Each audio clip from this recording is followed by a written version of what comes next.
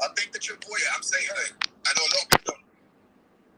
Yeah, I said a lot of people don't know me in the US. Well, they may know me now, right?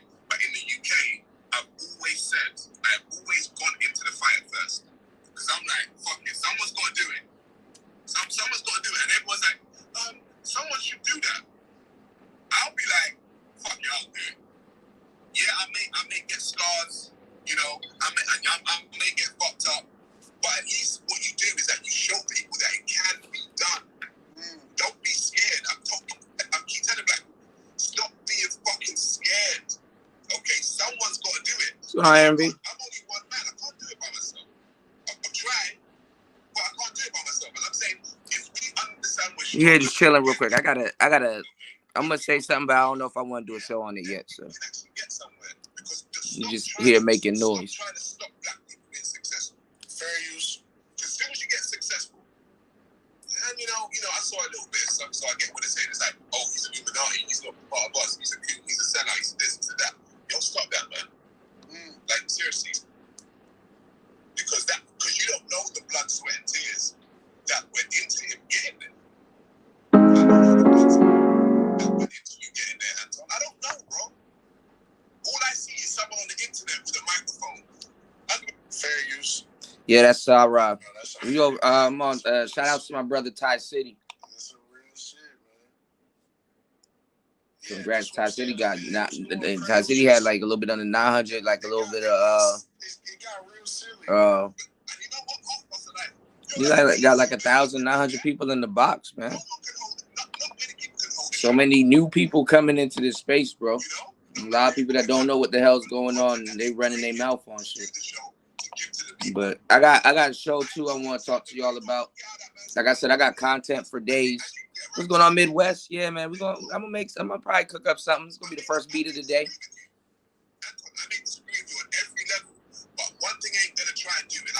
Might fire up this Xbox right quick. You know what I'm saying? Just up chilling. I need to clean up my house though. It's Sunday, so it's Sunday here, so you know I'm about to be an April Fool today.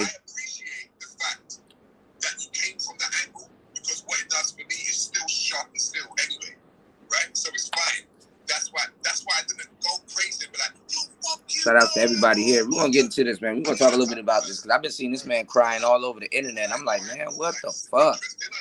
I don't like this angle, but you know, I'm a rock with it, right? But in the general scheme of things, Anton has been reaching for straws lately, bro. And he looking crazy, bro. He been looking crazy, but I'm a really go into details soon. Give me 1 second, y'all.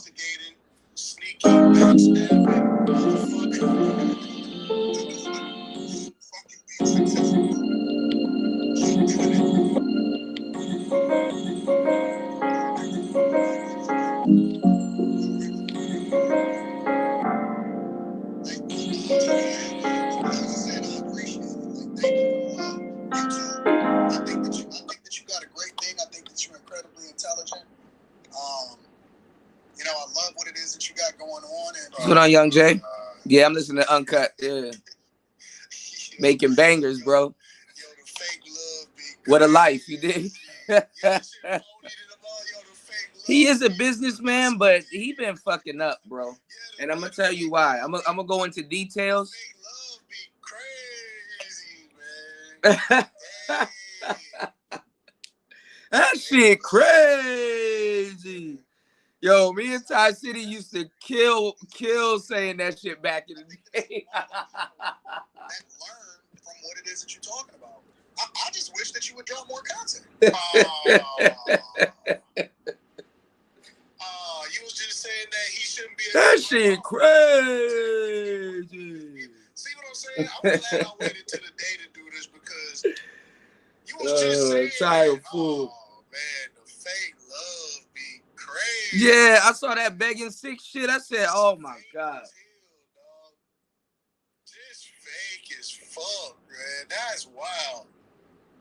I'm talking about, man, he was talking greasy with Pearl today about the contracts and how she need to be treating these niggas and how she shouldn't trust. Oh, he got Yanni in his building, girl. Get the fuck out of here. Yanni need to get the fuck up out of here.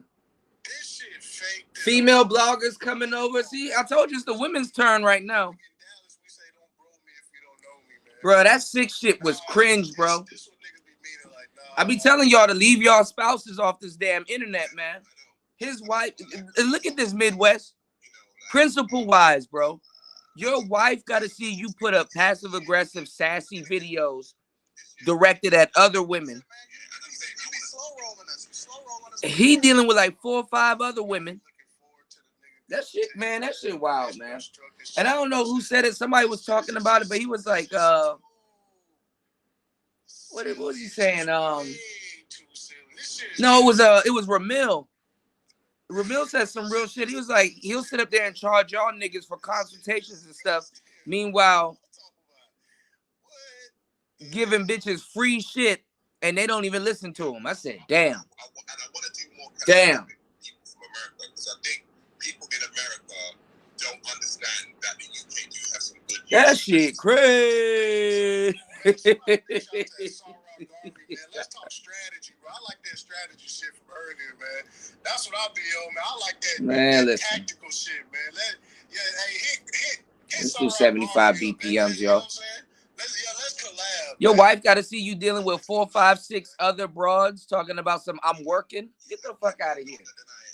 Telling them to get off vacation and live stream, boy. Then she got to watch other women that's not her call you to task. Hit me on the DMs. Oh, man. The phoniness, dog. You did? The fakeness, dog. Yes, and it's content strategy, but it's not good. Some content strategy is not going to age well. It's not good, man.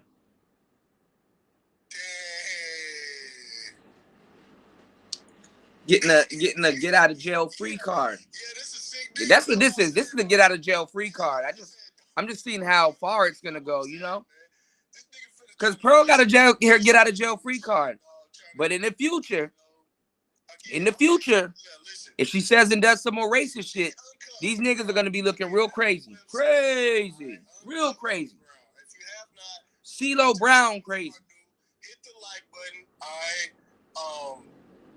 Again, just Pearly Things, me too, the black man, and I'm out. There we go. Yeah, Uncut Underground.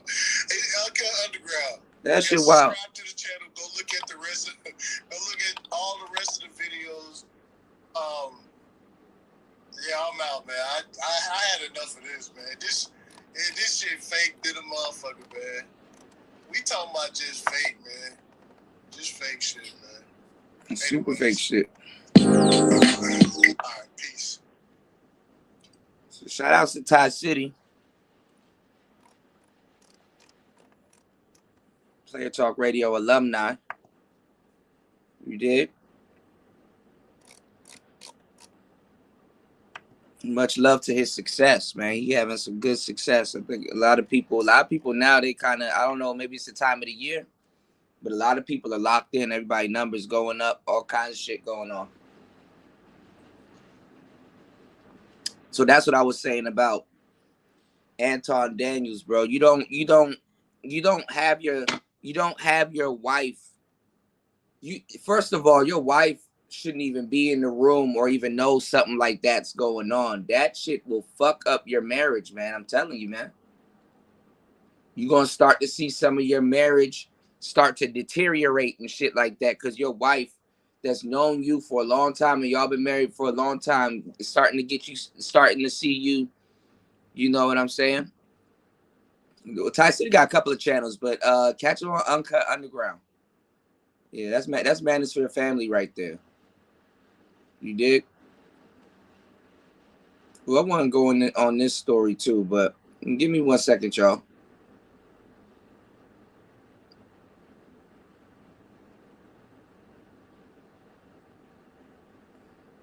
Ooh, I'm gonna have to look at that fabric preset. But anyway, you can't have your wife look at other women that probably she thinks look better than her and stuff like that. All right, thank you, Young Jay. You can't have your wife look at other women, hold you to task, and try to make examples out of you and hit dog holler type shit. You know what's going on, Spawn? hit dog holler type shit. Oh, were you being sassy and talking about me on that video? I saw your video. Who was you talking about?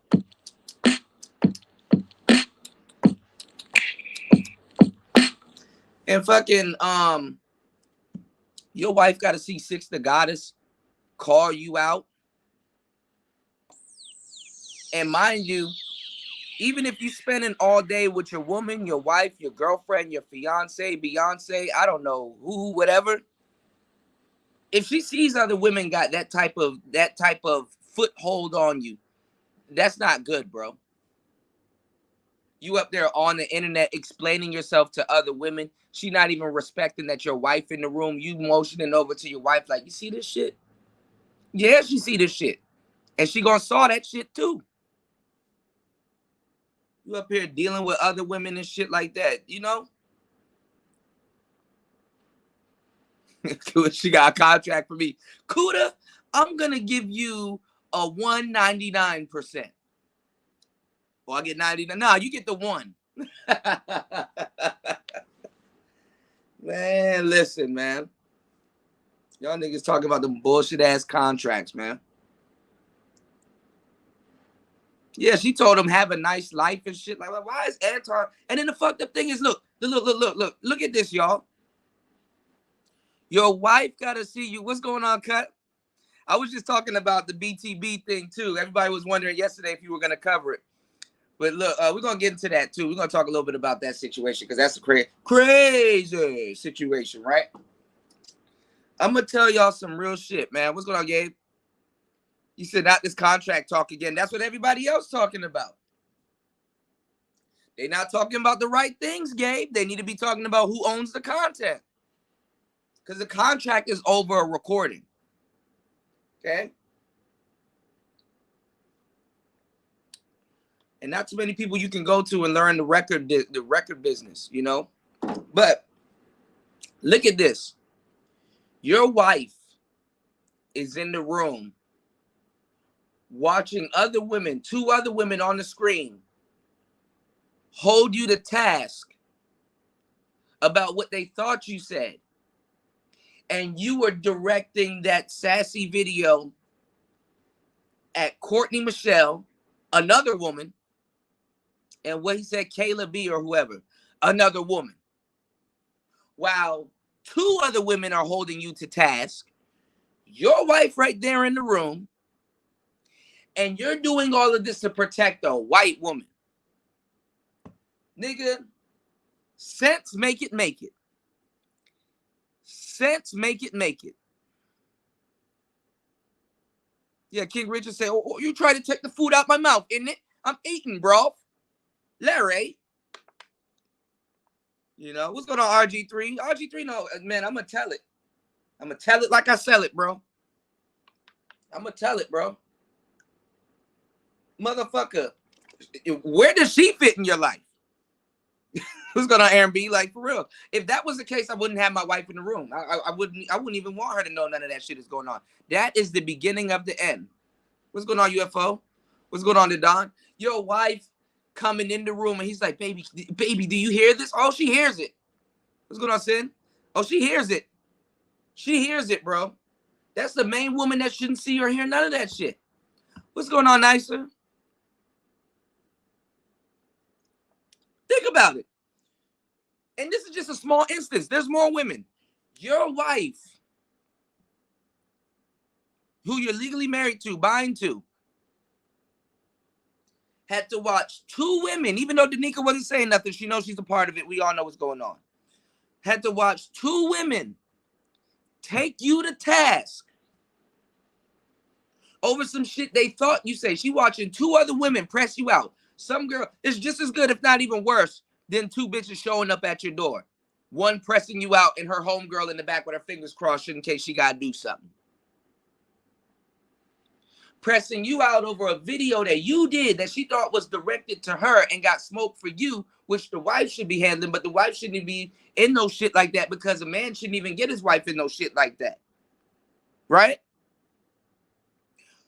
Got to sit there and watch you explain yourself to 2 other broads that thought you said something about them, right? Then you explaining yourself and no, I was talking about 2 other women and maybe more, but not really motioning that it was about those 2. Not saying it was, because Danica kind of picked up on that shit too. He's like, see how he said that he was talking about those other 2 girls, but he didn't deny that some of it would have fell on you. See how that works? And then he's doing all of that, right? In the midst of doing all of that, then he's doing all of that to defend a white woman that he got a contract with, or want to get in with her management, or want to get around Candace Owens or whoever.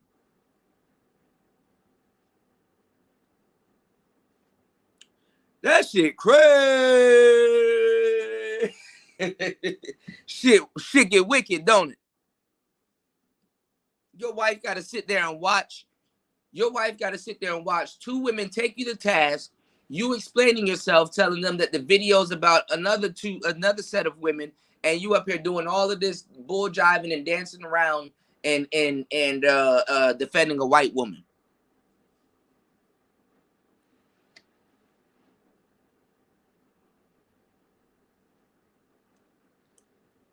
The Pinocchio effect. Out of respect, you don't let your wife see no shit like that. That's the one that you shield, that you should shield her from some shit like that. Damn, my husband in there arguing with 2 bitches from a video that he was doing, talking about another 2 bitches, and then defending another bitch. I hope he defends me like that.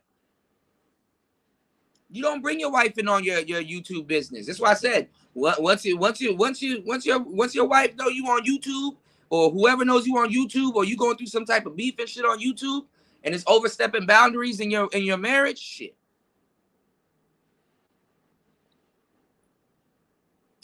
And it don't matter. Women don't see that shit. It don't matter if you spend an equivalent time talking to her for hours.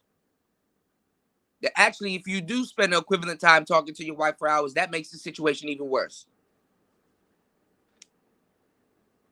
Because the motherfucker that should get that type of attention, if that type of attention is being given out, is being divvied amongst a whole bunch of other women that you claim to be helping on YouTube. And even if you are being faithful and stuff like that, ain't no woman gonna stand for that for a long time. That's abnormal stamina you want her to build over you. You think, and then the funny thing is that the stamina that she will build over that shit directed at you, that's chipping away for real, that stamina that she should have for her husband in this situation, that's chipping away at her respect for you. I don't give a damn if a woman loves you. There's a certain thing when you're dealing with women, there's a certain, love and respect are 2 different things.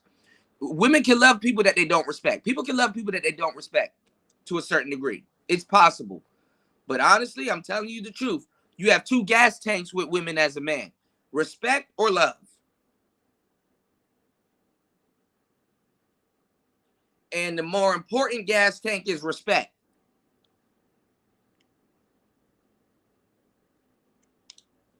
I don't give a fuck. I've seen women stay with men that they lost love for, but I've never seen women stay with a man long term that they lost respect for, rich or not.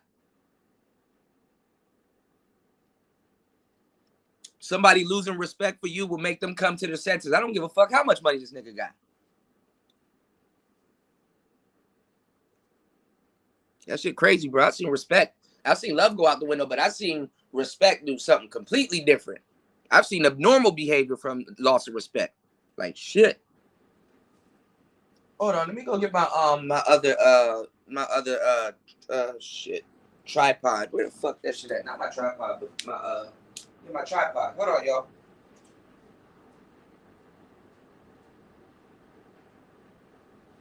Where the hell did that shit go? Hold on, I'm gonna catch up on y'all comments. Give me 1 second.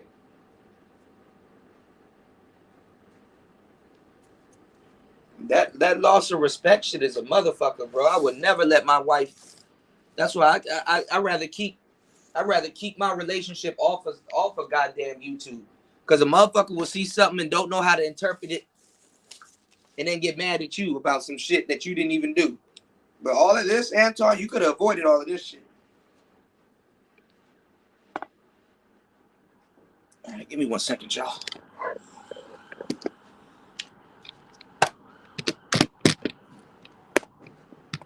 Hold on.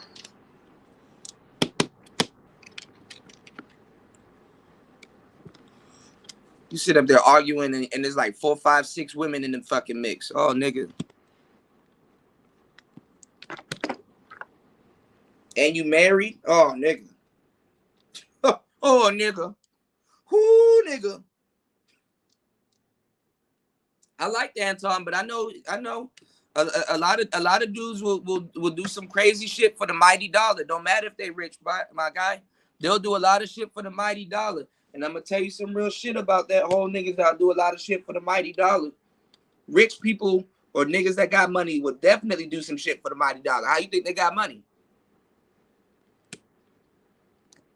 Fuck a nigga trying to get rich. A nigga trying to maintain a lifestyle, that's a whole different ball game. Don't worry about no nigga trying to get rich.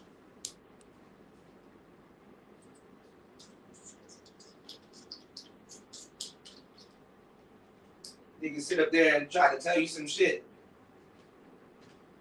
It ain't about no dude trying to get rich. Nigga tell you, nigga, have you ever had you never had delicate fabrics? Nigga, this Gucci, you never had delicate fabrics touch your back.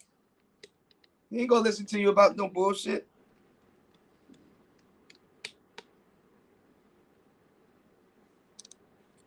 That rich nigga will do all kinds of shit to maintain that lifestyle. For him and his kids.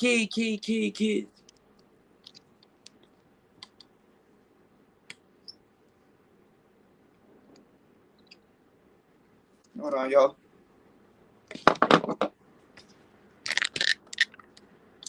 Hold on.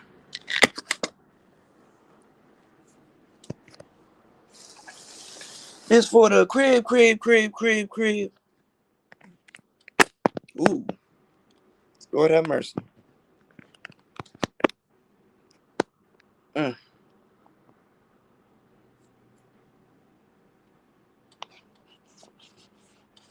put this down a little bit. You said, I just don't get why Anton was begging. Yeah, he was begging, bro. You don't let your wife see no shit like that. I don't give a damn. You said, I just don't know why Anton was begging 6, though. She ain't that valuable to his brand. Good for aesthetics. That's what it really is. You know what I'm saying? I remember I used to manage this yogurt shop, right? And we had all dimes in that yogurt shop. It was an Asian yogurt shop. It's called Yogi Berry. I don't even know if they're still around. But I was managing this yogurt shop. Listen, we all had weird jobs. Trust me, this is one of the weird jobs that I had. I was managing this yogurt shop, and we hired nothing but dimes. Good to look at. Everybody was coming in there. Oh, it was drawing business. But guess what? They didn't want to work. They didn't know how to work. A dime will draw people to your business, but a dime won't sustain your business. So I know from sheer experience being a manager, staff got to be cute, but the people working in the back, they gotta look a different way. I'm not gonna say ugly, but they gotta look a different way. You know. Anton has a thing for 6 and others on YouTube. I bet, and that's something your wife shouldn't see if it's true.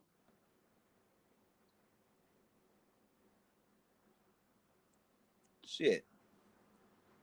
Should be talking to all them other girls. I'm working on something slight. This is the sample that we're working with today. Hold on, give me 1 second while I catch up on these comments.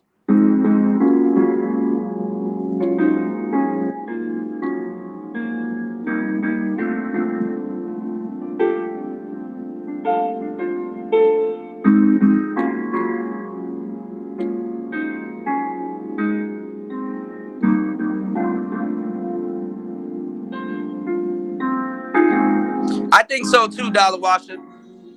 That's a good way to look at it. What's going on, cool man? Cool man?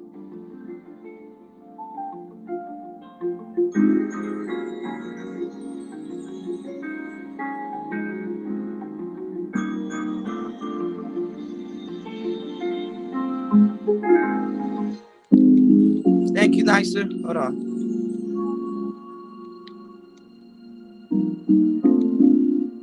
It's the sample we got today.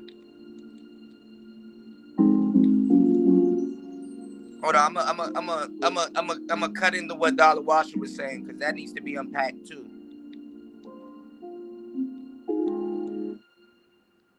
So this is the sample that we got today. We're gonna chop this up a little bit. Yeah, I want the respect. Fuck the love, bro. You said she used the liberal playbook that whites use all the time to divide black folks. This is the thing, though, man. This is the thing, though. Hold on, y'all. Tay baby, selling your body is not empowering. Yeah, okay. This is the thing, though, y'all. I think she did do that to cut ties because Six about to go in on Obsidian and a whole bunch of other people, but Obsidian put her laundry. He put her laundry out here like crazy. You know what I'm saying? Shout out to my brother Midwest LB. First to jump on the Cash App, throwing a huge $5 on the Cash App. Much appreciated. Thank you, bro, for supporting tonight's show. Definitely. I'm telling y'all, man, the shit is crazy, bro. You don't have Anton out here down bad, bro. What he's doing, what I'm seeing, y'all, what he's doing is he's circling the internet trying to find somebody that he can kind of pick on about this shit. Because he's taking, everywhere he's going, he's taking L's. So he just had a video, and I got my laptop here. I probably should switch to that because that's a better angle and shit like that, and I can share videos and still do commentary. But he's trying to get at Sarah Garvey, and it's like, why the fuck are people mad at Sarah Garvey? You know, I'm seeing people around here calling him a bitch ass nigga and all this other shit. I'm like, what the fuck? At least he's talking about it now. Now one could say, why didn't you come out with this information before? That's a point well taken. But sometimes you keep stuff to yourself until you get to play it. You know what I'm saying? Some of y'all niggas never played Yu-Gi-Oh back in the day, and it shows. Let me stop.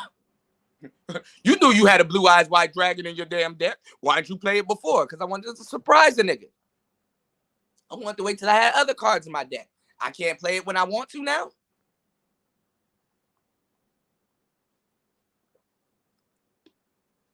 You knew he had a blue eyes white dragon. Yeah, man. What's going on, finance? What's going on, finance, man? Anton is cool, but you call him a loser? Damn. See, this rich nigga be finance, man. Look, let me tell y'all something, man. Y'all, everybody, y'all seeing my terms being slang around the manosphere now. Wasn't nobody calling it. I called it that in the beginning. Now everybody's saying, oh, it's a civil war. Everybody calling it a civil war now. Everybody calling it now they starting to see what the hell I'm talking about. Y'all starting to hear a lot of my shit being spread around. It's like, hey, man, I've been calling this shit. Niggas are saying shit more than Pearly is. Getting that man's channel flagged and all that other stuff and still checking them. You know what I'm saying? What's going on, Rogue? Roguish in the building. He said Anton fake as fuck. I guess a lot of people can see it now, you know? I kind of see it, but I live and let live. You know what I'm saying? It's like, all right. And I think that's why also, too, I think that's kind of why Angry Man kind of took the stance that he took on it, too. You know? Angry Man he's not mad at Pearly, but he's not necessarily caping for her. You see what I'm saying? UFO says some of these content creators been finessing viewers so long that they think that they can pull off anything. Yeah. And that's what I'm saying. You got to be around for a long time. Because I will say something, people be like, oh, Kuda lying. That's a lie. That's not true. You didn't help. You didn't do that. This person is like, man, listen, you knew. But I'm not going to lie. Anton up here drinking a jug of the Pearly's Kool-Aid, man. You know, folks don't be putting sugar in their Kool-Aid, man. You know? You said when the lines between YouTube and real life are buried, yeah. But let me tell y'all something though, man. With with Just Pearly things, they know that this is gonna blow over. They know the audience and y'all are not gonna care less than a week now. Because look at how much content is being put in a short amount of time. You know, this is one of those 2 week, you know, look, Donald Trump just got indicted. And this Pearly shit is overseeing that. You notice that? I can't be the only one to notice that. You dig? Shout outs to Midwest, man. I appreciate it, man. I appreciate everybody that appreciates the content. You did? You said I worked at Chipotle. Those type don't want to do or hit dish. Yeah, man. The domestic shit.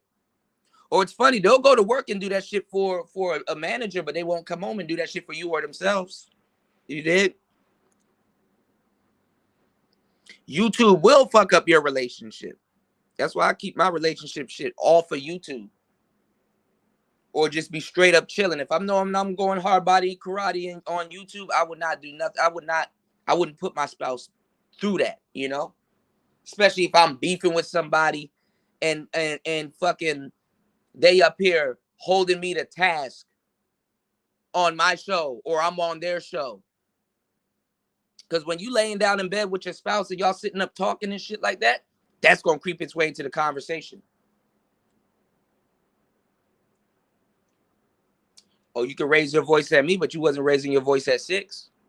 Ooh.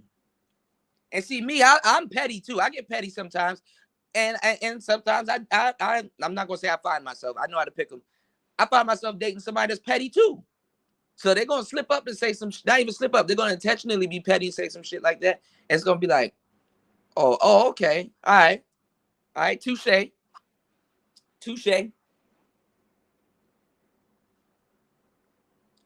nigga Sarah, Anton was getting mad at Sarah Garvey defending himself and shit. 6 gave him credibility among female viewers during this situation. That's why he was also upset by her departure. Yeah. He needs his female audience. Females are very vital to a lot of stuff that you may have going on. And I don't want to say females like women are aliens and no shit like that. That's not how, you know, I'm throwing it out there. But yeah, one good woman is worth 1,000 bitches. Word is born. She needed his cosign. He needed her cosign. But 6 is jumping out the window.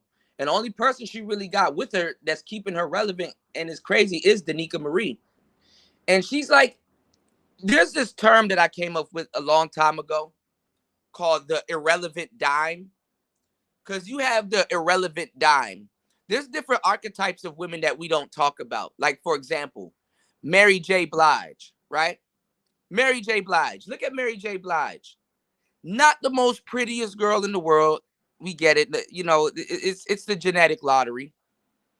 But she's talented. She knows how to sing. She probably down for you and stuff like that. She's what dudes will say she's the necessary woman. You dig what I'm saying? Like, it's like, yeah, she's necessary. So you have different type of archetypes amongst women when you break, you know, archetypes when you break certain things down. 6 is like the eye candy, and that's just what it is. Nobody's gonna dive into their mind and try to make her become something that she's not. You're not even gonna go out of your way to use your memory. Not even your memory. You're not even gonna go out of the way to use your attraction to her or your brain to drum up some extra type of projection. She's just is what she is. And it's fucked up because it's like now everybody, even just regular dudes that I know that'll go cuckoo for Cocoa Puffs over her, is fucking treating her that way. You understand what I'm saying? It's like, oh, word got out what type of dime she is, so I'm not going to treat her no more and no less. And it's like, damn. Well, shit. Well, shit.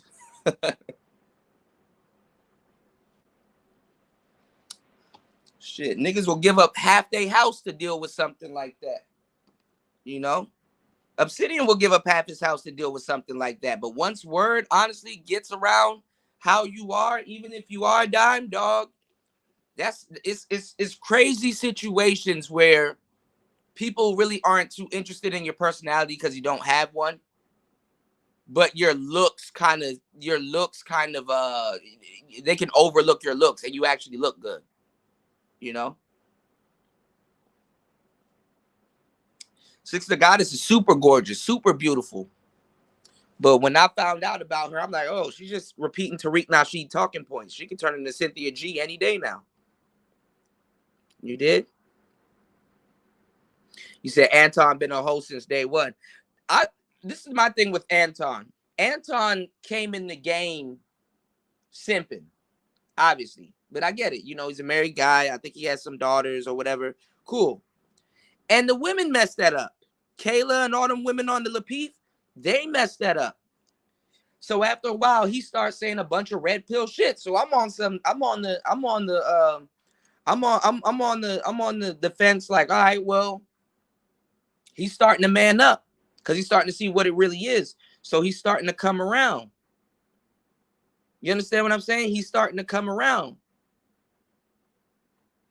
So then he started regurgitating red pill shit. He started saying red pill shit. He started hanging out with Angry Man. He started realizing, damn, okay, the women that that I thought were one way are actually another way. You know what I'm saying? So he started coming around. He started regurgitating red pill shit. He started holding certain women to task and stuff like that. So I'm on some, okay, you know, he gonna be all right because a lot of women are messing up the simping. But simps are what they are. They're foot soldiers and stuff like that. And then it comes a point where they're the guy that's around that should, in case women need to break the glass and throw them out the window. That's what they're there for. Simps are soldiers. They're disposable soldiers. So when a woman treats you like what you are, she gonna be like, don't be surprised you knew what you was. You was simping your ass off. You saw how I treated the mother niggas. So when it comes down for you to do what you're here for, don't get mad when I'm up here disposing of you.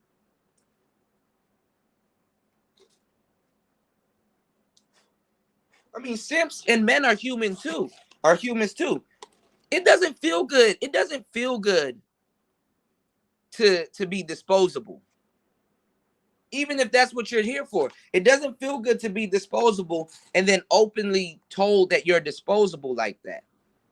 And it hurts a simp too. But the thing is usually simps are at the end of the line, and they're getting cashed out around that time. You know, what's going on, Macbone?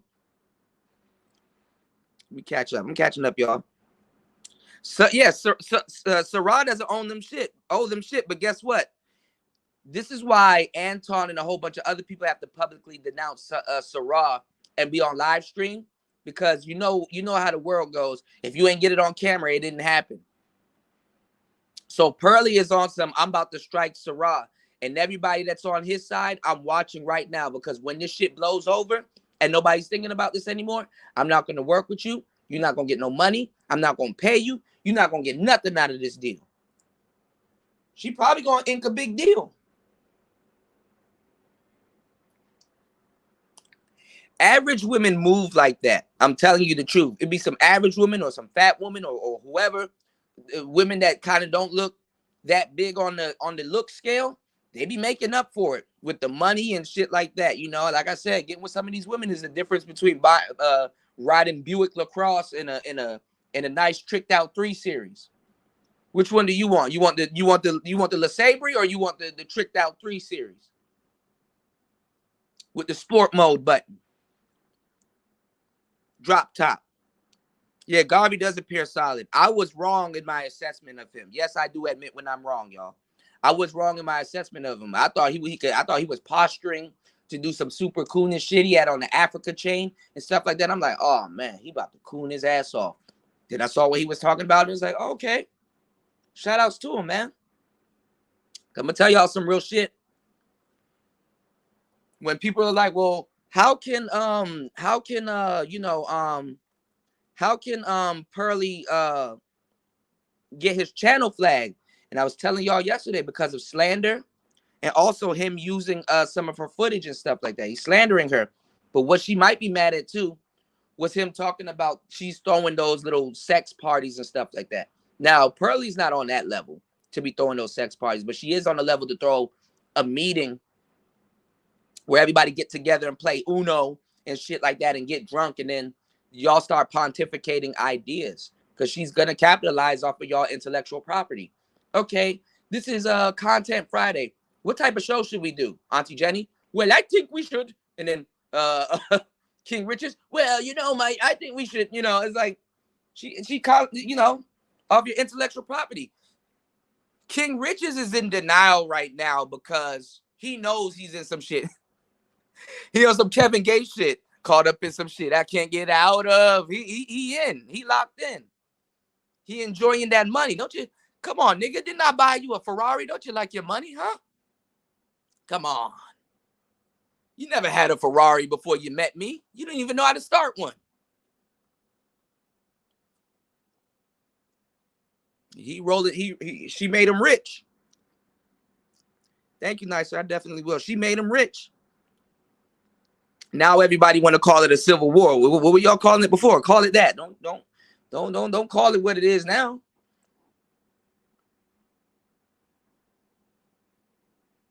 You said you need to go on a little tour at DJ Kuda, go to all the poppin' channels. Yeah, I mean, look, I when I say I didn't, what's going on, Gemini? When I say I didn't watch a lot of these channels, so I might be wrong on some of the information, but I'm always right when I first call some stuff, because I call some stuff. Listen, when I tell y'all some things, I call things in great detail. I be very detailed about some of the stuff I'm saying. So he said angry, mad, fake too. Finance just going ape shit. Everyone's stealing shit. Hell yeah, that's what I've been saying. I'm like, damn, if I wasn't this active, I could be sitting around and be like really finally pointing it out. But everybody's stealing shit because everybody watch everybody. Good night, Nicer. You said yeah, switch to the laptop and cover it. I don't know about it, but I know the details. The details on what? Exactly. What you guys want me to cover? You said they're not black when they don't put sugar in the Kool-Aid. Hell yeah. What's going on, Romney? You said it's bad because she Me Too the black guy and stuff like that. Yeah, but they're sweeping that under a rug. So what I'm telling y'all right now is that Pearly is getting a get out of jail free card now. Going forward, if she does anything racist or whatever, now these niggas are going to have to really call the task. But the thing is that they're trying to get as much out of her right now or a little bit after the shit blows over before that happens. Obsidian going to try to get her to speak at the Manosphere meetup or co-sign his book, or at least have him on her show for a little change, and like he get to go up there and promote himself in his book. So I see what's in it for him, but it doesn't fit with what O'Shea is trying to do. O'Shea is trying to end her career, and nobody's listening to him because he was the one that was riding her nuts the most. So he got to put out 50, 30 videos to really say that he's vehemently denouncing her. That's why you don't ride people's clitoris before they go somewhere.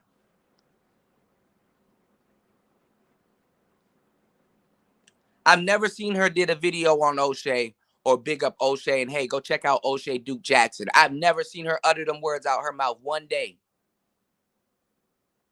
And O'Shea just surpassed and superpassed all the other niggas that's in here working their ass off in this manosphere and stuff like that, and went to point her out. Where's O'Shea's equivalent video to LAR Movement? Covering what LAR Movement is doing. And other brothers in his manosphere, because as soon as them niggas make it, he gonna be like, I brought them into the business and they're doing well and blah blah blah and this and the third. It's like, bro, this shit get wicked, bro. Rest in peace to our brother David Carroll, bro. That white skin will cover up a multitude of imperfections, man.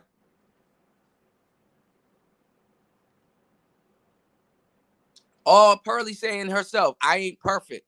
Niggas are like, no, don't say that, white queen. That's not true. You are perfect. You've been perfect so long. Shit crazy, man. Yeah, free T-Rump.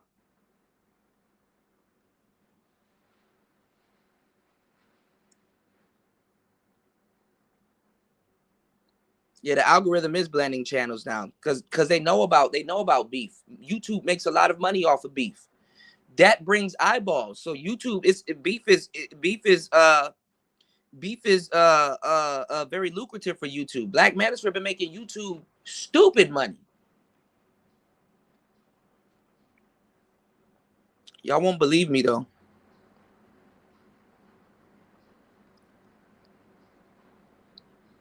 Damn, Six shitted on him without really saying anything. Yeah, she really telling everybody he a snake for real, which is fucked up. She does have a solid amount of subs, but half them subs are hollow. So that's the fucked up thing about being a genuine woman. You don't know if people are over there following you because they like you and want to fuck one day, which they know that. But you don't know who's real and who ain't real. So take the money. You did? Six is in her 50s. What? What? That's crazy. She's in her 50s? Get out of here. Get out of here. No, I don't believe that. There's so many women up here that's professing to black men and they turn into Cynthia G. Happens all the time. Paris Milan, Cynthia G. All of these women channels that are well established, they started out just like Six. Stay woke. But she, being arm candy on Kevin Samuels' arm wasn't enough. And it ain't enough. Kevin needs like a fucking rider. Sad thing, the only person that I can say who really got a rider with them, and they faking like they breaking up now, April fooling y'all, is Donovan Sharp and his girl. That's the crazy part. Yeah, first in, last first out. Yeah, tables turn, bridges burn. If that's of your concern, you know. You said some people get extra when they wear that African chain all of a sudden. Yeah, that's what I thought. He was like, oh, he's gonna be in full cool mode, man. I know that's right, Nightish. 78 Thunderbird, all black, circle window in the back. I feel you. Yeah, but see, and it's slandering too, because that's the thing. So with the fair use thing, if it's other than being criticism, if it's like taking from the if it's taking from that person or slandering them in any way, other than you saying it's criticism, fair criticism, then they can probably flag it to say that he's using my image and he's taking away from the fact instead of adding on to the fact. YouTube rather you add on to the fact. But this is the thing. When your channel gets flagged at first, it's a robot. You understand what I'm saying? If even if somebody calls it, it's a robot. And then after a while with details, then they get somebody at YouTube headquarters to watch it or assign person to your channel because people got assigned people to their channels. So what will happen is that it goes under bias. White woman said African man is slandering her channel and stuff like that. After a while, when the human element gets into the mix and they're reviewing it, it goes under bias. And I don't think Sarah Garvey should lose his whole channel for that. But she's going in on him. So right in the midst of everybody cooning and stuff like that, she's attacking another black man, another decent brother, a decent brother. I could see if she was attacking some hoodlum that was like, man, fuck Pearly and all this other stuff. No. She's attacking a decent brother that's looking out for other brothers saying, hey, I wouldn't do this. Her business practice, hey, don't sign to her.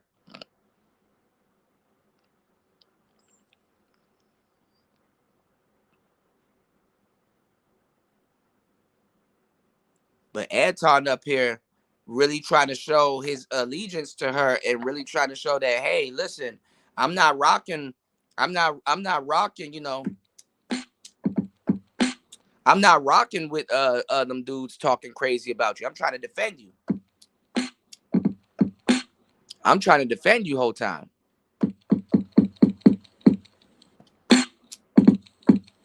I'm trying to defend you the whole time. You know? Yeah, she hasn't done one video on O'Shea. And let's see if she's gonna do an equivalent video of how Obsidian did with her. She gonna do an equivalent video on him or that? Or is she gonna invite him out there? Is she gonna promote his book? Is she gonna run some type of commercial? Because he gave her a get out of jail free card. Is she gonna be grateful or does she not care? You know? What's going on, Triple X? Salute. Yeah, how hard she works. She does not. Man, listen. It can look like you work hard when there's a whole bunch of people that's not on camera that you don't see. Remember back in the day before y'all figured out what producers and all that shit was? You thought DMX, y'all niggas thought DMX made his own beats, wrote his own lyrics. Y'all probably thought he did the cover art on his album too. Y'all used to think rappers made the beat, did the lyrics, and performed it. Man, DMX is crazy, man. DMX went crazy on that beat, man.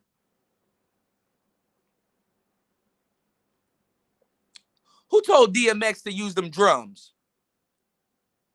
You know what's funny? The irony in that is that DMX actually named himself after a famous drum machine from the 80s, the DMX. Go look it up. I'm very calculated with some of these jokes, y'all. You said these are execs looking at this content with dollar signs in their eyes. Yeah. Didn't they say Revolt? Diddy and them was looking at Pearl? He said, I'm talking about Mary J. Blige. Okay, I gotta go back and see exactly what you're. Yeah, I am late on my comments. You said these niggas giving. Yeah, they're giving her free promo. This is good. This is good pub for her. She letting King Riches and all her Negroes speak and stuff like that. She gotta wait till this shit blow over. Y'all saw what King Riches did the other night. Look at this. Hold on. Hold on.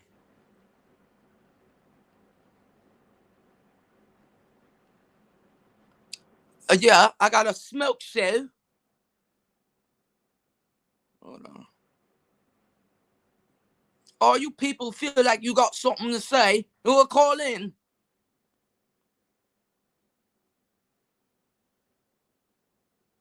He defending that bag. He want to raise, man.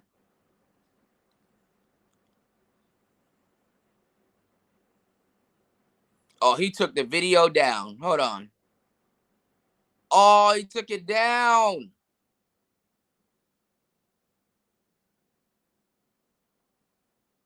Oh, he took the video down. Hold on, let me see if it's gonna show up in my history. Giving y'all some Hold on. He took the video down from last night.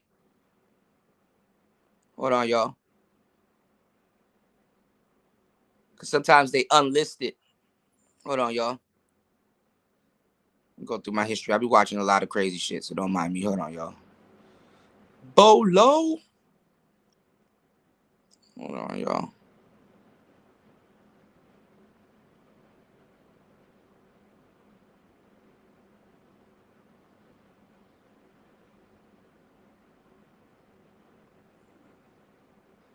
Because I was watching solo TV going on King Riches, which is crazy as hell to me.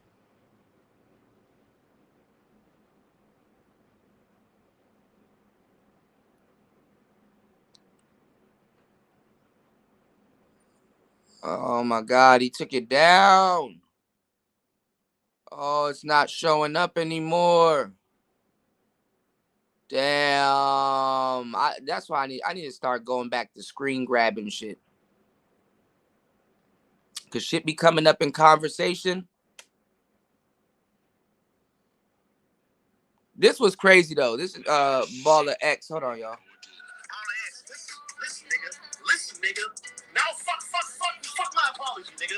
At the end of the day, nigga, all y'all going out bad, nigga. And that's why you mad. Oh, Mary J. Oh, Mary J's in her 50s. My bad. Yeah, I got you. Get off my channel.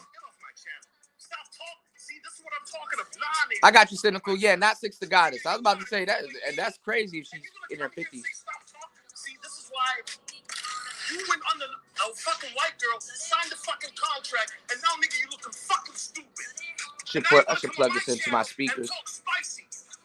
Nigga, go take that shit to that white girl, nigga. Be mad at the white girl, nigga. Don't be mad at me. Shout out to Baller X. Be mad at the white girl, nigga. If you want to do something, nigga. But you all the way in the UK, fuck dancing for that white bitch, nigga. Fuck you talking about, nigga. What's on, Tyrone? This is solo in this bitch, nigga. Don't ever in your fucking life think you could try me when you used to email me asking to come on my fucking channel, nigga. And you know Solo's going in on you about white women. You know Solo loves white women, so. And so this isn't even a debate. I know people are going to try to paint it that way. I'm here having a conversation to get into your mindset right now as to what you think of what's going on. No, you're good, cynical. I know exactly why. Trust me, I'm a content creator. I know things can get taken out of context. I got you.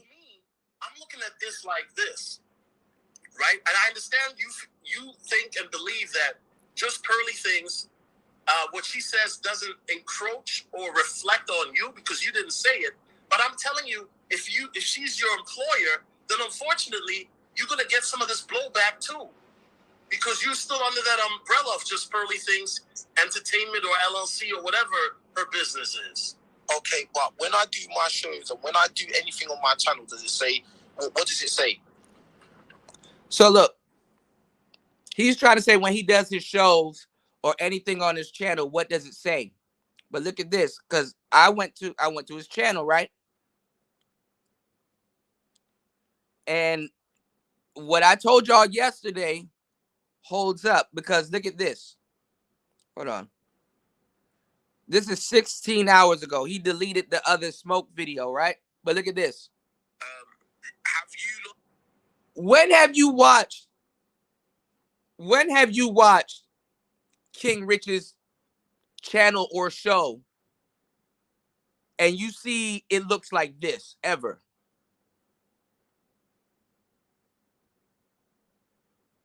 Whose studio is he in?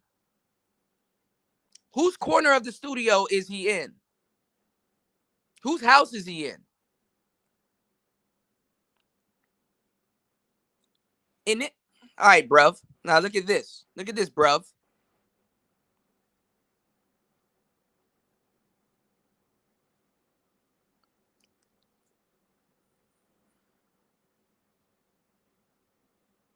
Hold on.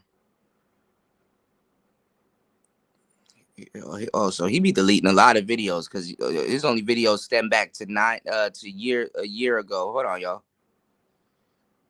y'all. Let's look at older pre-record videos. Let's see where King Rich's was before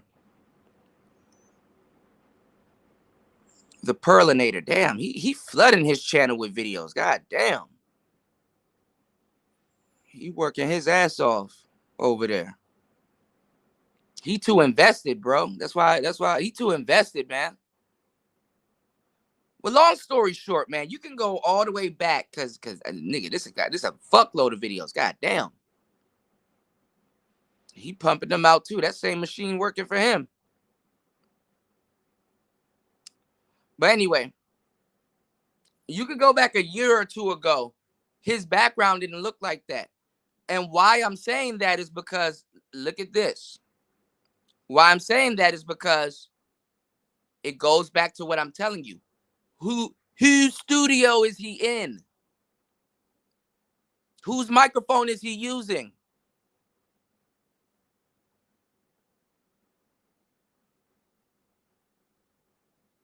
Pearly Things. So who owns this recording should in case he breaks bad with her? Pearly Things.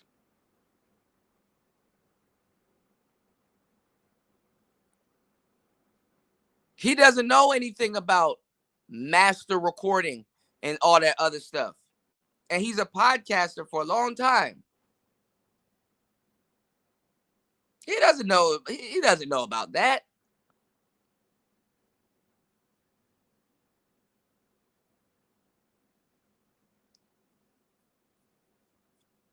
Oh, shout outs to RPL. He got a shout out Arthur Edmore, my bad.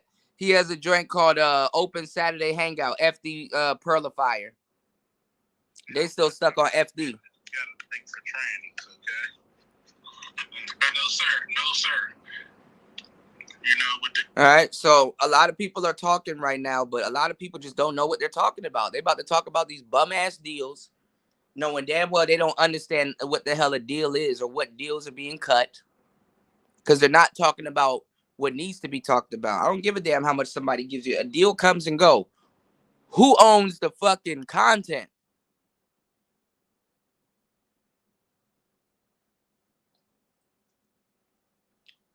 Look at it. Think about if Kevin Samuels was signed to somebody.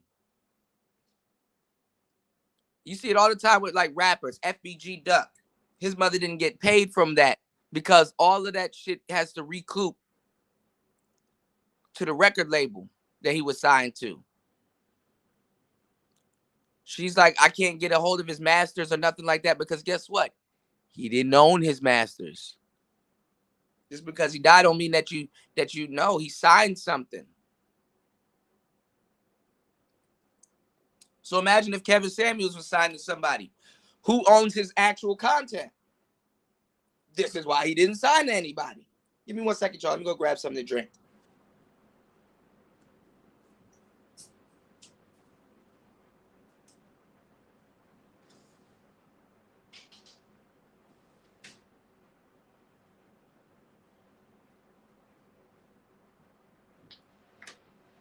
People keep talking about the goddamn terms and not talking about what they need to be talking about. And exactly, y'all not talking about what y'all need to be talking about. That's what lets these people be that's what gets these people mad, the snakes and stuff like that. And be talking about, oh, this record company did me dirty and stuff like that. No, you wasn't paying attention to what you needed to pay attention to. That's what did you dirty. And you in a deal. Even people, sometimes you get in a deal, the person that's trying to help you, that made you sign that deal, they can't even help you after a while. It's like, damn, bro, you did sign that because they got other obligations that they're in. That contract goes for them too. They got to honor that contract. Niggas don't know what they're talking about. Are black people known to honor their contracts? Think about it. Yeah, who controls and owns the content? Yeah. Shout out to my brother Auntie. Yeah, Auntie came by. Auntie knows I'm telling y'all the truth. Auntie like, hey, it's true. Who the fuck owns the damn content? That's what these YouTubers aren't talking to you about. YouTubers are way more naive than rappers because guess what? Rappers got to license shit. Rappers got to buy stuff. Rappers got to do other things. Rappers got to feed other people and stuff like that with some of their moves. So rappers would know. A YouTuber won't know at all.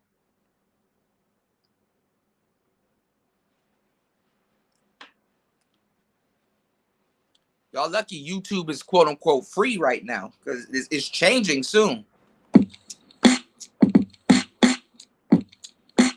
Hold on, let me lay down these drums real quick. I think we're gonna do 75 BPMs, 75 beats per minute. So hold on, let me turn on this metronome. Lay down these drums real quick. It's a little off. First beat of the day, y'all. Hold on.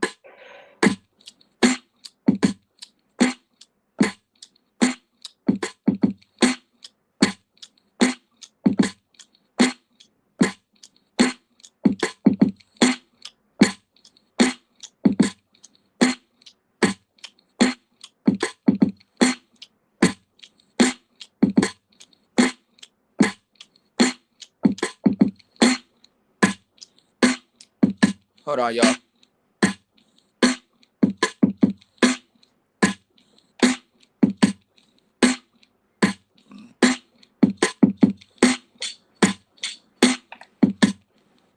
Hold on.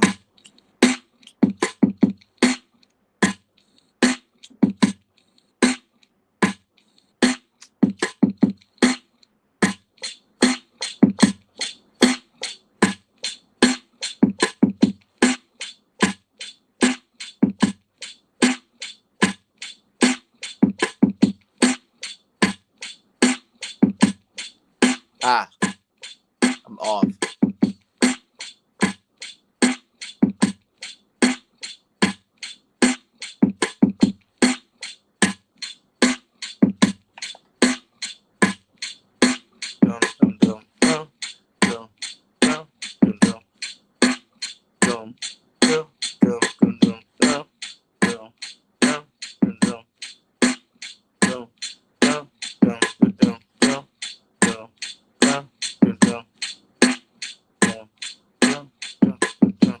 Okay, I had to make sure my drums are on.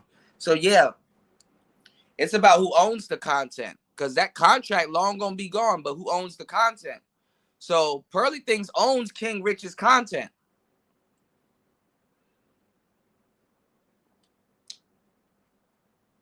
Ask him to show his masters. You know, well, y'all wouldn't know about that, but you know.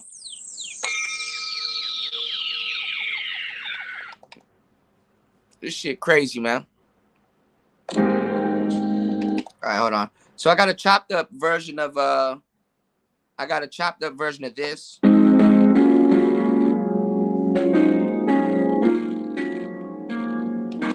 So let me see.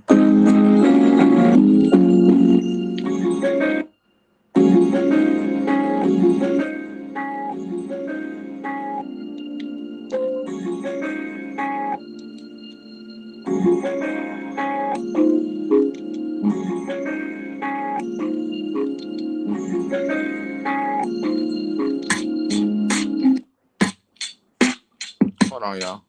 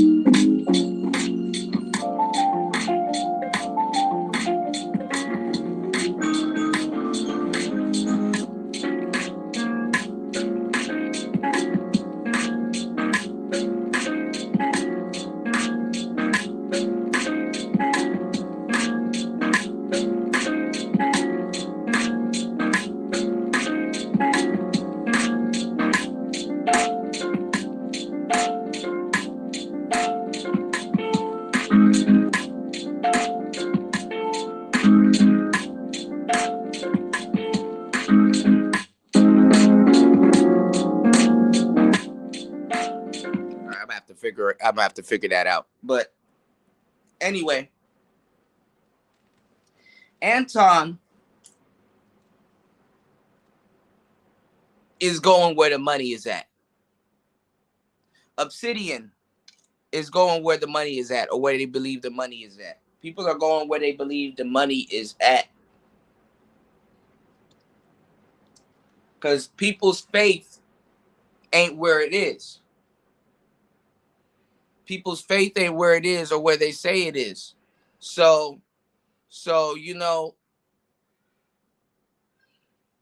they don't give a damn about y'all damn morals or having morals themselves. They like, look, fuck that. At the end of the day, I'm trying to make sure I'm paid. Don't give a fuck about none of that shit. Black history and shit. What the fuck Black history got to do with business? Of course they in a slavery contract. Duh.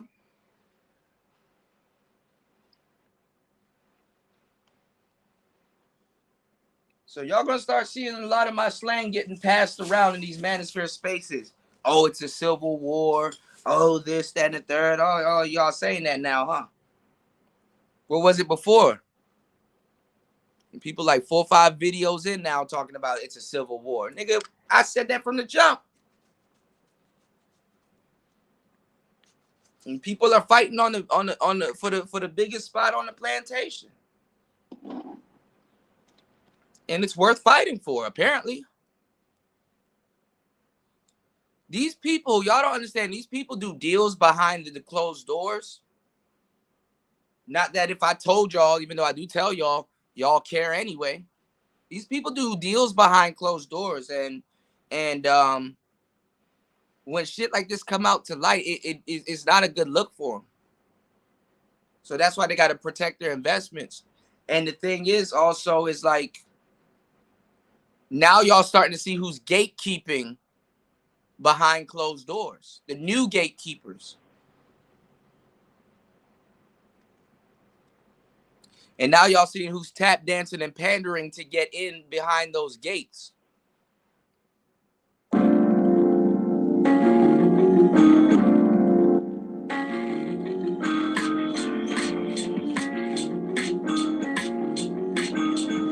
I'm gonna use that.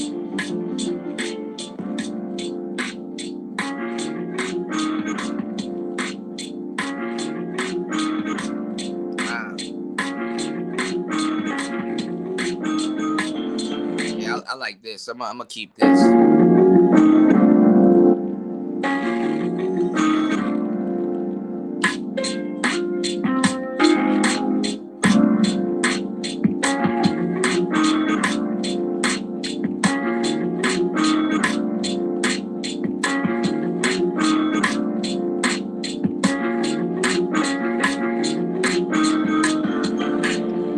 I don't know.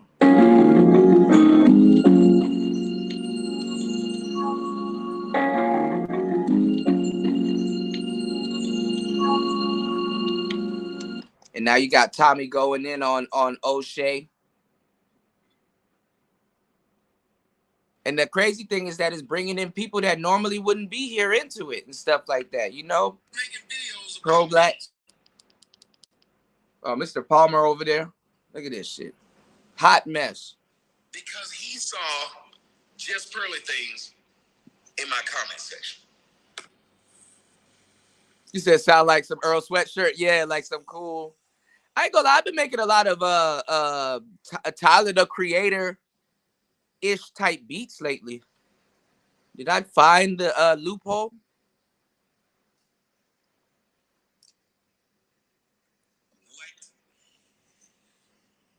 Hold on, y'all. I'm old and live in my mama's house. How did you see somebody in my comment section? Hold on, y'all. Said, bless his heart. How did you see that and then decide to make a video about who was in my comment section? How did you see that? See, O'Shea's actively trying to end Pearly's career. In what world? And then hold on, y'all. The niggas who listen to you will sit up there and listen to you talk about what the fuck went on in my comment section. O'Shea trying to end Pearly. Obsidian trying to keep it alive.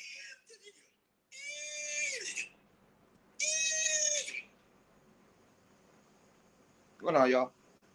This man, who's supposed to be living better than the rest of the world, doesn't even understand the idea of what celebrity junk is. All it is just a pussy nigga going around talking about what's going on YouTube all damn day. That's what it is. Ain't no celebrity junk. It's your bitch ass jealous. Damn. Whew.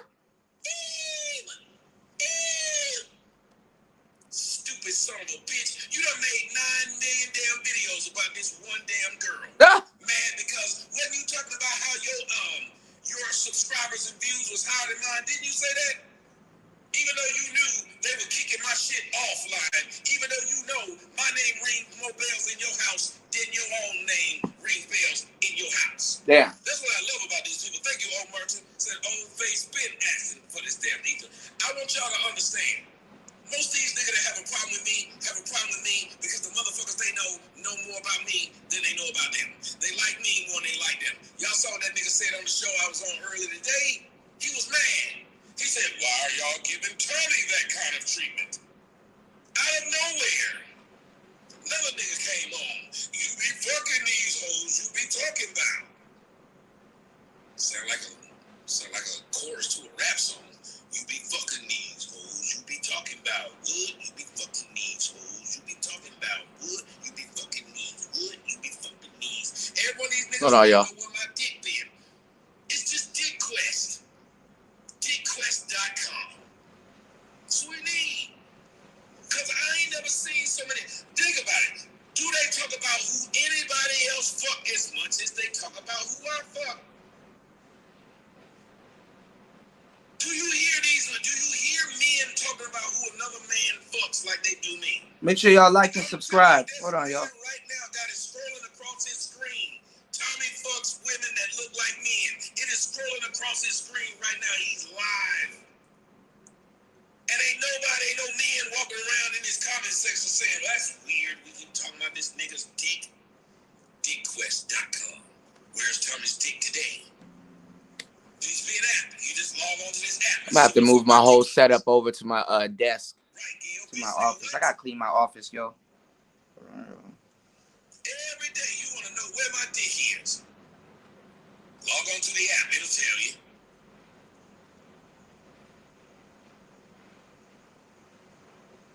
Sexy Red in this comment section. Why would you? I'm telling y'all missed it. I'm posting it back up. This man really was having a real conniption about who I fuck. You would fuck Six the Goddess. Yes, I would. Well, that's messed up. Why? Because you said what she said is stupid. Well, it is. I'm with you on here around. Hold on. When I'm fucking, you don't. I can't remember the last time I fucked a bitch and she talked politics. I could be wrong, but I don't remember the last time I was fucking a bitch and she started talking about politics. Maybe politics, but not politics. I can't remember the last time a woman. Shouts to Prince Pierre. I put my dick in a woman's mouth and she started talking to me about just pearly things. I don't remember that. I can fuck a lot of hoes because hoes ain't talking when I'm fucking. You hear me? You hear me? I like an attractive woman. Why are you mad at me because I like an attractive woman? What the fuck? I can recognize a woman as an attractive dummy. I can break it down. She do you last stream. Hold on, y'all. About her I don't care. Shit, the dumber you are, the more fun it is to fuck. It's just the dumber you are, the least fun it is after we fuck. That's why I'm looking for a way out. Thank you, Joseph. He threw $7 at me and said, "For the greatest." I can fuck a dummy. I just can't talk to a dummy. I can fuck my hand, but I don't sit up here and have a conversation with it when I'm done. Hold on, y'all. Let's go ahead and get the show started. Let's do it. Yeah. T-Dog, like a big hit. But a 99 in the 2000. Better let y'all know the kind of nigga I am and the kind of nigga I ain't. Check it out. Look, I'm the kind of nigga to sit back and smoke up on some doja weed. I'm the kind of nigga to make a hoe just think that she gon' get some cheese. From a nigga like T, but I'm hollering out, hold them days, them pants. I'm the kind of nigga that's all about that cash, trying to get in your ass. Mr. Man, Marbury, I'm the kind of nigga that make a hoe ass scary. T-style, they bury. The kind of nigga. Hold on, y'all. Let's check in over with Aunt T, see what Aunt talking about. Hold on. And even if I didn't have a YouTube channel, I would still be paying the same amount for rent. I would still be paying the fucking lights, and I would still be having to pay the fucking same internet bill and everything else. You know what I'm saying? So we get back into making some beats. It's different. That's what most of us are doing. That's what the fuck I'm doing right now. So most people just do that, and it's totally different. Yep, totally different. Hold on, y'all. And at the same time, people don't understand the YouTube game because I would also say I don't think anybody that just came in, smash the like button. Yes, sir. Share the video if you can. Support the stream through Cash App, Super Chat, Super Thanks if you're catching the replay. Don't be confused by the title. I'm thinking about going back and changing it. I will. Cause we gonna go in and watch Anton talking to Pearly. We gonna break that shit down. Y'all know y'all gonna get an authentic breakdown. April Fools. Hold on, y'all. April Fools. But it's not a roast stream. I can't roast it after seeing this this console on Anton's earlier. It's all business. I'm just letting anybody know that she puts her money where her mouth is. But guess what? Black people help them make money. Fuck about her. I don't give a goddamn. I will be right back to roasting her ass in about a day. But for now, from a business perspective, make some space. Totally objective. We're talking about that right here. So we're gonna get back into the contracts in a moment, but we're gonna talk a little bit more about how she runs her business. Let's go.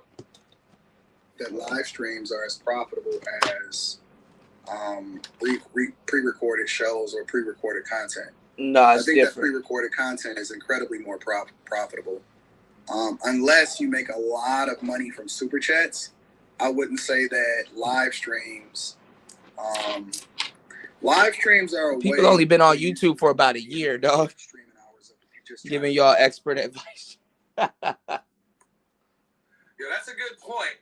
She said that she lost money. I mean, look, I keep trying to tell everybody when she says she lost money, I don't want y'all to confuse that. She said she lost money on that.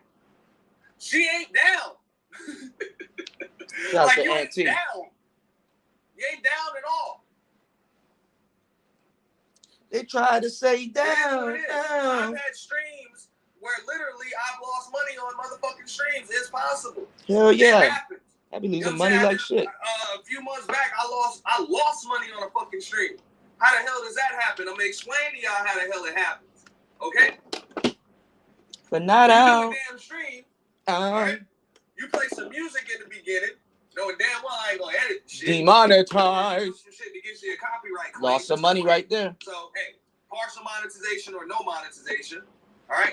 Get no super chats or one super chat or some shit. You know what I'm saying? A $5 or $10 super chat. And that same night, the damn StreamYard bill for $50 comes out.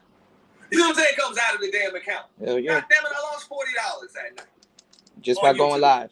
You know what I'm saying? Like I actually streamed for 2-3 hours or whatever, and I paid out more money to do it than, you know what I'm saying, than I was doing. Now, granted, you know, StreamYard was a month worth of shit, but you know what I'm saying, it works out like that. As far as YouTube was concerned, that night I lost money. You know? So it happens that sometimes. That's business. You know what I'm saying? It's business. But I don't want people to say that they lost money. At the end of the day, I ain't down, and she ain't down neither. There were some ventures, some because keep in mind, she's in the business of content creation, promotion, consulting, things like that. So you're going to lose money. Like that's the game. Like you're going to take L's because you're trying more shit. It is what it is. It's just like Disney World. They hire Imagineers and shit, and they gotta imagine shit that you think is gonna be a great idea, but everybody fucking hates it. Nobody come here for that shit. They end up losing money over that. Like it happens. But Disney World at the end of the day ain't down. And the same thing with her, just like she said with the Andrew Tate interview, like yo, she had to pay to fly this motherfucker out. She had to do this. She had to do that. She had to do this, and she had booked the trip to Dubai for her and her whole fucking team. And she ended up losing like $15,000. What's going on, OG? What's going on, Ghost? But she ain't. What's going on, Matt Bones? Good. What's going on? Big bang. You know what I'm saying? It's coming in consistently. You know, so the business is winning. You know what I'm saying? Some days she might take a hit, but other days are better than others. It's kind of just a game. Right. I look at live streaming as, how can I put this? Anton just got here. He giving y'all to continue to build engagement with the audience and get visibility to the channel. That's true. That's how I look at live streaming. I make way more money from pre-recorded content. You gotta get your channel to that point where you're making money with pre-recorded content, though. That's not people ain't giving y'all the game. But when I look at a live stream, I don't look at that as a profitable way to a lot of people that live stream don't. Shout outs to Aunt T. Really? Because I found live stream CPM is better. What do you mean? Break it down. If it favors you. If you look at like what you're paid per 1,000 views on the live stream versus pre-recorded, ours is a lot better. Yeah. Well, it depends because because if people do a lot of restreaming of your live stream, then it can be a lot more profitable. And it depends on the different type of content that you're talking about, right? So, like for example, my ad revenue is significantly higher on the Millionaire Morning Show because I actually talk about finances and money, which can be a lot more profitable than talking about relationships, right? So, you know, it has a lot more replay value, especially long term, in which people are willing to watch the streams a little bit more or watch the restreams more than the actual live streams themselves. So they're not as profitable during the live streams unless you're making a lot of money during the super chats because you're not getting a lot of ad revenue while the live stream is happening. So, but I don't know, you might have a completely different, you know, way in which you might look at it differently. Everybody's CPM is not the same. Actual live stream themselves.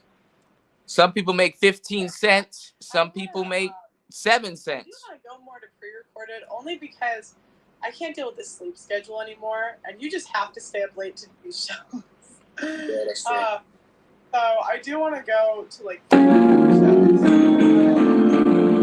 super live streaming than it videos for clips. And ours process, and I'm not saying ours is the best, this is just what I thought, is I'm a quantity before quality girl. I know. My thought is always, I'm going to do it badly until I get good.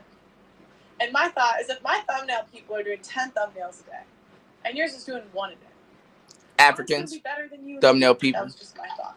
So I was like, why don't I do these live streams and just clip them a million ways, to the point I think we were posting like 30 times a day at one point. Mm-hmm. No, yeah. And I mean and that's beautiful. All right. But see, so you also let her kind of got like an audio issue here. I'm having a tough time hearing it. You guys should be able to. I'm going to go to your comments in a moment, so I'm not quite sure next thing. But I get where she's coming from, because, I get where she's coming from as far as the expenses, because shit like I'm going through right now, she ain't got to deal with that shit on her. You know what I'm saying? Like, you don't have to deal with that shit when you work with her. Like, I'm having audio issues where I can't hear shit, don't know really what's going on. Hit me up, Auntie. I'm fucking with shit as I go along, so...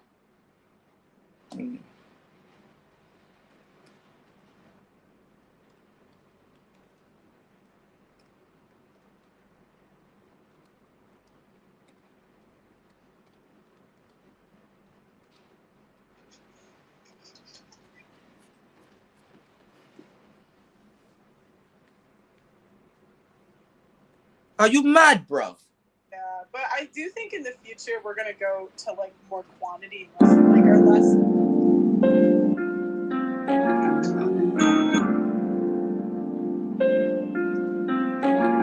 Yeah, you guys can hear. I can't. Yeah, so I'm just bring that down for a second. So, yeah, definitely, cool information. I don't know for whatever reason, the download stopped. But yeah, this is definitely some good information. It is definitely something that I think it's a lot of game, definitely good game that they're giving out. I'm thinking about opening up a channel, you know what I'm saying, in a moment. You know what I'm saying? Definitely thinking about that. Yeah, bro, I don't know what the fuck going on. Like, you know what I'm saying? My earpiece died and shit. And then all of a sudden, saturated our channel. There we go. Like, sometimes we'll get. So yeah, I'm actually gonna bring it back. I'm actually gonna bring it back a little bit so I can give myself a little game on here.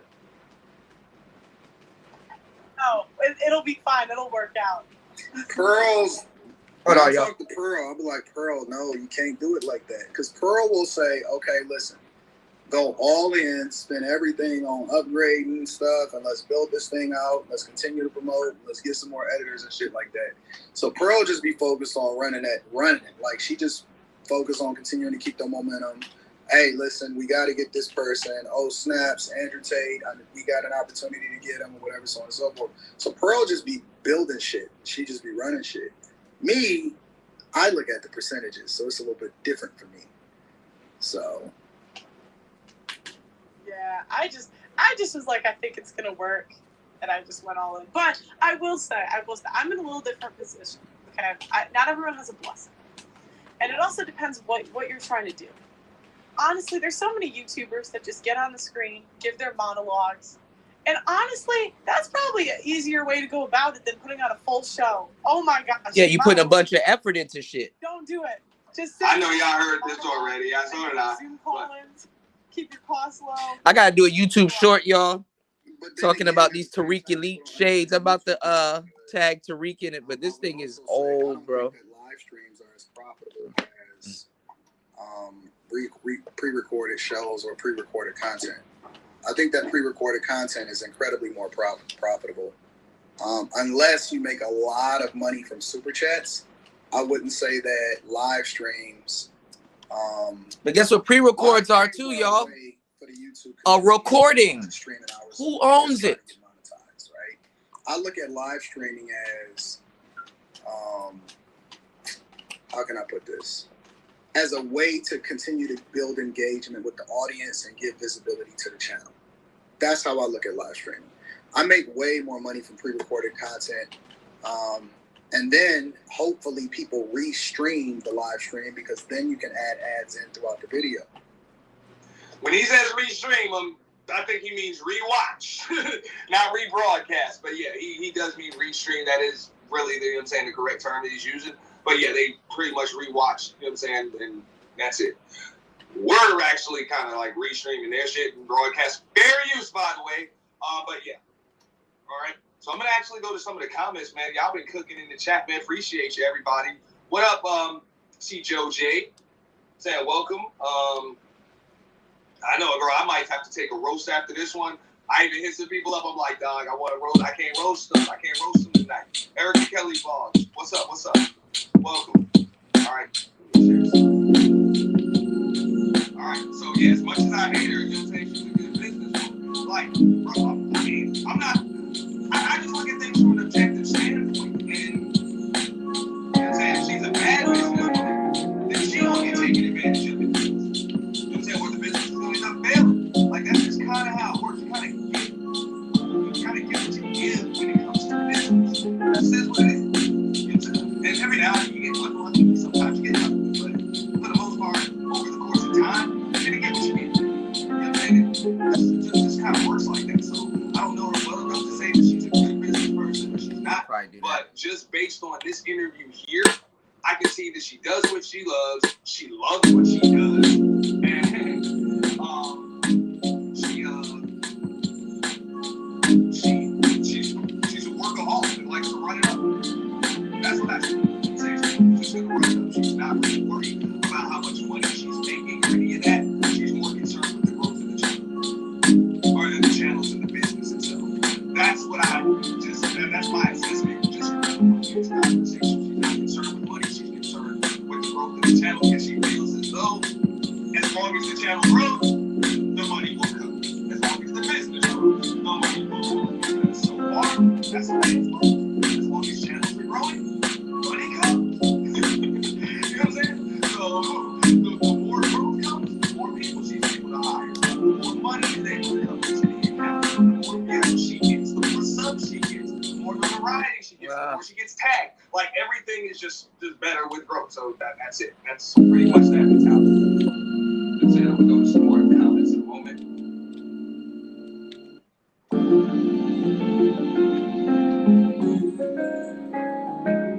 Right, so Kevin Samuels was the one who showed the manosphere how to be successful commercially, running a YouTube channel, but niggas attacked him more than they listened.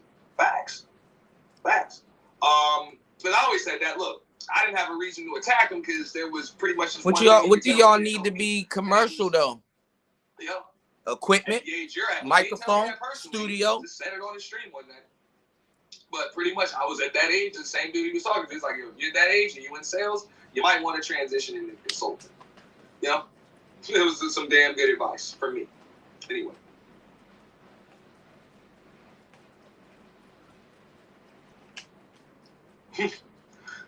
Does a doctor have to have cancer to perform surgery on a patient? The analogy doesn't make sense. Not all doctors perform surgery, and not all cancer requires surgery.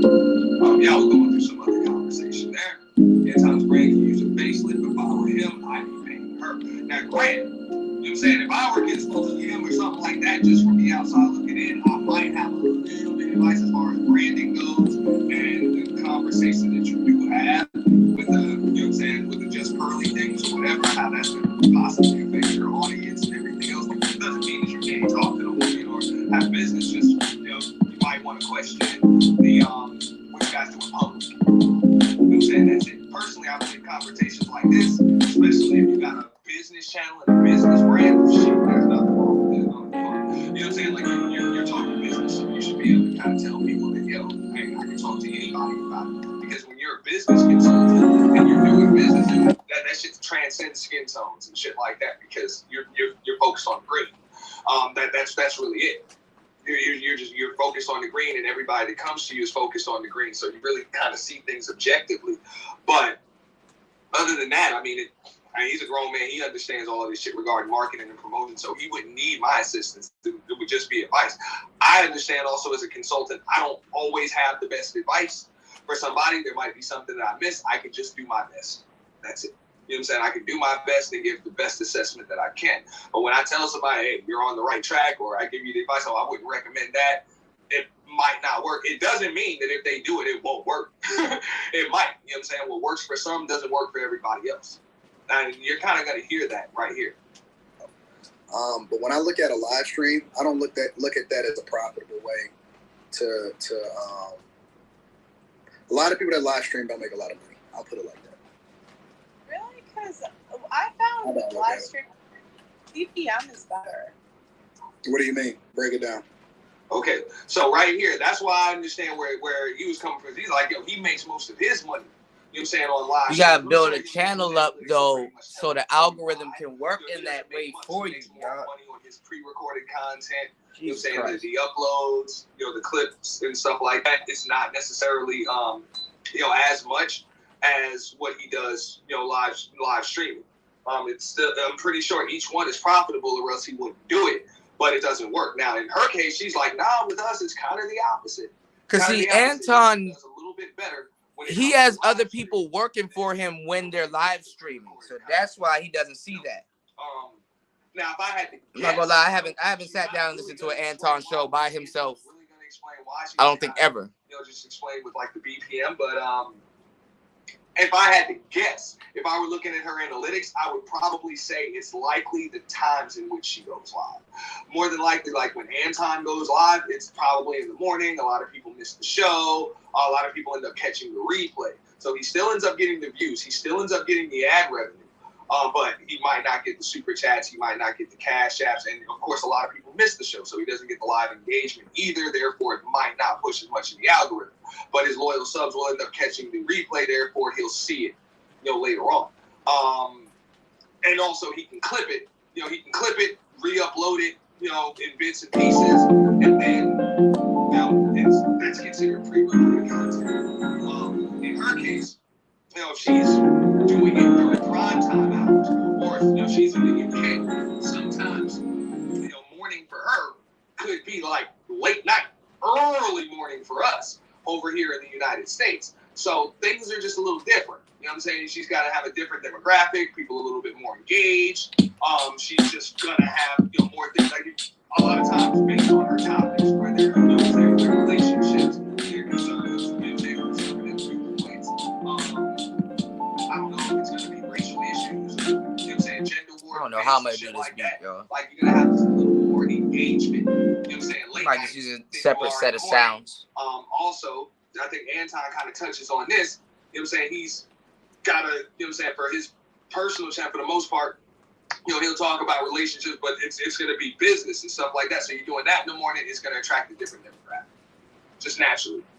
Okay, so that's just a guess. I don't know. I haven't looked at their analytics, so I don't know. But that would just be a guess as far as to why, like, she does a little bit better when it comes to live streams than he does. I think would probably just be the time frame. All right, and I'm not talking about the amount of money. Hold on, y'all. I'll be right back. Just the engagement overall and the ratio.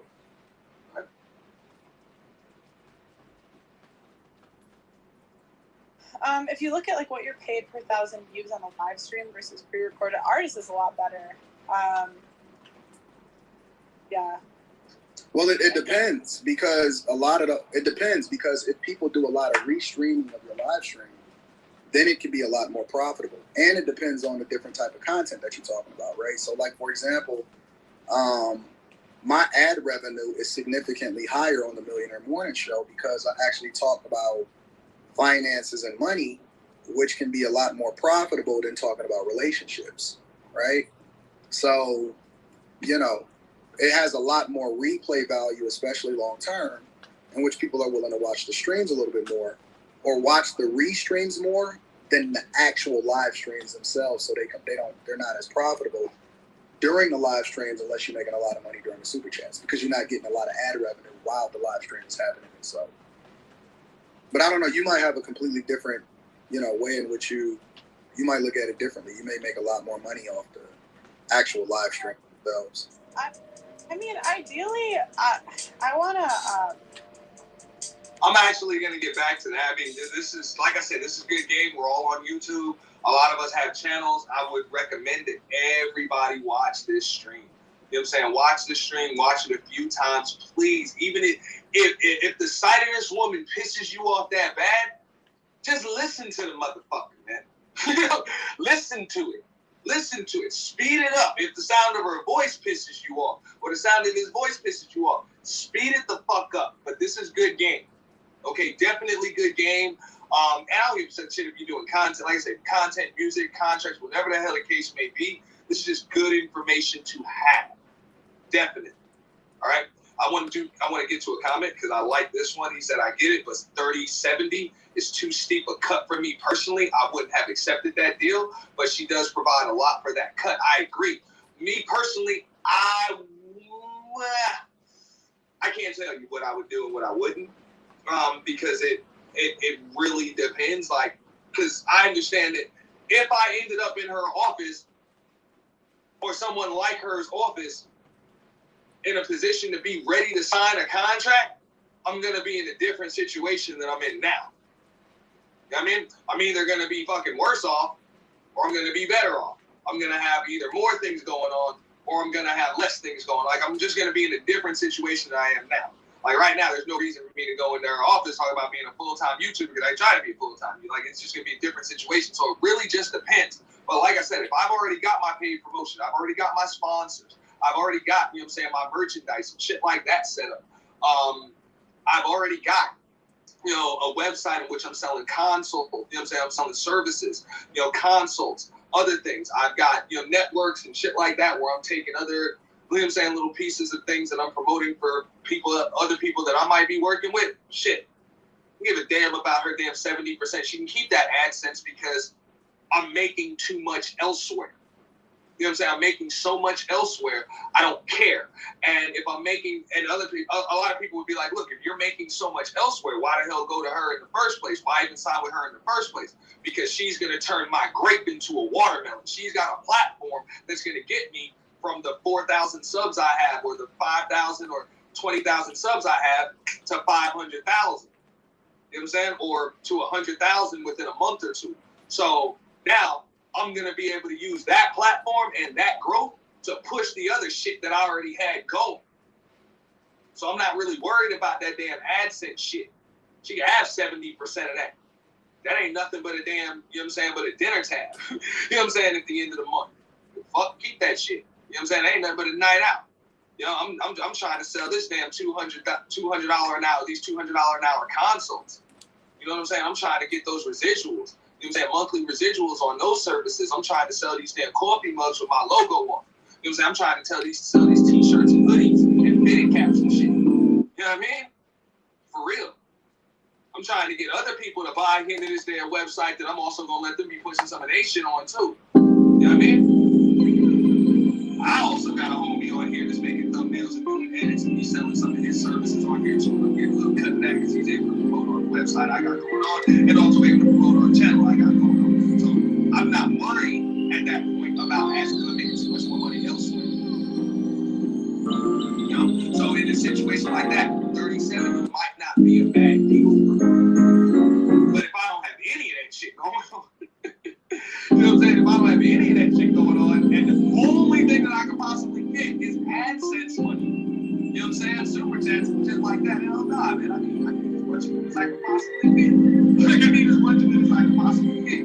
Or I need that, you know what I'm saying, that 30% to be as big as it can possibly be. Like, instead of me getting 30% of $5,000 a month, fuck that, man. I'm gonna be putting out content every goddamn day. I need to be putting out content all day, every damn day. So instead of me getting 30% of $5 grand, I'm getting 30% of 40 grand. Right? Sound about right? Like that's what I'm trying to do. I'm trying to turn that grape into a watermelon. You know? So we're just gonna start from the top. I do want to go more to pre-recorded only because I can't deal with the sleep schedule anymore, and you just have to stay up late to do these shows.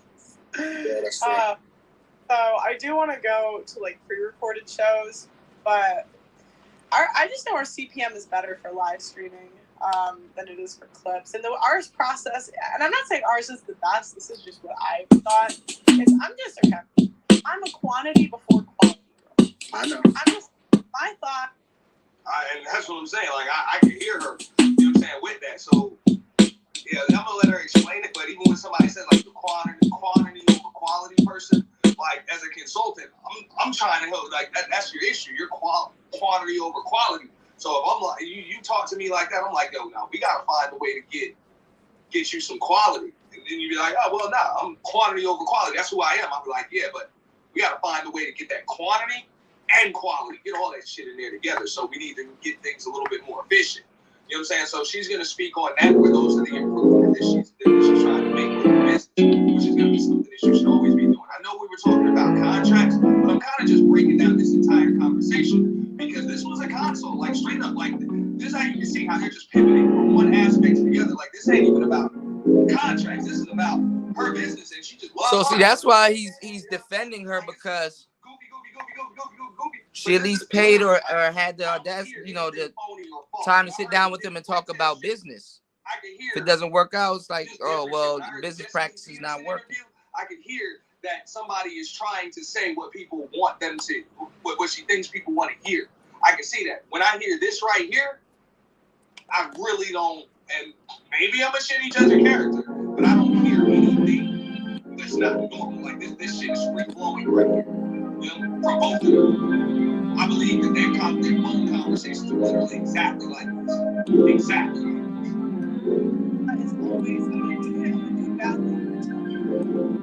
And my thought is, if I thought that people are going to tend on these, and yours is doing mine's going to be better than you. That was just my thought. So I was like, why don't I do these live streams and just clip them a million ways, to the point I think we were posting like 30 times a day at one point. Mm-hmm. No, yeah. And I mean, and that's beautiful.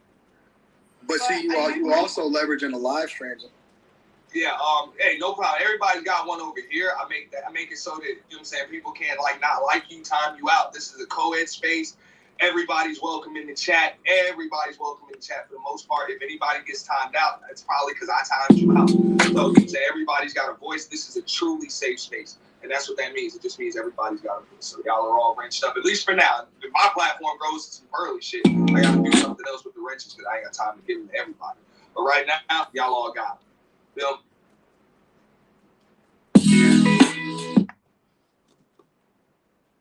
I like these drums, y'all. And you know what? I like that one, Jay Cavarcia, because, yo, who in their right mind would take the first deal offered? Now, don't get me wrong. Sometimes the first deal offered is the best deal. Yeah, because they work their way down. Yo, even if it's the best deal, you should still be trying to tweak and get a little extra off that motherfucker. You know what I'm saying? That's business. You're supposed to, you know what I'm saying, trying to get a little bit. You know what I'm saying? That's the name of the game. You know what I'm saying? Too many people are like, they thinking of a contract as if that shit is just as if that shit is just a price tag. And it's not. That's not the way it works. It's not like, okay, this is what I'm giving you, this is what it costs, and this is the price. Nah, man, this is all negotiable. Like, this is all negotiable. This is business. It's a contract. It's negotiable. I don't like it, rewrite the motherfucker. You know what I'm saying? That's it. I need you to add this in here, that in there, this in there, and I need you to take that out of it. Like, it's that simple. It's just a lot of people aren't willing to do that. You know? A lot of people just aren't willing to do that. So, like I said, trust, leverage, the ability to negotiate. That's what contracts are all about. That's what I mean. So, in my opinion, just based on what I'm seeing, if you come into what, you know, that contract, if Anton and Pearlie are telling the truth here, which I don't have any reason to doubt what they're talking about as far as the contract is concerned. You know, if you go in like Sarah Garvey did to it, or like he said he did to it, chances are it's going to be a bad deal for you because you were really looking for a high-paying job. You really didn't want to put too much skin in the game. You were looking for it to be able to show up and want to get paid. It's just like Anton said. Nothing wrong with that. You know what I'm saying? Nothing wrong with that, but that's not the big deal. As a matter of fact, I think Anton said that was a big deal. That's probably the best deal because all you want to do is show up and talk. You know what I'm saying? That's all you want to do is show up and talk. But, you know, if you're only seeing it like, I don't like that. It's just too much. It's okay. It's just, it doesn't work. Personally, I just based on what I'm hearing here, seeing it, and they're actually going to explain why. I'm going to tell you something. You're going to see the main reason why. That's why I had to go through this whole shit. You're going to see the main reason why. And I know I might get roasted for this shit. I don't give a fuck. You know what I'm saying? This is why I don't think it's that bad of a fucking deal. Great. Believe it or not, it's really not that bad. Anton's actually going to break it down. So let's hear it. Great.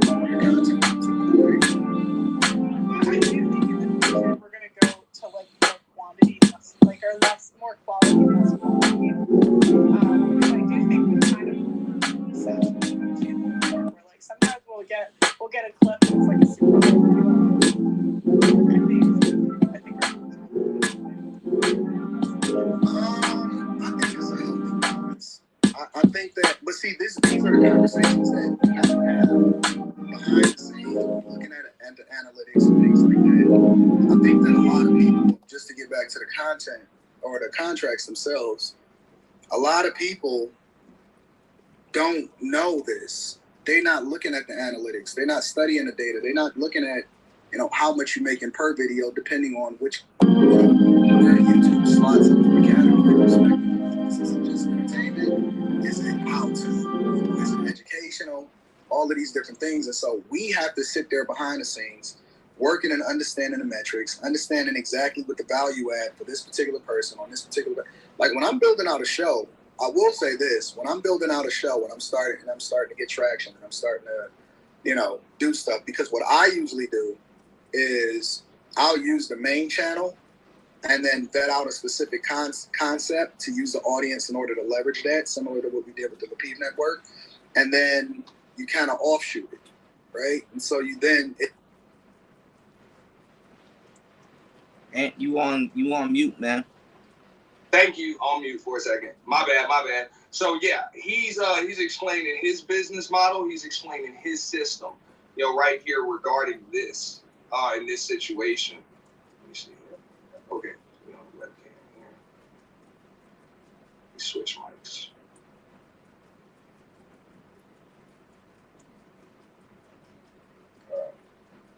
So yeah, with the Lapiv Network, pretty much the way he allows people to grow their platforms, use his exposure, take it, build something larger, all of that. So he is leveraging the exposure that he's able to give, which there's nothing wrong with that. The exposure, just being able to be part of this team, having my resources at your disposal, pretty much being able to come out and have, at any given time, 700, 800, 900, 1,000 live viewers watching you anytime you come on. That link being sent to your inbox every single night where we're live. Like, you know what I'm saying? That's something that's very important. So he's explaining pretty much how he leverages that and how he works deals out with the people that he brings in. It then can possibly, depending on whether or not the audience responds to it or not, it can turn into its own platform, which that's when I then start talking about numbers with people, and that's when I start saying, okay, listen, percentages, this, that, so on and so forth. The only difference between you and me, I think the biggest difference between me and you is that you let people leverage the equipment and the facilities that you built, which then that should factor into the additional cost for what it costs to run that business channel. But you're just giving them 30%, whatever the percentage is of the revenue, but you're not taking this into consideration the net revenue, right? It's the gross revenue, which is how much it generates from AdSense. And then it's the net revenue. The gross revenue is how much it generates. The net revenue is how much it generates. And the cost of this. And so you're just giving them 30% of the revenue. I think it doesn't have it. No. Yo, you like, fuck that 30% of the revenue after everything that comes in. And, she's factoring gross expenses. I can't really argue with him on that. He's looking at it from his own perspective. But you're going to hear where I give the pushback as the content creator in a moment. But you're going to hear some shit right here. If that's the type of deal they sign, no way.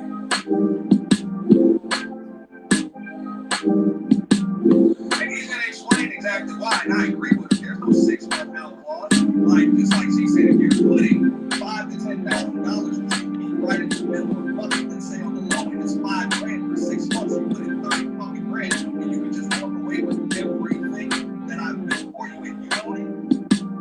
Are you crazy? Nah, I want my money back. Okay? I want my money back, and I don't even give a damn if I broke even. I put a lot of time in to help you grow. You're not going to take this and make a bag. You know what I'm saying? You're not going to take this, make a bag off of it, and I don't get mine. You know what I'm saying? After I help you to grow. Like, I just help you to grow. Pretty much, I'm the catalyst for it. So, yeah, a 6-month out clause, I agree with it. But, time on that, just based on that right there, if we are going to do a 6-month out clause, shit, I'd be like, okay, you're out within 6 months. Fine. So that way you're invested. In order to be able, and you're actually going to hear that. You know what I'm saying? Matter of fact, let's go back to the video. Yeah, we're going to talk about that part. CJ, we're actually going to talk about that part. Watch. This is why, in my opinion, the deal like that back. And you're going to get why in a moment. The 6-month out clause is one thing where it's like, bro, you're the content creator. That's a hell of a fantasy to be able to say, look, man, I don't really like the way this is going. 5 months into that shit, after somebody put 5 months and like 20 grand in your ass, 20, 30 grand in you, you can just say, I ain't feeling this shit and just walk away with everything they done put in you. That's just a good situation, you know, for the season. Just being because I mean I don't see how that benefits the person that's in there. We got a 6-month out clause now. If it's a double-sided 6-month out clause, that's different. Yeah, we building this beat up, y'all. You know what I'm saying? Like she can fire you and say that you're going to part ways. It's like, nah, I'm the only one that can say this to me. You know what I'm saying? Well, once you sign on the dotted line, your ass is committed to me as long as I fulfill my contractual obligation. You know, that's about negotiation. That's yeah, it's a good deal for you. It's all I got to do. Think about it. Because again, and this is maybe it's just maybe because I'm somebody can show up and talk. Because listen, if you want to bet on yourself, if you want to do your own job, then do it. That's the thing that I don't understand. Why are people complaining about something that nobody has a gun to their head saying you got to sign? Y'all niggas, see these people up here lying to y'all. I have people that listen. Anton, I just want to show up on Thursday nights. Anton, These people are fucking lying to y'all. They're talking about this stupid contract. No, who owns the content? Anton knows that's some They bullshit. talk for 2 hours and then they go about their way. Yeah. And that's it. Because if pre-records are doing best, then you definitely need to talk about who owns the damn 70 deal, like, you know, you kind of have to have the right type the content. Alright, Aries Queen. Now I'm just kind of locked in. I'm telling you, man. I can sit here and watch this shit and break this shit down with y'all all night and do a part 2 to this motherfucker too, because I'm a business geek when it comes to this shit. Like I'm a numbers geek. You know what I'm saying? So I don't mind listening to this. You know what I'm saying? I could honestly hate these people, but when it comes to a business agreement and to go just listening to them do this is cool. You know what I'm saying? And I wish that a lot more of this stuff went on behind, in front of the camera. You know what I'm saying? And just some of these consults and some of these conversations. I'm actually going to think about doing some consulting on here. That might be a good idea for a call-in show. I might do a poll where I either do that here or I do that on the Boiler Room on the second channel. By the way, subscribe to the second channel if you can. You know what I'm saying? The Boiler Room. But at the same time, yeah, I know I look kind of serious. Now I'm kind of wired in. There's a bunch of shit going on. You know what I'm saying? I got some new people in here. By the way, man, like the stream, share the shit. Let's get some colors in the chat box. Let me check this, man. You know what I'm saying? Get some colors going on in the chat box. Y'all hit the cash. What else, Skyfall? Super thanks. I know everybody locked in. It's Auntie. It's appreciated. It's appreciated. It'll all go back into the channel. All of it. Promise you. Let's go. Person. Like, if you're the type of person that would rather, you know, because I will say, like, in the long run, you're going to make more money doing it on your own. But there's certain type of people that they're never going to figure it out on their own. They're just not, like, it's just not in them. So they'd rather, and a lot of them don't want to. Like, do you want to learn all the equipment? You want to learn titles, thumbnails, edit? Like, it's a lot. Learn the equipment, huh? Go under someone else. And it's not for everyone. I just think it's like, you know, where you're at in your like, a year ago, someone offered you a contract like that, I would say no, because too much. Like, I knew all the equipment by then, I knew all the thumbnails, the titles, I had. Bro, people don't want to put thousands of dollars per camera. Yeah. They don't want to spend thousands of dollars on the. And that's what I was saying earlier. Like, yo, here's the deal. I got $150, $160 fucking camera.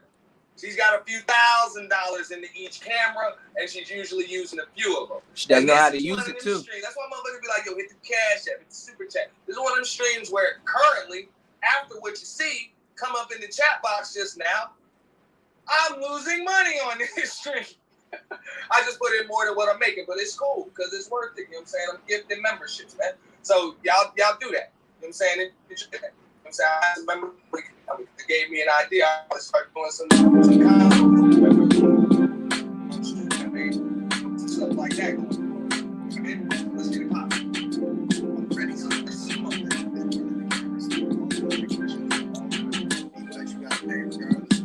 they don't care about that. Nobody cares about that.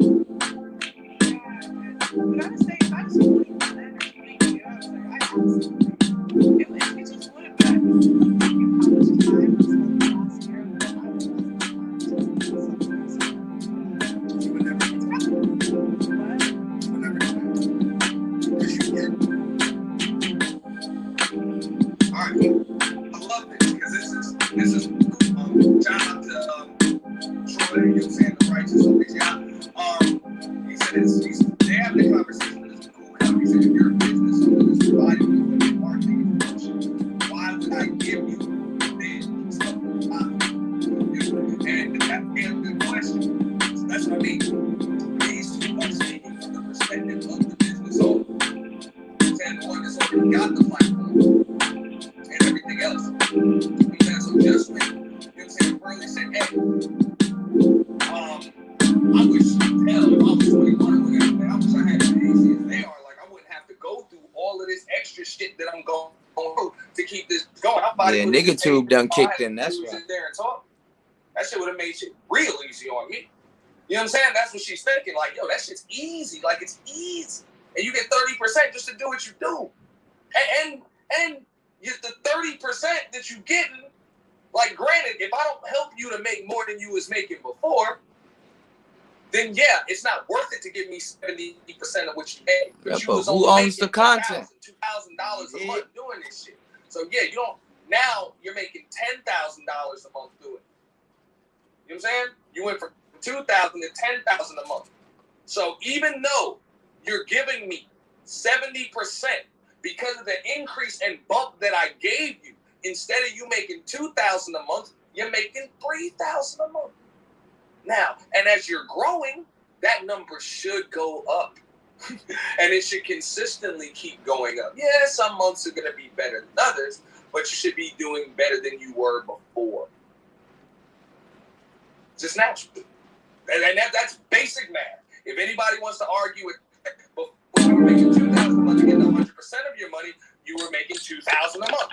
Now that you're making $10,000 a month and you're only getting 30% of your money, you're making $3,000 a month, which is $1,000 more than $2,000. It's actually that 30% that you're taking now actually increased your overall revenue by 30%. Isn't that some shit? You actually got a 30% payday by giving up 70% of your business. It happens like that. When you bring on an investor that actually is a strategic partner that has resources, you know, and all types of other shit. Let's go back to it.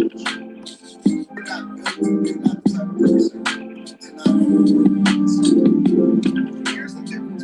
This is the thing that people don't. There's a difference between a person that's a go-getter and a person that just wants to work, that wants a job.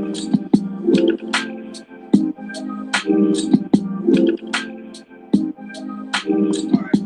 I just want to shout out to CJ. Ah, shit. By the way, I'm saying get the memberships. I'm saying get the memberships. Yep. Definitely get the memberships. I'm saying if you can take those, take them. You know what I'm saying? Shout out to Sir. That's what I'm saying. A lot of motherfuckers don't know much about this YouTube game. There's a lot of shit that I didn't necessarily know. There's a lot of things that I didn't know. And there's certain directions that I chose to take just based on, just based on what shit was going on. You know what I'm saying? That's it. Just based on things going on. Like I chose to do things organically rather than getting help and doing different things. You know what I'm saying? Stuff like that. So I was aware of my current situation, but that's luckily for me, I had a certain knowledge knowledge when it comes to business. A lot of other people don't have that. That's why in those situations I recommend that you do kind of like what you have people who so like she had Kevin Sanders. She had a bunch of different people. Like that's just good fucking game, man. That's all I'm saying. Like that's just good game. Like y'all are paying attention to say like, oh, it's real easy to say, yo, she probably, you know what I'm saying? I mean, this shit is because she's white and shit like that. But to say it again, you're white, you're conservative, you speak and talking points, that shit damn sure help you to get pushed out. But there are a lot more moving parts. Everybody ain't just gonna be successful because they damn shit. So.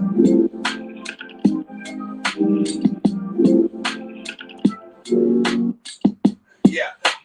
As I just stated, a 30-70 split is an insult. If the money doesn't grow because you're with me, but if the money grows because you're with me, it's not necessarily an insult unless your ass doesn't do anything to up the damn revenue.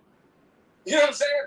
I mean, I know I'm gonna do something to up the revenue because I've got expenses involved. But you, since all you got to do is show up and talk, if that's the deal, that's what I'm saying. They've already explained. No, they gotta do editing. They gotta do a lot of other stuff around the studio. So. But his deal for 70-30 was that all he had to do was show up and talk. I don't even like defending these people you see on my screen right now. I shouldn't have to. But when it comes to business, if all you got to do is show up and talk, that's it. I'll break down the math one more time because I believe just came in the room. If you are getting 100% of your revenue and you are making $2,000 a month, okay, and you get with him, that's $2,000 a month. You get with him, you get with Earl, whatever you get with Earl. Now, all of a sudden, you're giving up 70%. You're only getting 30%, but you're making $10,000 a month. You're making more than you were making before, all because you're with him. Or whoever else you're actually getting 30% as far as revenue. Not only that, you will have sense you're using the platform that she has helped her and her team to build in order to be able to promote other shit that you have going on, which should be your entire brand. But I digress. It doesn't have, like I said, it really depends on where you are. And also, you got to ask yourself, is being part of her team even good for your damn brand? You know what I'm saying? Like, in my case, my specific case, it's not even going to be lucrative for me to be part of her brand just because of who my audience demographic is, for the most part. I would have to switch the entire audience demographic. I would have to switch a lot of fucking talking points. I would have to switch a lot of different shit. Probably have to go through an entire rebrand. I couldn't just be who I am and do what I do. Things would change. Just naturally, they would change. You know what I'm saying? So I think people need to understand that things are just, it's different based on who you are and what situation you're in when you come to somebody. But just learn how to negotiate the fucking contract. That's why I challenge anybody that says that it's an insult. I want to know what's your counter. Right. That's it. Anybody that wants to tell me this shit's a bad deal after hearing this stream, I get it after hearing the rumors and the things that everybody said around YouTube, but after hearing Sarah Garvey's stream and after hearing this one right here, what's your counter when she offers you that? If the only thing you're going to tell me is, fuck that, I'd have just walked out, I don't know if you're the type of person I would even want to do business. Yeah, they don't know what they're talking about. I'm just being real.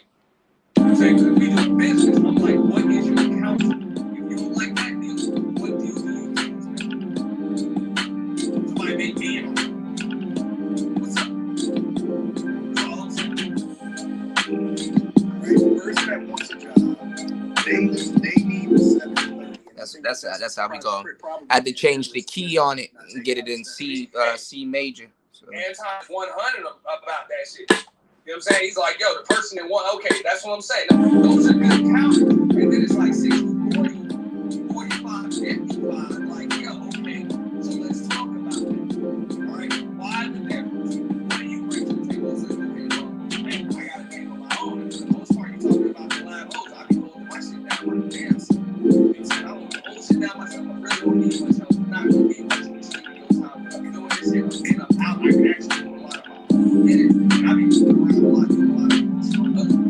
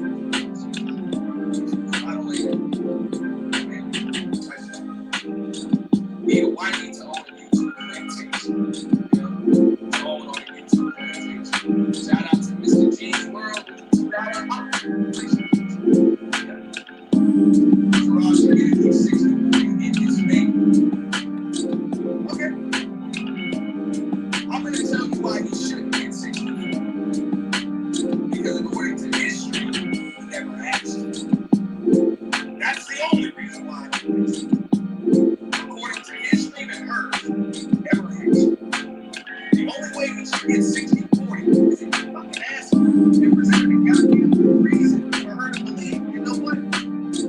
Deep. Like, deep. Like, if you ain't yes, fuck that. You should have offered me a better deal. No, you gotta ask to receive. Like, nah, come on. Come on, man. Like, we're doing business here. You tell me I'm going to give you shit. Like, come on, man.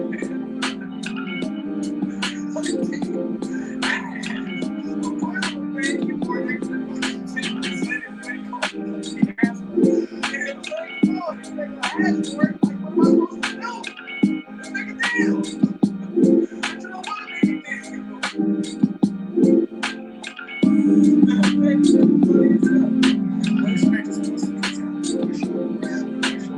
And that's what Anton's saying. It's like, some people you ain't trying to do business. You just want to fucking talk through a camera. And that's cool. You got to tell them, you know, you need 30%. I'm just saying, that's my act. That's what I was saying. You know what I'm saying? But I also get where Anton's coming from. He's like, I'd rather go 50-50 with you. So get just the best of as I am, because I'm not too sure if I like the motivation and the work ethic. I might not say something like that, but just to keep somebody motivated, I would want to be 50-50 with them, at least in the beginning. This is just me personally. I would want to be 50-50 with them. That's strictly just to make sure that I need to be able to feel that they're matching my work ethic. Because I said this on past the stream earlier, 70-30 is a bad deal. Yeah, this shit fire. If, in fact, I'm not doing 70% of the work. That's it. 70% of the production, all of this shit, I'm taking 70%. That's because a minimum of 70% of everything going into this shit is coming from me. It's coming from mine. That's kind of just how it works. You're responsible for at least 70%. And according to Anton, when he's saying, like, that's a bad deal, he's letting her know that, look, there are a lot of moving parts that you're not bad. And you're the business owner. So believe it or not, That's what I'm saying. She's new. She doesn't know what the hell she's talking about. You gonna sign to somebody this is their first business model and be in a fucked up contract? I'm not saying that. I'm saying that I understand where he's coming from. And that's why if I'm on the other side and I'm the content creator or the said person that has been offered a contract, I'm going to understand where he's coming from, but I'm also going to understand what it is that I want so that way I can present a counter offer if I actually want to work with him. Yep. Let's go. Live stream, you want to show up and talk, then do that.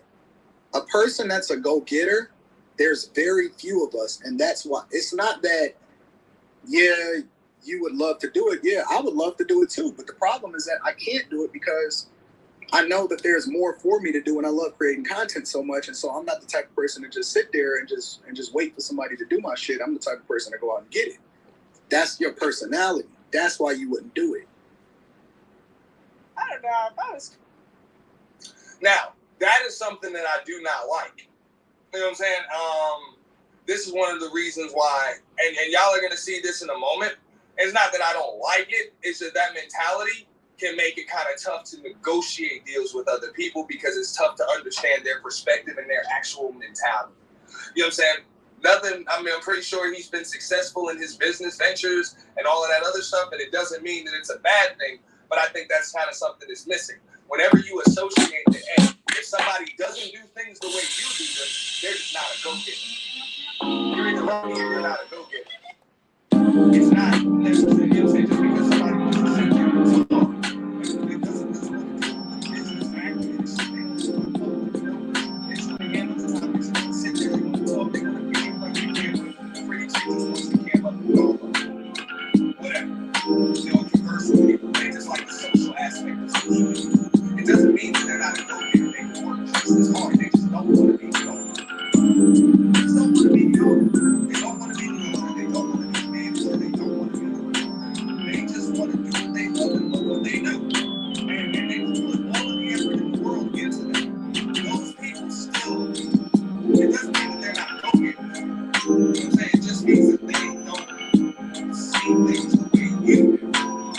That's why you have a partnership with them. You bring your mentality to the table.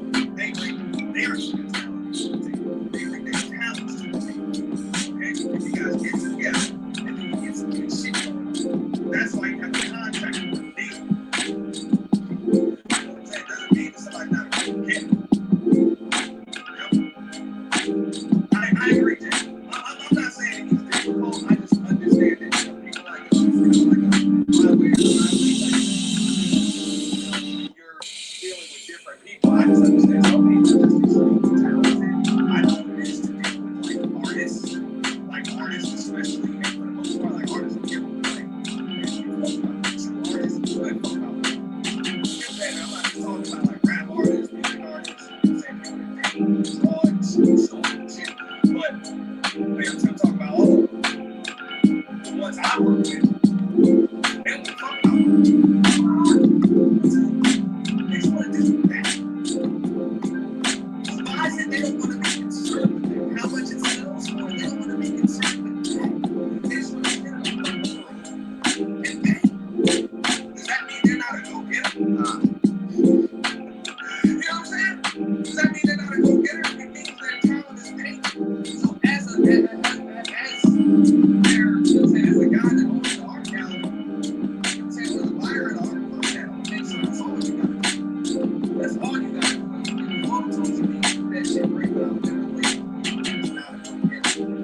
And I think the same thing's applied to somebody who wants to get just told. Like I said, no shame on it. I get it. I can understand where that mentality comes from. A lot of people have that. A lot of people have it where they don't really see things from their own perspective. And it's kind of like, Gotta add another layer of drums.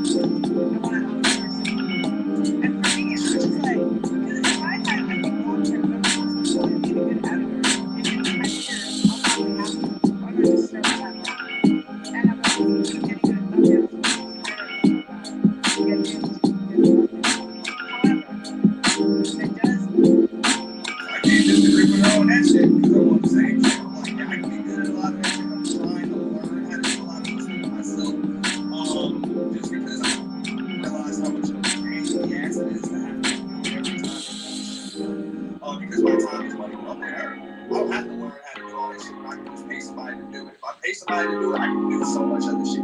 Shit that I'm actually good at. Shit that there's no learning curve. Like, that it already doesn't mean that I'm not going to be good at anything. Anything is good with thumbnails and stuff like that. Because I'm usually good at anything that I put time and effort into. It's just, do I really feel like doing that shit? Like, time and for me to do all of that and still be efficient with the things that I'm already doing. So I kind of agree with her. That's what it comes to that. I'm tired of that. That's what I see.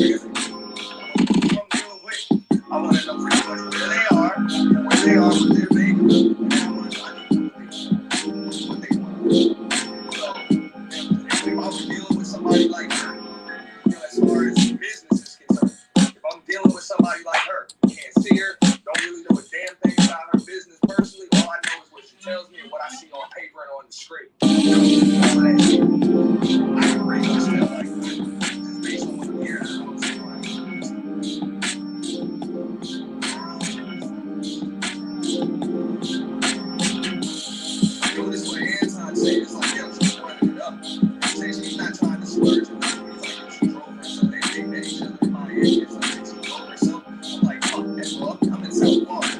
I have not. I live around here, so I'm going to probably drive myself. So I go down to Miami. I don't like to drive myself. Okay? I might go to take it to baby drive park my shit right up there, try to say, whatever, and they call it. Or something like that. Get where the hell I gotta go. Switching this beat up, putting it together like a puzzle, y'all. She's like, she's driving, so that's what I'm saying. She ain't trying to splurge. She don't need Versace shades. She don't need a whole ass wardrobe. She ain't got to wear fucking jewelry and all of that shit. You know what I'm saying? She's like, yo, she just running up the business. You know what I'm saying? So that's the difference. I don't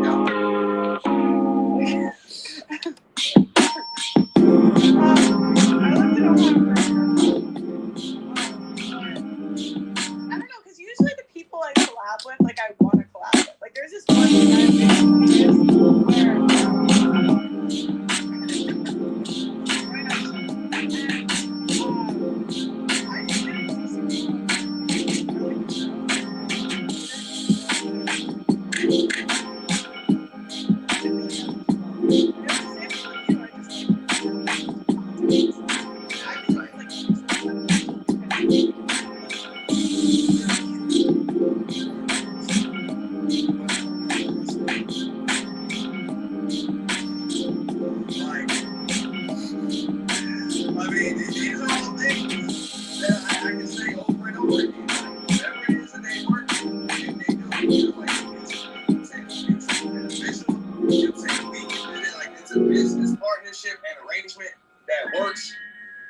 person involved. But this is why people fucking with you. Just remember that. This is why people fucking with you. And they gonna keep fucking with you. I'm gonna keep fucking with you. Just not tonight. And what's mutually beneficial for you and your friends? That's just nobody got an answer, but y'all can answer that. That's the best shit.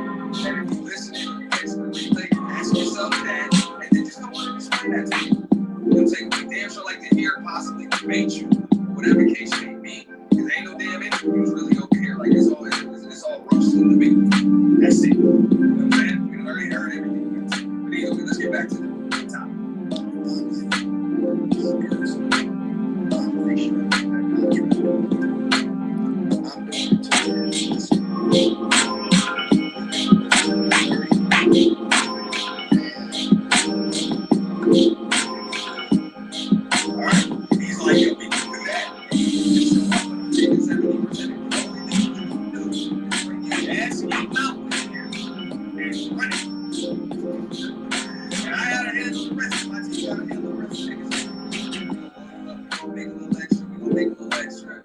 That's what it is.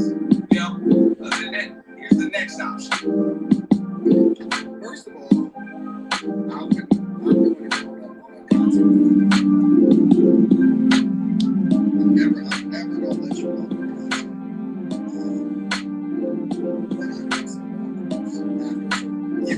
You said you were make something.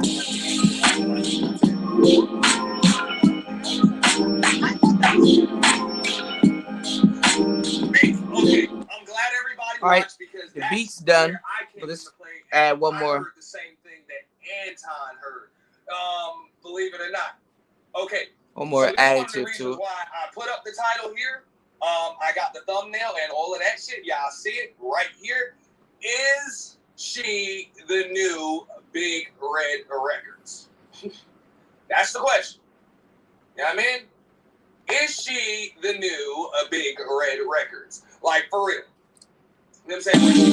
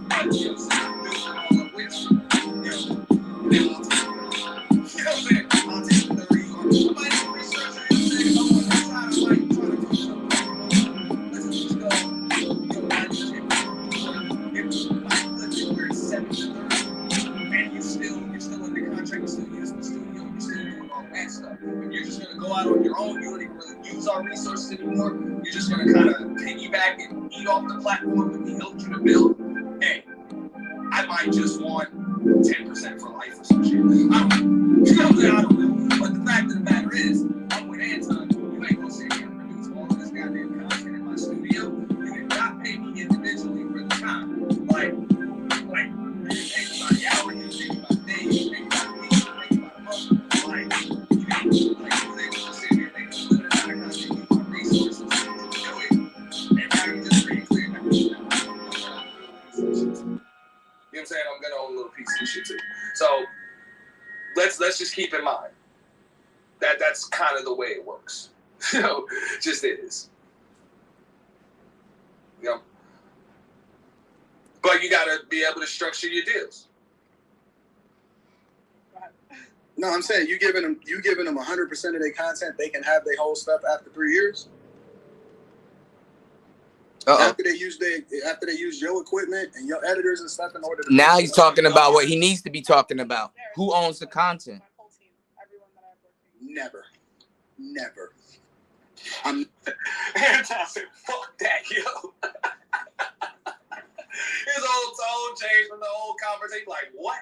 You know what I'm saying? Because from his perspective, he's like, yo, fuck if I give that up. Like, that makes no fucking sense. Like, it's a bad deal. And I would agree with him. Like, that. I think that would be a bad deal when you're putting up that money and all that. He's going to explain some other things that people forgot about.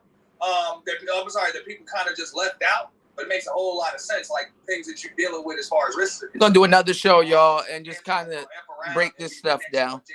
Shout out to Auntie. He's doing a great job, as always. It's all good. He might, bro. I might be too, because you think this should have been white supremacy. Look, man, this is different. I did a poll. The audience said they wanted the business stream. It was close. They said they wanted the business stream. I was like, y'all want fuckery on a Saturday? I'll postpone this shit and just roast this bitch. You know what I'm saying? I will. They said they wanted the business, so we giving them the business stream, the business talk tonight. So I'm coming at them, and I'm gonna do this objective. You know what I'm saying? Never, ever, ever. As a owner and as an employer, I'm never, ever doing that. I'm not built like that.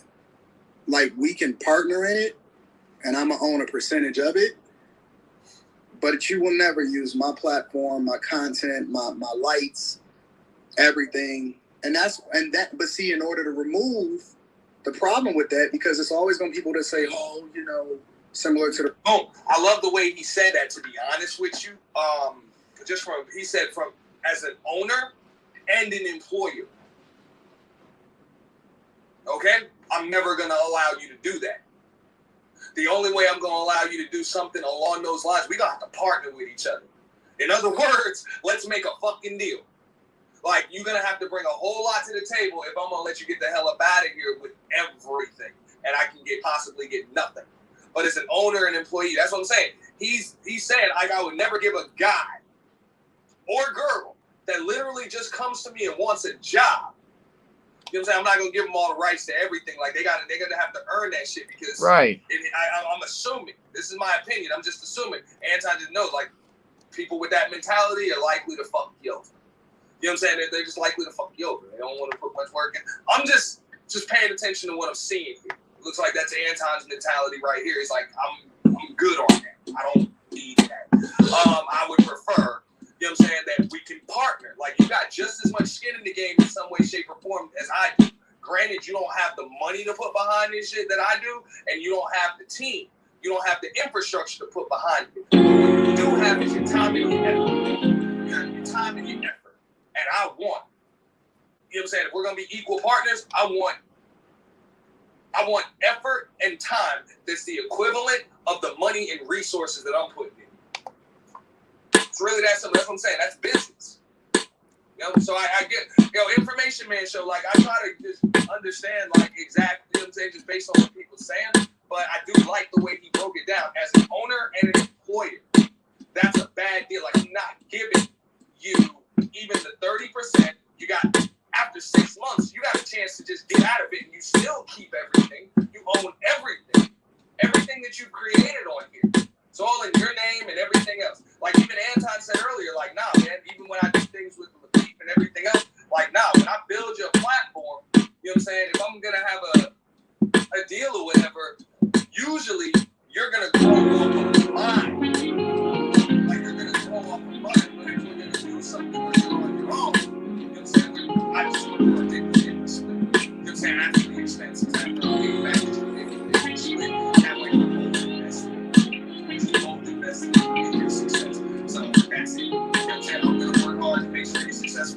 work hard to make yourself successful. That's simple. Other than that, I'm not going to give you 70-30 or 30-70 when there's a chance that you can dip out in 6 months, keep all the work done, and I'm out of all the money that I put in and all the resources for my team. And then after 3 years, what you're telling me is you can pretty much just dip with all of this shit. I get no residuals for the shit that I built, so I can build all of this fucking shit up. You know what I'm saying? And then you can go eat off of the fruit.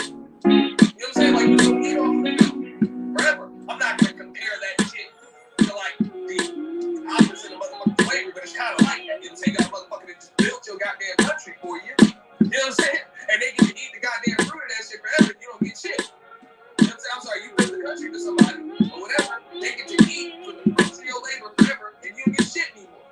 That's kind of what it is. So I understand where he's coming from. Somebody can do that for you if you let them out in 3 years and they own their shit out. Like I might offer them the opportunity, like, yo, after 3 years, you might have the option to buy my equity from you. Like, if you want 100% of this shit, you're going to have to buy back at least 30. Like, we're flip-flopping it, and if you want that other 30%, you're going to have to buy it from me. You know what I'm saying? It's that simple. Like, those are things that I would do. So I understand that this is going to be, people are going to listen to this and be like, you can't flip-flop. Anti's agreeing with Anti, Anti's agreeing with Pro. I'm actually agreeing with everybody. I'm agreeing with the content creator. You know, if it were, I mean, I'm not really agreeing with Sarah Garvey based on what I heard, just because he wasn't willing to negotiate at all. You know what I'm saying? But for somebody that was willing to negotiate, I'm looking at it from that perspective. I'm looking at it from, you know what I'm saying, the owner's perspective of the owner like Anton, and I'm looking at it from the owner's perspective of the owner like from what I see from Pearl. I get it. I just understand how it works. So I'm just trying to break it down from both sides, because when you structure these contracts and you're negotiating, you're not going to be able to come up with a deal that's mutually beneficial unless you know what it is that the other parties want. Like, you're going to have to know what it is that they want. You're going to have to know what it is you want. You're going to have to establish trust, leverage, and you're going to have to be ready and willing to negotiate. That is the art of the deal. Let's go. The record game, or they own my masters, or they own a percentage of my masters. Instead of we doing that, listen, you keep your channel, whatever happens over there happens. And then I'm about to freak this beat, y'all. I'm about to freak this beat. Hold on. That I own a percentage in, you own a percentage in. Sorry, it's Charleston. Charleston calling on the phone. I'll answer him. But you have a percentage of it. I have a percentage of it. Oh, Griselda, here I come. We'll listen to Anti answer the damn phone. You know what I'm saying? It means I'll give a shout out to the chat, because I'm just letting this guy kind of the ways I'm going through the big deal, it's just easier for me to kind of just let it run rather than skip through it. I'm not going to go through the entire video because it kind of went into some other stuff when she goes off. She's not going to be up here much longer, so I'll probably be up here breaking this down for another 15 minutes or so. Y'all are going to be able to let me know if you want me to open the panel. I probably won't open the panel. Don't be here. But it's not sure. You don't have to be in the Hey, the chat box is fucking with her all. But no, bro, that's the game. That's the game. You know what I'm saying? The chat box is fucking with her. Hey. I might be a collab coming soon. We'll talk about that later. Alright, so I'm gonna go back to what he just mentioned. He's like, nah, you know what I'm saying? Like, here's the deal. You're gonna run your shit, you know what I'm saying? Like, you're gonna run your shit where, you know what I'm saying, where you can keep that. Anything that you grow, you can keep that. You're also going to do my shit, you know what I'm saying? Some shit that we got going on together, you know what I'm saying? And we also have some shit some other shit that I got going on that you and everybody else is gonna contribute to, which is actually gonna serve as promotion for those other things. So I understand where he's coming from with that. Those are deals that are mutually beneficial, and for the most part, they just, you know, they just allow for each person involved to have some skin in the game. And then again, man, I might just open up the panel. Y'all ain't gotta leave because I said I might not open up the panel. Damn. Like the stream, share the stream with the cash app, the super chat, super thanks. Let's go. Listen, bro. Don't get involved with that. But no, honestly, from a business perspective, I think that So this will be like a verse right here, I think you should separate where her voice comes in a little bit.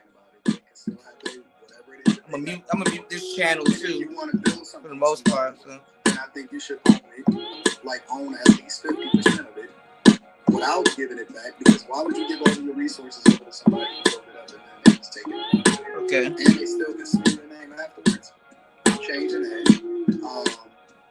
I'm also adding additional non-disclosure agreements inside of that. I can give you the game on that off the screen. I'll give you the game on what it is that they can and can't say. Because there's certain things they should not be able to talk about, especially with regard to how it's going to operate from a business perspective. What it is that I got going on. Hey, as I said, fuck that. Like, yo. And that's something that a lot of people forget about. So, you know what I'm saying? On top of that, somebody can just leave, smear you, and fuck up your brand. Right. Your brand and your spoke about this yesterday. Recruit and bring in other talent and other people later on, just based on a rumor or anything like that. So there is a lot of drums on here. Taking on, just as the owner and it's just having your own platform at stake too. Like you have your own platform and your own reputation at stake. You do have more to lose just by dealing with this person. So you know what I'm saying? I get it. You know what I'm saying? Let me answer this one question. I agree with you, Aries Queen. I think a lot of people are capable of building and growing their own channels. You know what I'm saying? Without them, I do think so. But one of the common things on here, he mentioned getting 40,000 subs. Yeah, you put in the work, you get 40,000 subs. But the time frame, that's why I say, you know, how hard it is to get 40,000 subs in 2 months. It's the time frame. Like I said, it's different between going to the gym and getting surgery. Going to the gym, you're going to get results a little, you know what I'm saying? They're going to come over the course of time. You know? You go to the doctor, get that overnight surgery, that shit's done. You got to give us some dough. We got to go under the night. Risk your life. You know what I'm saying? Here's my only question. Why is Anton talking all soft and gentle with Pearl, advising her and shit? But Anton ain't passing all his expertise to his own skin folk, Sarah Garden. Yo, I knew that was going to be an issue. That might be one of the things that maybe I should drop the link when we talk about. I'm thinking about that. I might just drop the link when we talk about that. I knew that was going to be a lot of shit. When you see this fucking tree right here, it's going to be like, yo, giving the game. Like, this is some real fucking game. I don't know how many conversations y'all heard on YouTube that were on this wavelength. They really talked about, like, fuck the screenshots and the airing out and all of the fucking the tea and all of that other shit. How many motherfuckers broke down the actual this acumen of fucking YouTube, what actually goes on? A lot of people are gonna fucking wonder, like, yo, why the hell is this the type of game you give it to a white chick and you ain't giving that shit to everybody else? I personally, hey, I ain't gonna roast you for it because I'm sure you have these conversations with a lot of other people. I'm just gonna assume, oh fuck. But that's what you're gonna hear anytime. That's what you're gonna hear. You're gonna hear that shit from a lot of them. You know what I'm saying? They like, why the fuck didn't you get it? Why you pick her first? Why you pick her first? Yep. All of the secrets that I use and the sauce that I use and all the things, whatever like that, they shouldn't be able to talk about it if they're getting paid and compensated. Hey, I'm killing this beat, y'all. And You're gonna be fired. we own this together, jointly together, and then your percentage of what you make comes after our expenses of what it takes. After we agree the expenses it takes in order for you to be able to build this. And I still don't think that's how we do it. You get 50%, whatever it is that you put together. We use my marketing ability. I'm also gonna jump in and select rock out with you. I'm also get the benefit of what it is that we have together. Things like that. But there's no way you're gonna walk away with 100% after I spend money and I can possibly lose from it and you just benefit from it. No, if you want to do that, then do that on your own channel.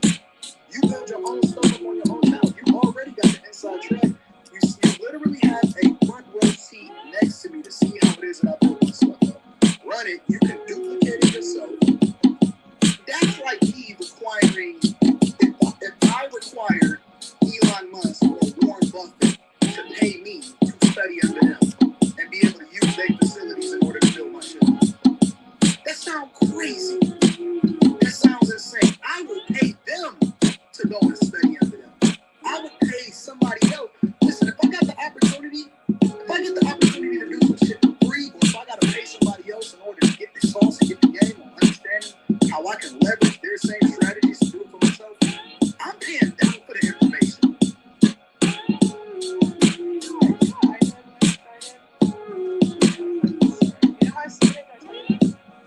Yeah, I know. I started go ahead. Fuck all of that. Like, hey, if I'm on the other side, and that's what I'm saying, that's that mentality of, yo, you don't do what I do, you ain't gonna go get it. So, and granted, that's what I was saying earlier. And there's nothing wrong with him. I'm pretty sure he's been, he's been a successful individual having this mentality over the course of his life, so it works for him.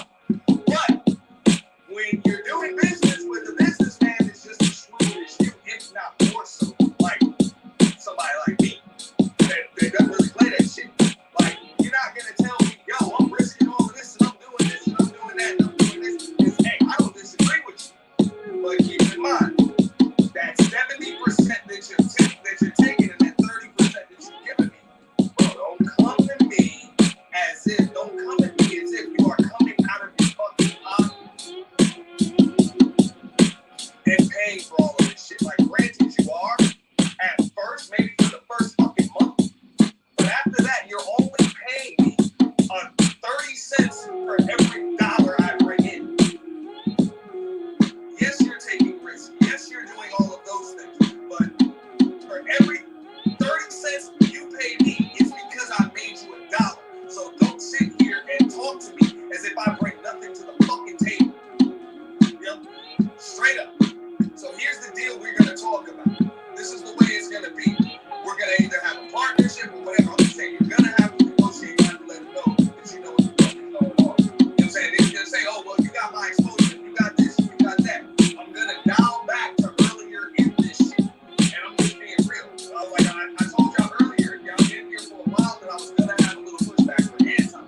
No disrespect to him as far as the business is concerned. This is the way, bro. Since you swinging it, dropping that bitch on the table, yo, you ain't the only one. Earlier, you know what I'm saying? Earlier, he said straight up, you know what I'm saying?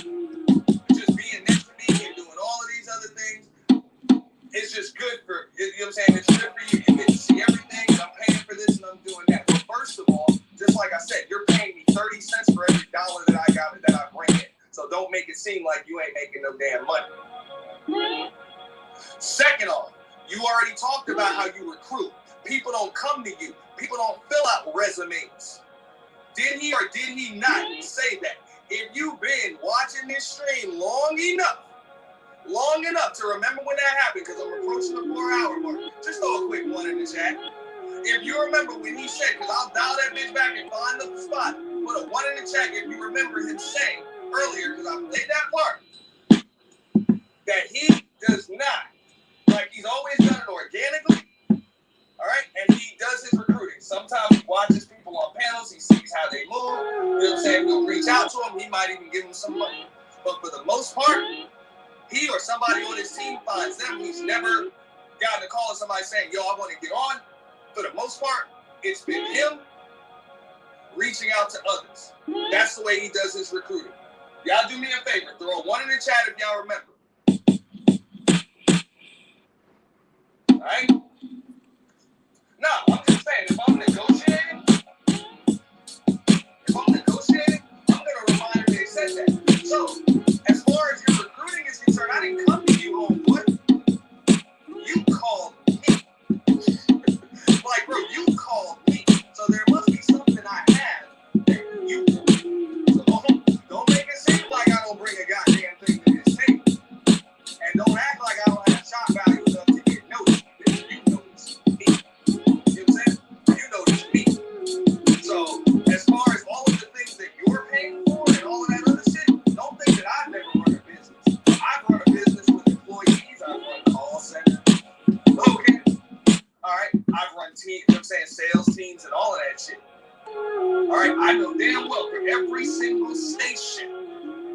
motherfuckers sitting at, I can say, yo, I'm paying for the computers, I'm paying for the electricity, I'm paying for all that. I say all that shit in the morning meeting. But at the end of the day, when I go into my office and do the books, I know damn well that's all flow.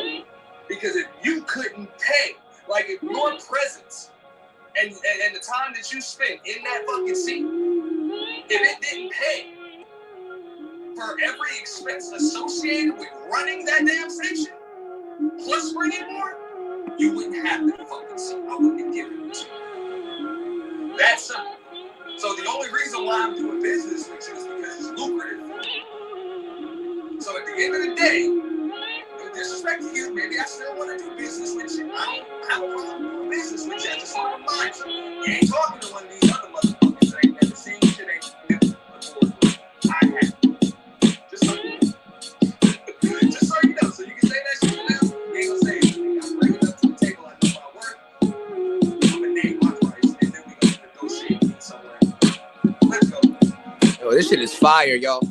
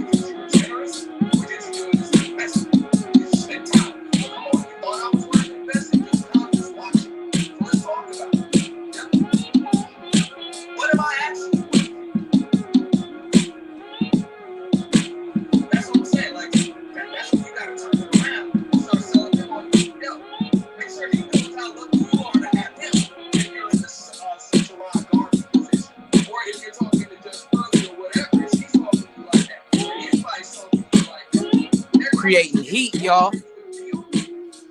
Slap one more drum kit on this bad boy and we out here.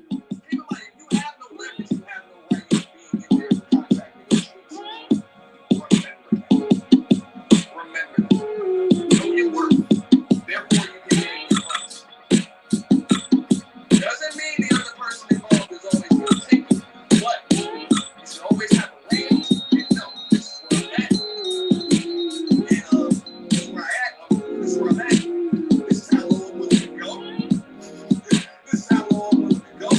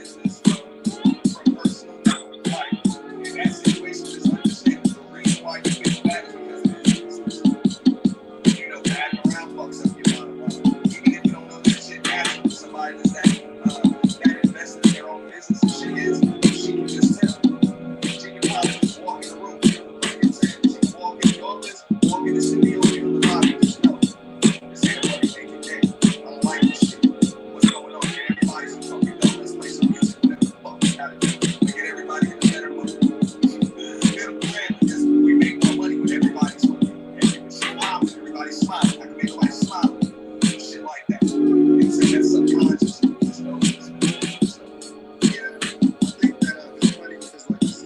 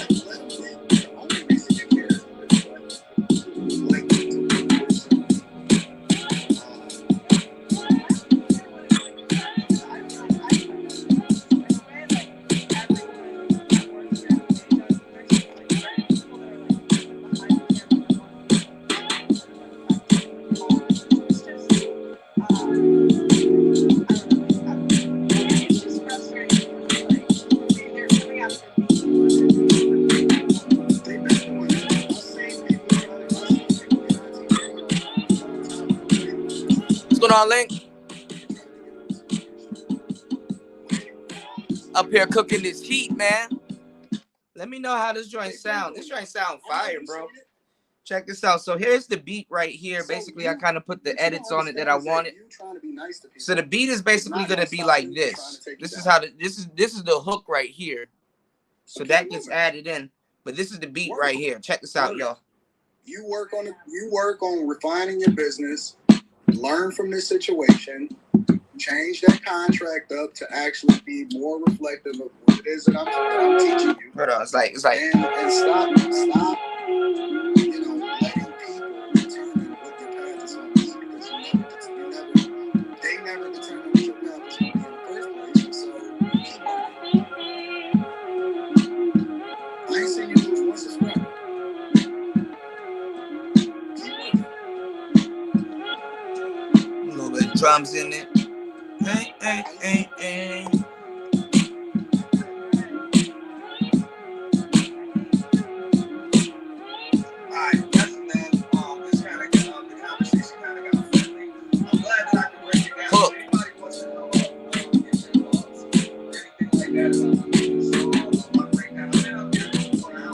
Well, not the hook. This is the verse.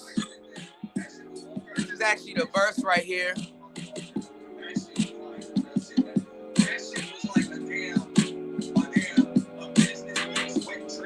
The hook will be out without this. As a matter of fact, I did it wrong. This is supposed to be on in the beginning. So it's like. So I guess it'll be like this. I guess if I do the song, it'll literally be like this. It'll be like.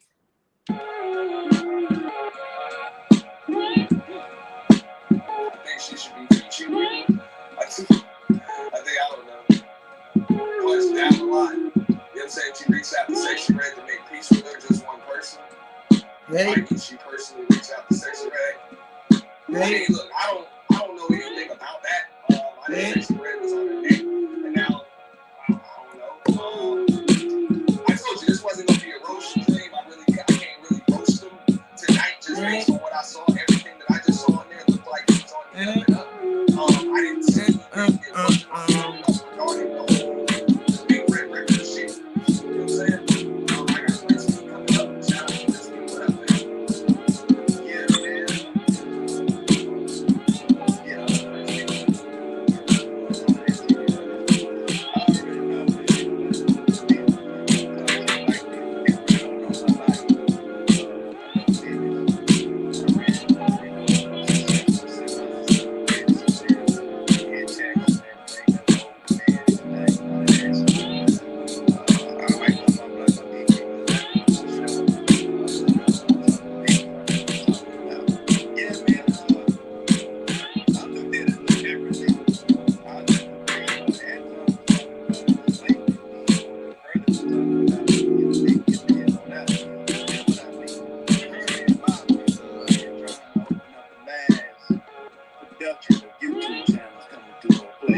so if they don't make it, she don't really care.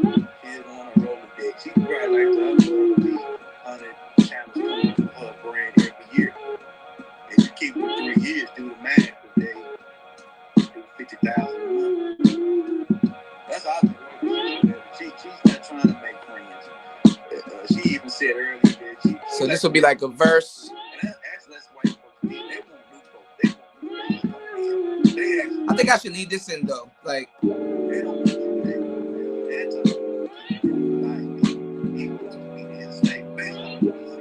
and we know what really is, but we don't want you. We talk about activity. and the hook will be like,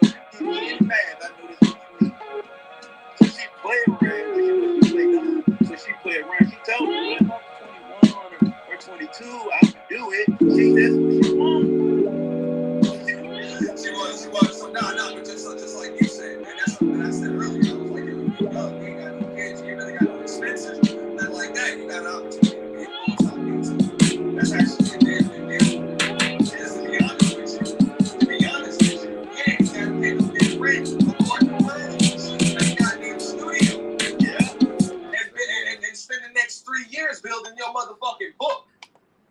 Okay? Building your damn book and cash the fuck out. That's what I'm saying. You need to know what the hell to do with that shit. Some people looking at that shit like, yo, nah, man, she taking 70% of my shit for 3 years. I look at it like, motherfucker, hey, bitch, I'm about to build a real bag off this motherfucking 3 years from now. 3 years from now, it's all mine. Yeah, you can live in there, so you can basically learn. You can basically learn editing a little bit. You can learn. Things. And I wouldn't feel bad about doing it either because that's the contract that she offered me. What up, Sherelle? I wouldn't feel bad about it because that's the contract that she offered me. You know what I'm saying? And I know I made her. You want a second, y'all? I'll be right back. Yeah. You know what I'm saying? So that's it. And now I'm out. You know what I'm saying? I'm out. I'm taking everything that we built. I'm moving on. Yep. Moving right on. Yeah. And if we built it big enough, hey, 3 years from now, I'll probably come to her with a deal where I'll be like, hey, you want to buy some equity? Right. I'm willing to sell you about 15% for $40K. You know you'll make it back. You know I make money. What we've been doing for the last damn 3 years.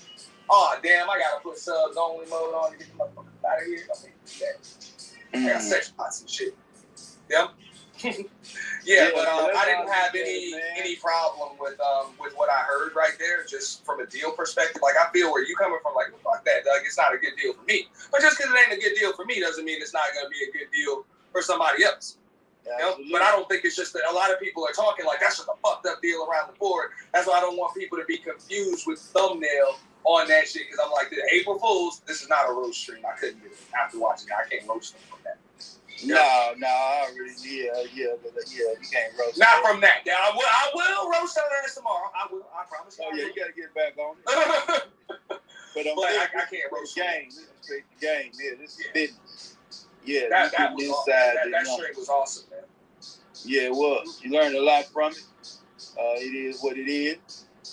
She's trying to monopolize, man. She's trying to basically get her to that firm like that wire firm that other channels on, like Candace Owens and Peterson on. That's what she's trying to do. She's trying to open her firm up. I gotta give her credit. That's smart. Cause let me tell you something about white folk, man. White folk want easy money. She ain't trying to micromanage. She want her team of enforcers and people that's gonna watch for her. Now she gotta do is just pull up her statements every month, man, and she ain't worried about it because she already know to hire auditors over the overall business. So whoever get caught stealing will get held, will get sued, and get fired. Oh yeah, white folks ain't worried about thievery and all that shit. They know they got the law to handle that. So she ain't trying to be a micromanager them Nick Rose or whoever she doing business with. She trying to kick back and chill. Yeah, she trying to set up her retirement at 35. This is one of the things that I noticed. Hold on. I think I might have to switch mics. But no, this is one of the things that I noticed. That was just something that I noticed was that something that wasn't mentioned, even with Sarah Garvey's stream, was motherfucker, you got the 6-month fail safe to get the fuck out. You got the escape hatch. All right? That's one thing that's like, hold up. What the fuck? Like, you can just dip in 6 months and you get to keep everything you built in the meantime? Hey, man, I don't know. But then 3 years afterwards, everything we built, you get to keep. Like, you get to keep that shit free and clear. Just dip. And just like Anton said, and on top of that shit, you could smear my motherfucking name.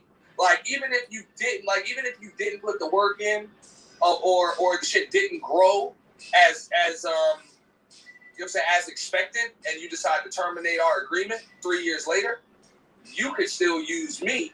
Like, you could shame me for clout and grow that shit some more. Use my name to shame me. Yep. Right. That's why. So I get what he's saying, because it's at that point people will clout chase, and you're the clout. That's why people are signing with you in the first place. So you got to see that shit from that perspective when you are negotiating with them from both sides. So you can remember, this is the art of the deal. You got to come up with a deal that's mutually beneficial. That's why I got this comment on the screen. I know you a football fan, and I mentioned that analogy when it comes to, bonus structures and shit like that. When they give a bonus for X amount of interceptions or whatever, how an agent is going to negotiate those things. How they're going to put little perks and shit like that in there, performance-based incentives. Yeah. How there are revenue sharing agreements and shit like that. You got to negotiate those. That's what I'm saying. It's no, and that's why I say there's got to be trust, there's got to be leverage, and there's got to be an ability to negotiate. Out of Major League Baseball, the NBA, and the NFL, it's no fucking secret why the only one of those 3 leagues that doesn't offer guaranteed contracts just happens to be the only one of those 3 leagues that never went on strike and never had a lockout. Right. Ain't that some shit? Yeah. The players never exercised their leverage. Remember, a few years back, even the referees exercised their leverage. No, take that back. NFL did a strike, but it's so long ago. It's back in '87 when they had the play. But that's how they ended up getting. They had the AFL then, didn't they? No, they still had the AFL. Yeah, but I remember that because that's when Gene Upshaw came into it. Became the executive director of the NFLPA, and that's when it came to '93 when they got to. Well, I don't want to go too deep into the the details, but you know what I'm talking about. As far as a lockout where you force the owners to come to the table and shit like that, everybody like, oh shit, you ain't got no team without, you know what I'm saying, without the players. We're very important, so you got to pay us. And then when they lock out and the money ain't getting made, then they realize how important the owners are. It's like, motherfucker, you need our connects. You need to be able to play in these big stadiums, these arenas. You need the lights. You need the endorsements. You need the television fucking deals. You need the media to be able to present the storyline so that way the fans are actually invested in this shit. Okay? And the only reason why you're able to make all of this money is because we got all these goddamn licenses. You know what I'm saying? We got all this shit already set up. So all you got to do is show up and hey, hold up, Prince B. All you got to do is show up and play a child's game. Yeah, that's it. And you make millions of dollars. So you know what I'm saying? Like, and keep in mind, I'm able to say that after motherfucker just told me, no, the players are more important than the owners. As an owner now, motherfucker, I can tell you how important I am. Not in actuality, we need each other. That's why we got to come to the table and negotiate. Well, I finished it by saying this.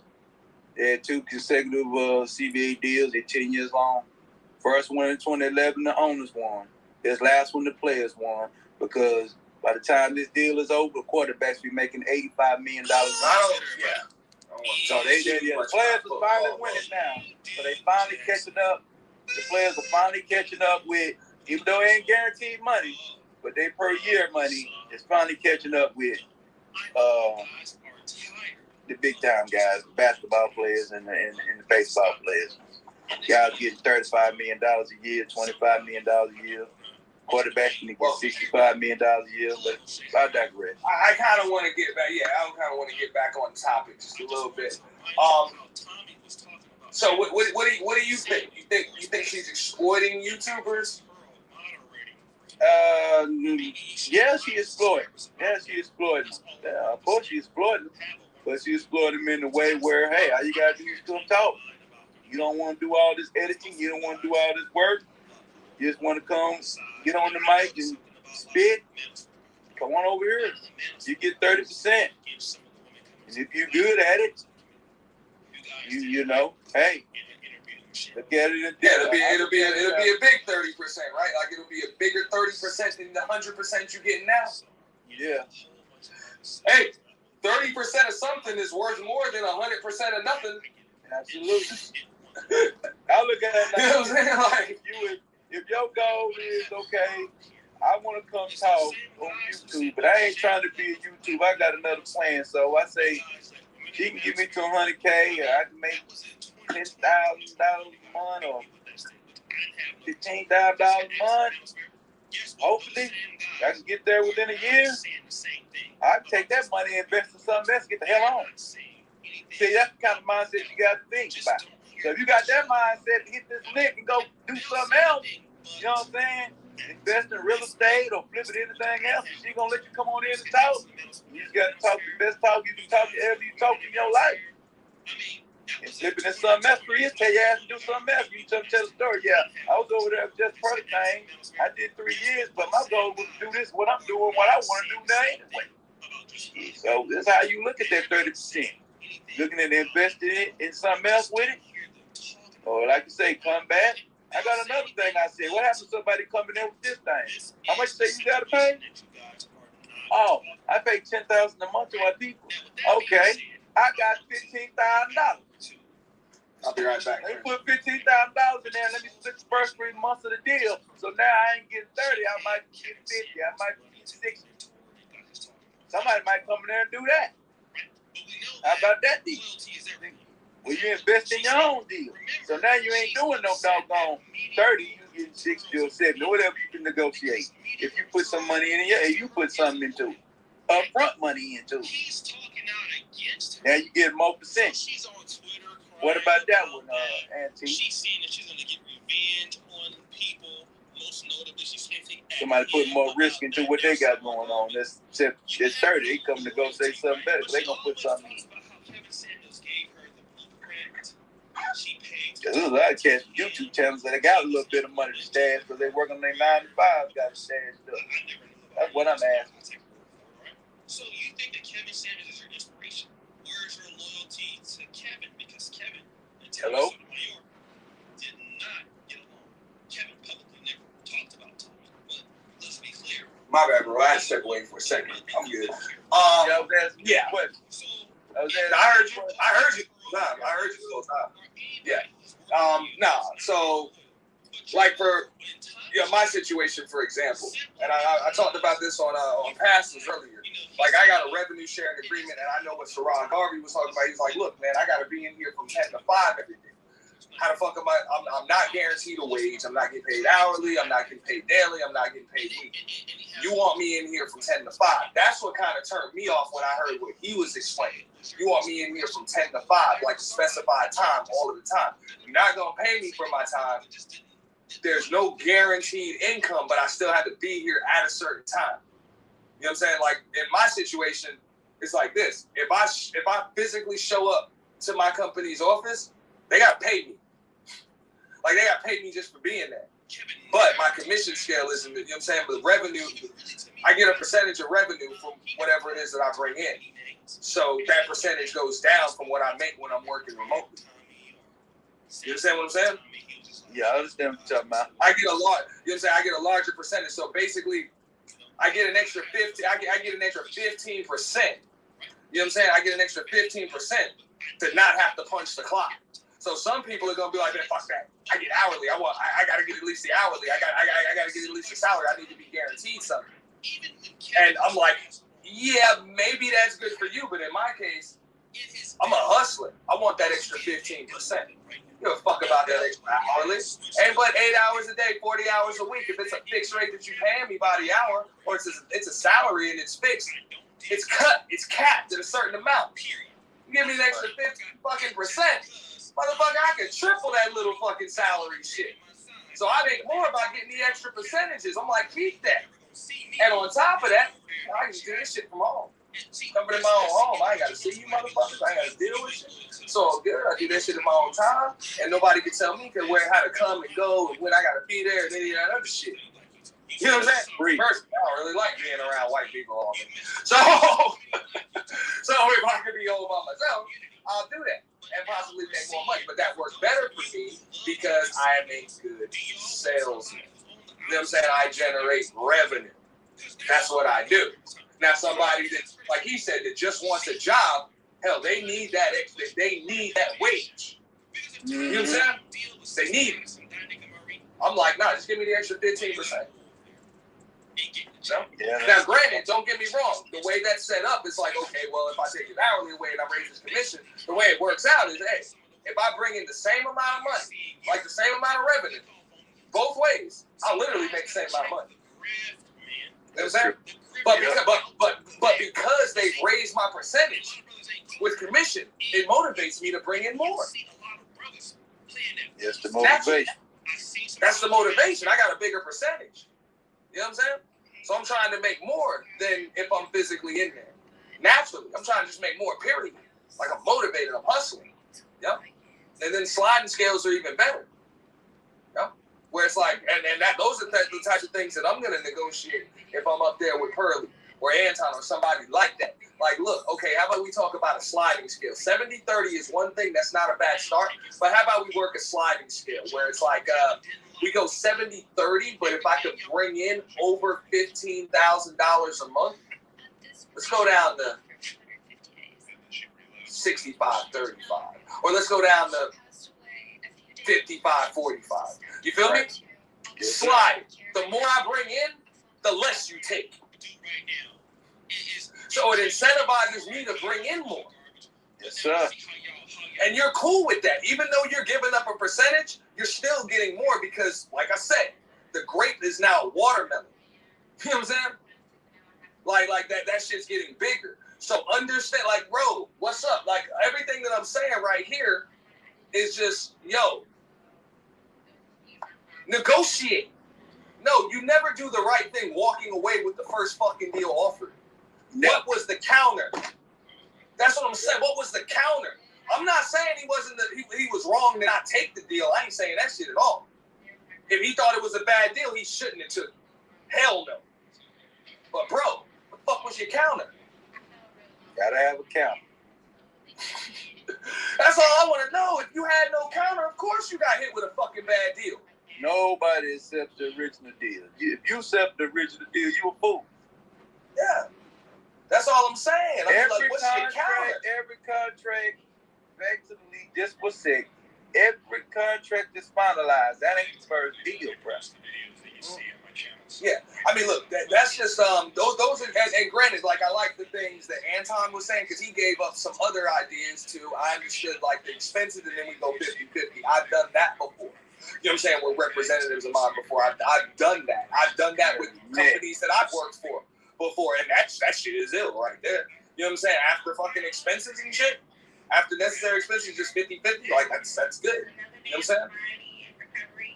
Hey, Red, you feel me though? Like that's a fair deal. What I'm proposing, like it really depends on who you are and what the fuck you're bringing in. You know what I'm saying? Like where you are and what you're bringing. When you're talking about percentages, it depends on what the fuck is coming in. Well, you know, that's what I'm saying. If the pot's not gonna get bigger, then yeah, why the hell you like, bro? If I'm making X amount of money now, why the fuck would I want to give somebody 70% of it? Understandable. But if I'm gonna be making like that much more later, like I don't give a fuck about that 70%. I told you I would want to get to the point where I don't need any of that goddamn AdSense shit and keep it. I want that. I want to write that shit off anyway. You know what I'm saying? I don't give a fuck about that shit. I want the other shit I'm selling. You know what I'm saying? I want the other shit I'm selling. Yeah, the merch and everything, yeah. The shit they can't take 30% of before I see it. Right. You know what I'm saying? Because even if you got your business and all that other shit set up, they still gonna take a little chunk of the super chats and shit. You know what I'm saying? Like they still gonna take a little chunk of that. They're always gonna take their cut. So, but you know what I'm saying? If I got paid promotion, sponsorship, all types of other shit going on, merchandise and shit like that, fuck you, tell you, ain't nobody getting their cut off of me first. Right. Those are my businesses. Yep. And I just use what you got to promote them. Right. You know what I'm saying? So that's what I would want to do. I would want to come in there with a few other side hustles that I'm promoting too. You know what I'm saying? I'm promoting an entire brand. That's what I would recommend. You know what I'm saying? For somebody that takes a 70-30 deal like that. You know what I'm saying? Have other bro. If you just depended on that, you're pretty fucked. Like chances are you could, because that's stressful. That would be extremely stressful. You know what I'm saying? Like if you're just trying to make a living and you wasn't really making one already doing that shit, that's gonna be stressful. You need to come to the table with something where, hey, even if that pot doesn't grow bigger or it takes time because it could be it could be a curve. You know what I'm saying? You're not really working with her team like that yet. So that's another thing that Anton was saying as far as the recruiting is concerned. It's like, look, I kind of see how people move. I pay attention to whether or not they can work as a team together. You know what I'm saying? I kind of just see how the personalities. I think about how it is they might gel. Maybe even ask some people on the team about them first. I understood that. You know what I'm saying? As opposed to just signing their ass and then bringing them in, and this shit might not work, or it might take some time. Like I might lose money. You know what I'm saying? I might lose money on this motherfucker over the first couple months before I actually, you know what I'm saying, start making anything. It's business. Yep. It's business. The shit happens. Like it could just be a learning curve where my editors and the people that make thumbnails and the people that are doing collaborations and content strategies and, you know what I'm saying, the mood boards and shit, you know what I'm saying, and the mind maps and doing all of that before they actually, you know what I'm saying, kind of get used to it. You know what I'm saying? It might take some time. You know what I'm saying? To just get that cocktail just right. Yeah, it's gonna take some time, man. No, man, don't get me wrong. But just like she said, the more she does it, the more efficient she's gonna get at doing it. You feel me? Yeah, so it's not gonna take as much time. You know what I'm saying? So I just understood all of what they were saying from a business perspective. Whether or not they were telling the truth or full of shit, I don't know. But I'm gonna take their word for it. This is based on what I saw. And I'm on the record as saying that shit. Based on what I saw, that shit just looked like all business to me. Yeah, it didn't look like anybody was getting fucked or exploited or anything like that.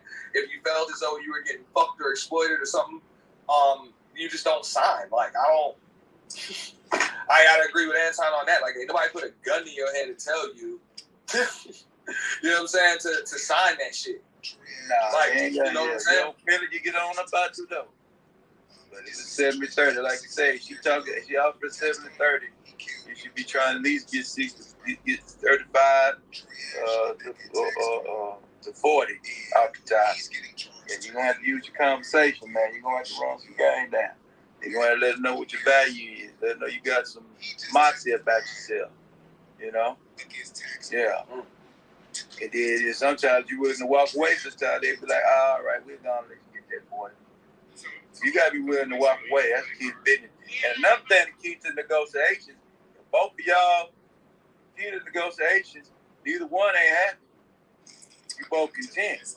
So if she happy with 70-30, ain't no good deal for you. Yeah, she gotta feel it too. So if you can get 35 and she's like, okay, then you win. But if she walk away with 70-30 and she's smiling at her ears, nah, ain't no good negotiation. Yeah. No, I mean, I don't. It all depends, man. Because, dude, when you doing percentages and shit like that, usually that shit is mutually beneficial. Everybody's invested in making that shit bigger. You know what I'm saying? That's why I don't. When people be like, "Oh shit, man," you know what I'm saying? I make $40,000. What the fuck is that, bro? That ain't shit. Like it's not a lot because I know damn well. You know what I'm saying? Like, give me the opportunity to make a bunch of shit. It's like this, bro. How many jobs do you know of will pay a motherfucker $500 an hour? Nah, ain't too many. All right, so if you want to make $1 million a year, what job you gonna get?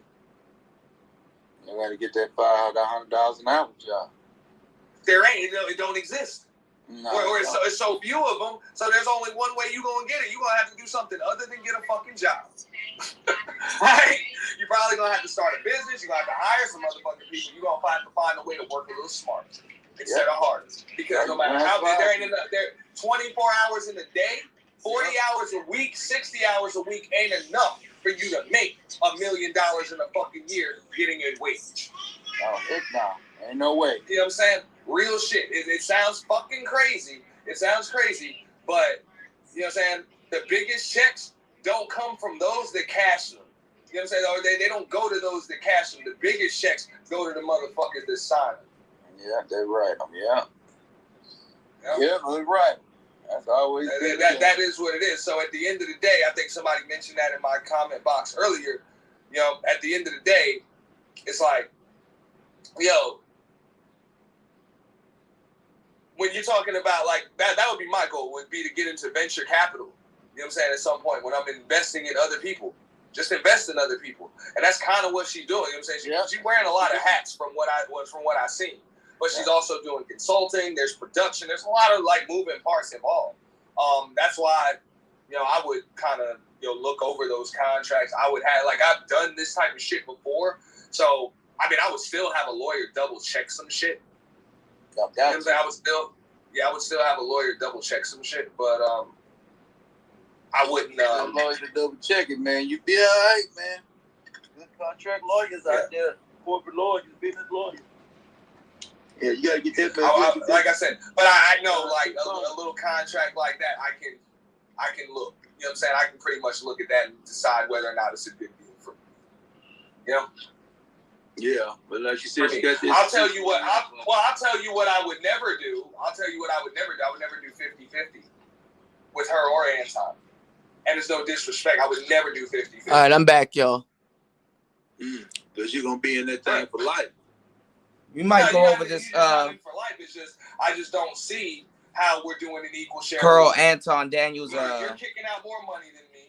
You know what I'm saying? Either you're kicking out more money than me, or I'm putting in more time with fucking work. I would prefer that your ass pay, just like they were saying. I would honor before I do 50-50, and both of us got to put in some equal shit. I would rather give you 70% and leave you responsible for 75%. And try to get your ass to 80%. To be honest with you. That's the fuck I'm trying to do. You know what I'm saying? I'm trying to get you to take 70%. I'll give it to you. I'll take 30%. You know what I'm saying? And then you can do 80% of the fucking work. I'm going to try to get you to do that. And you might talk to me like, yo, man, I need you to do this, this, and this too. All right, I get it. Yo, all right, you know what I'm saying? Whatever. But that's all I'm saying. Like, that 50-50 shit, fuck that. I ain't even trying to do as much as you. And I don't think you're going to do as much as me, so I wouldn't go on 50. Yeah, but think about it. What's this saying for him? He already got the she ain't for you there, so what's going to make him do it? He gonna do that machine. That's just for me. Like I said,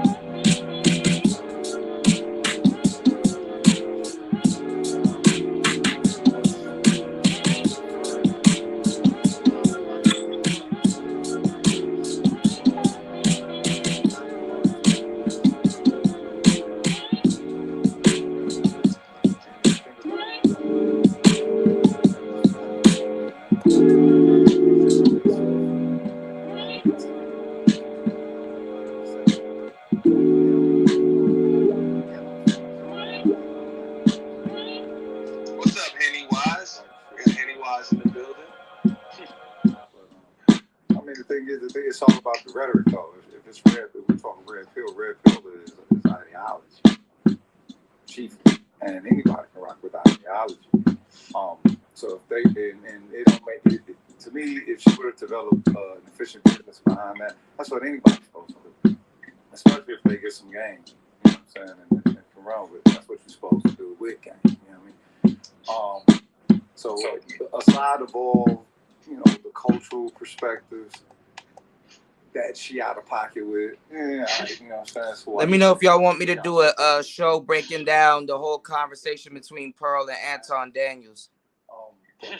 But if there's game to be gained from it, yeah, you know what I'm saying? Gain some game. Because I'm not a fan of hers or Anton's. You know what I mean? How you doing, Anton? Whole ass nigga. But if they got game to give, they got game to give, for real. Nah, I thought that was a lot of game in that. And to be honest, I've never seen a stream where people broke down. Like, I had to learn how to read all that YouTube shit my damn self, and I had to get coached through a lot of stuff. You had you know, 1,000+ subs, so you know what I'm saying, YouTube is hollering at you, right? No, I mean, I had to learn a lot of things even before I even started a channel, just little things. But as far as like the revenue sharing and all of that other stuff, and just the game, like I had to learn things on my own. I had to talk to other YouTubers. I had to do a lot of shit, man. And it's a shame how many people, a lot of people been in this motherfucker for years, man, and don't even take the time to learn, you know, stuff like that. So I'm glad that they had that conversation on a live stream. Yeah, you know what? Yeah, that was the game. You know what I'm saying? For real. Earlier, you spoke on someone wrote in the chat that they're acting as if they actually got media stations. Well, that's what YouTube is. You know what I'm saying? Mm-hmm. YouTube is actual straight up media station. You know what I mean? It's your own media station. I remember when, you know, everybody wasn't thinking like this. You know what I'm saying? Everybody was thinking on, you know what I'm saying, investigative, you know what I'm saying, video journalism or something like that, right? Yeah, I mean, now everyone does it, right? Everyone has an opinion. Cool, I get it, but it's different when you actually have a passion for, you know what I'm saying, the divulge of information, you know what I'm saying, and making sure that it's something that actually can enrich others, empower others, you know what I'm saying, and better others, all that, right? It's the same. Ain't nothing different from the medical field, guys. You know what I'm saying? When you really about it, you heard? But now everybody do it. So it's like, all right, if everybody do it, then that means that the actual new market is the actual algorithm itself, right? It's not what the brick and mortar made the market out to be. And everybody else who is still operating under that model, they're actually losing out. You know what I mean? So it's like, all right, this is the whole new market. You know what I'm saying? Welcome to the internet. The main thing that I like, what I heard, and I've been saying this since I've been going on this little tour for the last couple of days, because I actually peeped this a while ago, but I was like, yo, when I'm looking at this shit, I'm like, bro, what the fuck is the difference between content and music? It's the same shit, and on paper, it's the same damn shit, bro. So just like the rappers and the musicians are trying to get publishing rights and shit like that. These are the reasons why Prince had to change his name how many times? Yep. Like, you know what I'm saying? You trying to get publishing rights and you want to own all of your shit. So I'm glad they broke. Like, Anton was like, fuck that. Hell no, you can't keep all of your shit after 3 years.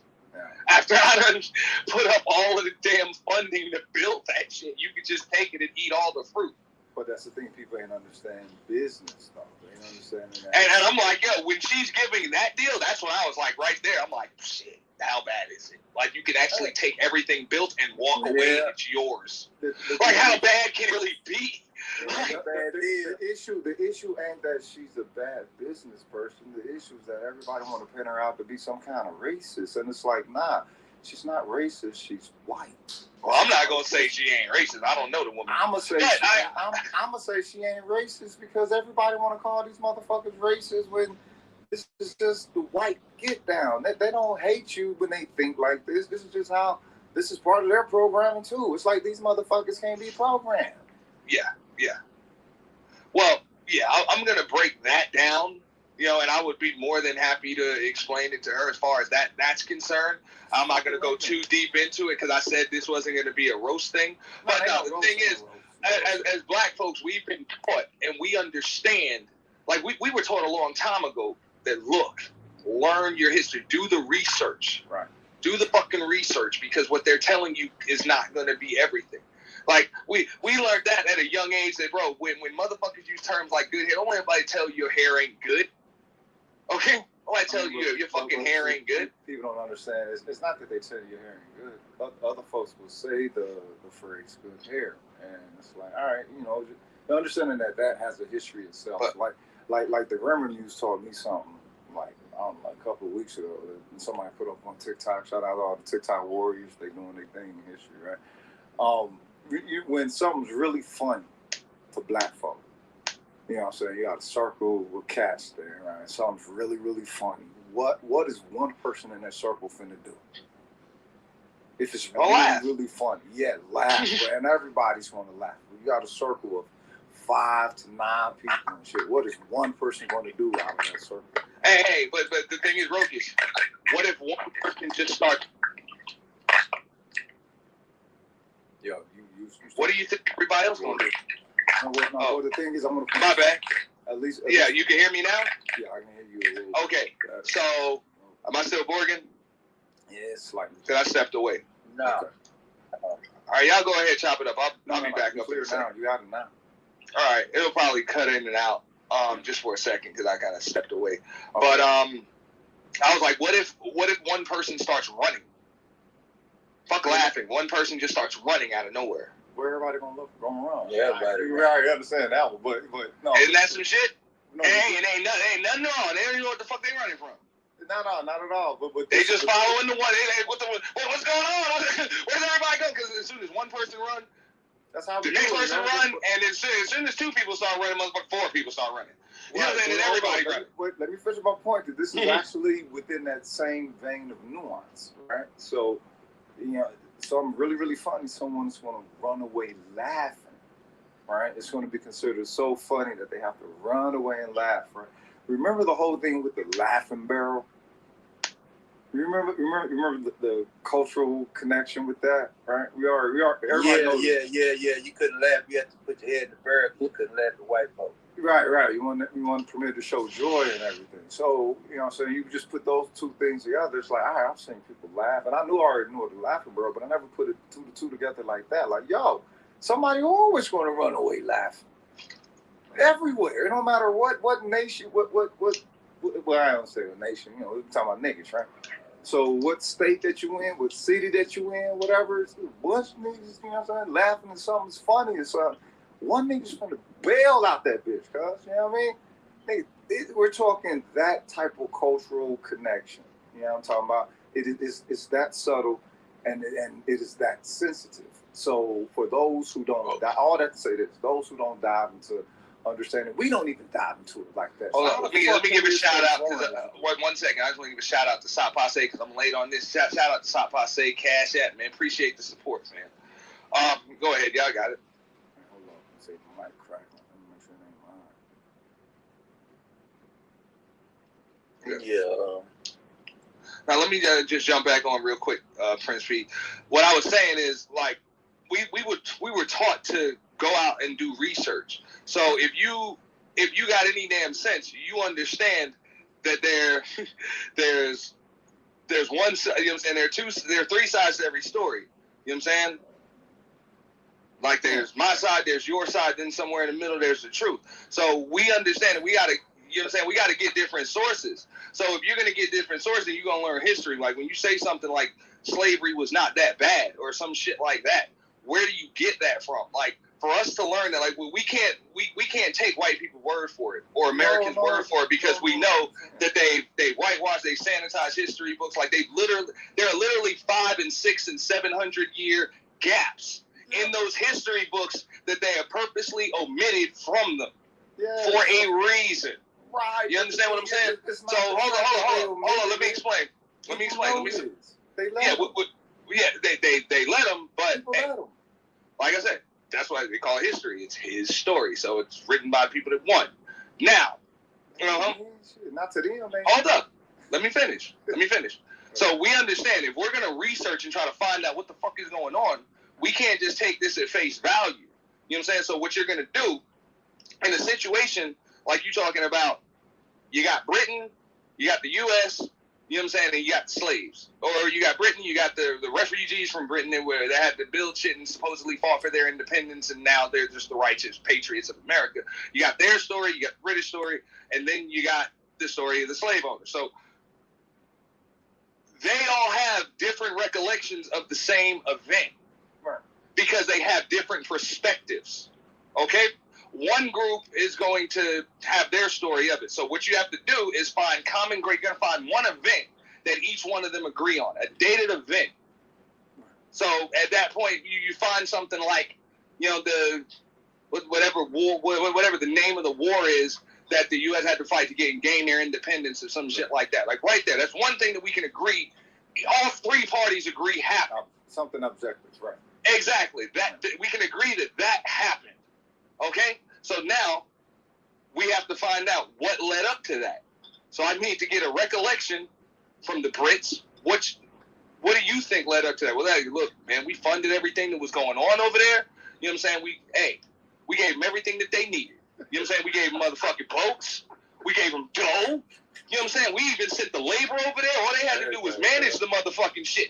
And then all we wanted was our fucking cut. And these motherfuckers, they didn't even want to pay us. Like, the fuck out of here. So then we went over there to get our shit. You know what I'm saying? And the motherfuckers started bucking at us, yo. You know what I'm saying? That's their recollection.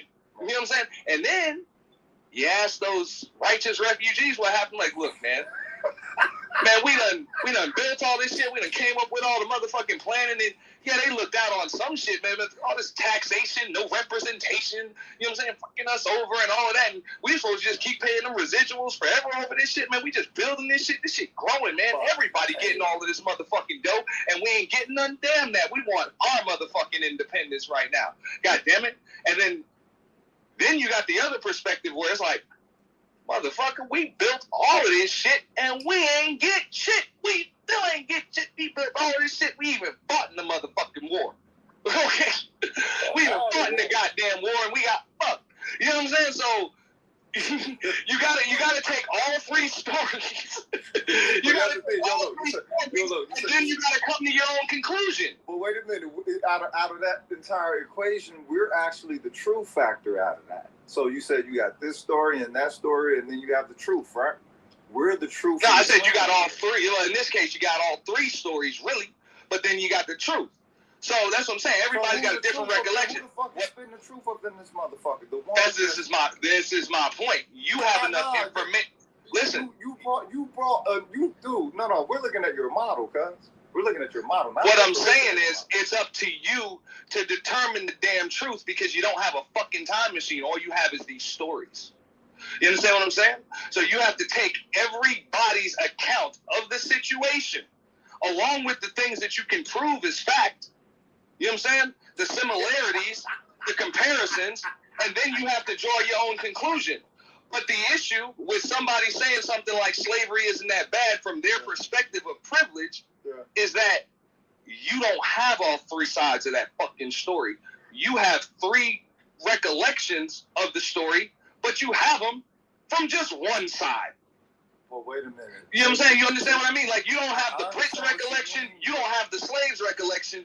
You have the righteous, independent, hardworking immigrants that did all of this shit. So you just see yourself as just righteous and hardworking. That's it. You don't have the motherfuckers who you fuck out of there, you know what I'm saying, who funded this shit and they got fucked. And you don't have the recollection of the people that built this shit and they got fucked. You're admitting it. Wait a minute, yo. Go ahead. Turning the heat on, man. You turning the heat on. Go ahead. Y'all got it. This motherfucking Purge remaster, y'all. You better pay attention. Nah, but y'all piggyback on that. But that's my point. Like, you didn't get the story of the Brits, the slaves, and your people, and just come up to some comic. Okay, so this makes sense. This is likely what happened, just based on what all three people are. You know what I'm saying? What all three sides are saying, and what I know is fact. All you know is what one of those three sides is saying, and you probably heard 10 people that were part of that group telling you the same shit. So in your mind, that's true. That's the truth. That's the only truth. So you know what? Slavery wasn't that bad because all of my people told me it wasn't that bad. Everything I read told me it wasn't that bad. You know what I'm saying? Everything says that wasn't that bad, but you didn't do your discernment and that was what Sarah Garvey in his defense, because I know I kind of been getting on him a little bit as far as the deal goes, but I did see his stream, and it's like, yo, you didn't listen to perspectives from people like him.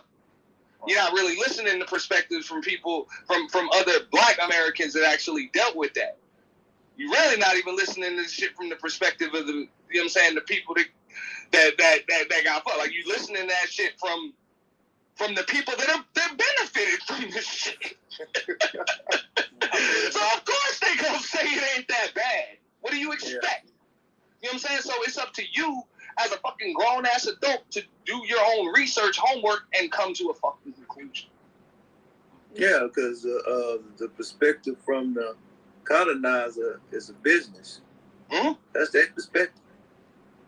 You know, yeah. So that's what she said, well, it ain't that bad because the white folks is telling them, well, it was business. It was business. So she looking at it in her doggone. Because we telling her, like, yo, if you did your fucking homework, you wouldn't, not only would you not say it wasn't that bad, bitch, you might say it was worse. You would say it was worse if you actually did the homework we did. Yeah. Do you really need to do the homework, though, if you have the humanity? We had to do the homework because we were forced to, because we couldn't take their fucking word for it. You understand? Wait a minute. You gotta try to see whose word you were taking. What was happening at the time as just the civilized thing to do for you to declare that, well, maybe history is the way that these motherfuckers said it was? That don't make no sense. You know what I'm talking about? This is the thing. Most of these motherfucking pilgrims, when they speak, is a glitch in the matrix anyway. Called the pilgrims. Yeah, you know what I mean? Peckerwood ain't a nice thing to say. Hey, it's easier to call them pilgrims. Hey, I was like, bro, give me a synonym for the word pilgrim. Pirate. Motherfucker. Pirate. You know what I'm saying? Same shit. No, that's what they call themselves. You call them pilgrims, I call them pirates. Yo, that's what they call themselves. No, the thing is, there is some element of how they present themselves. I use that as an accountability toward this ability that they purportedly presented, you know what I'm saying, in the initial, you know what I'm saying, encounters. And it's like, all right, I'm basing everything, this whole, like, everybody wants to talk about the slavery thing. Hey, I'm with Kanye on that one. I'm sorry. You know what I mean? It's a choice because either that or they'll kill you. Well, they'll kill you anyway, so you might as well fight to the fucking death. You know what I mean? Shout out to Haiti.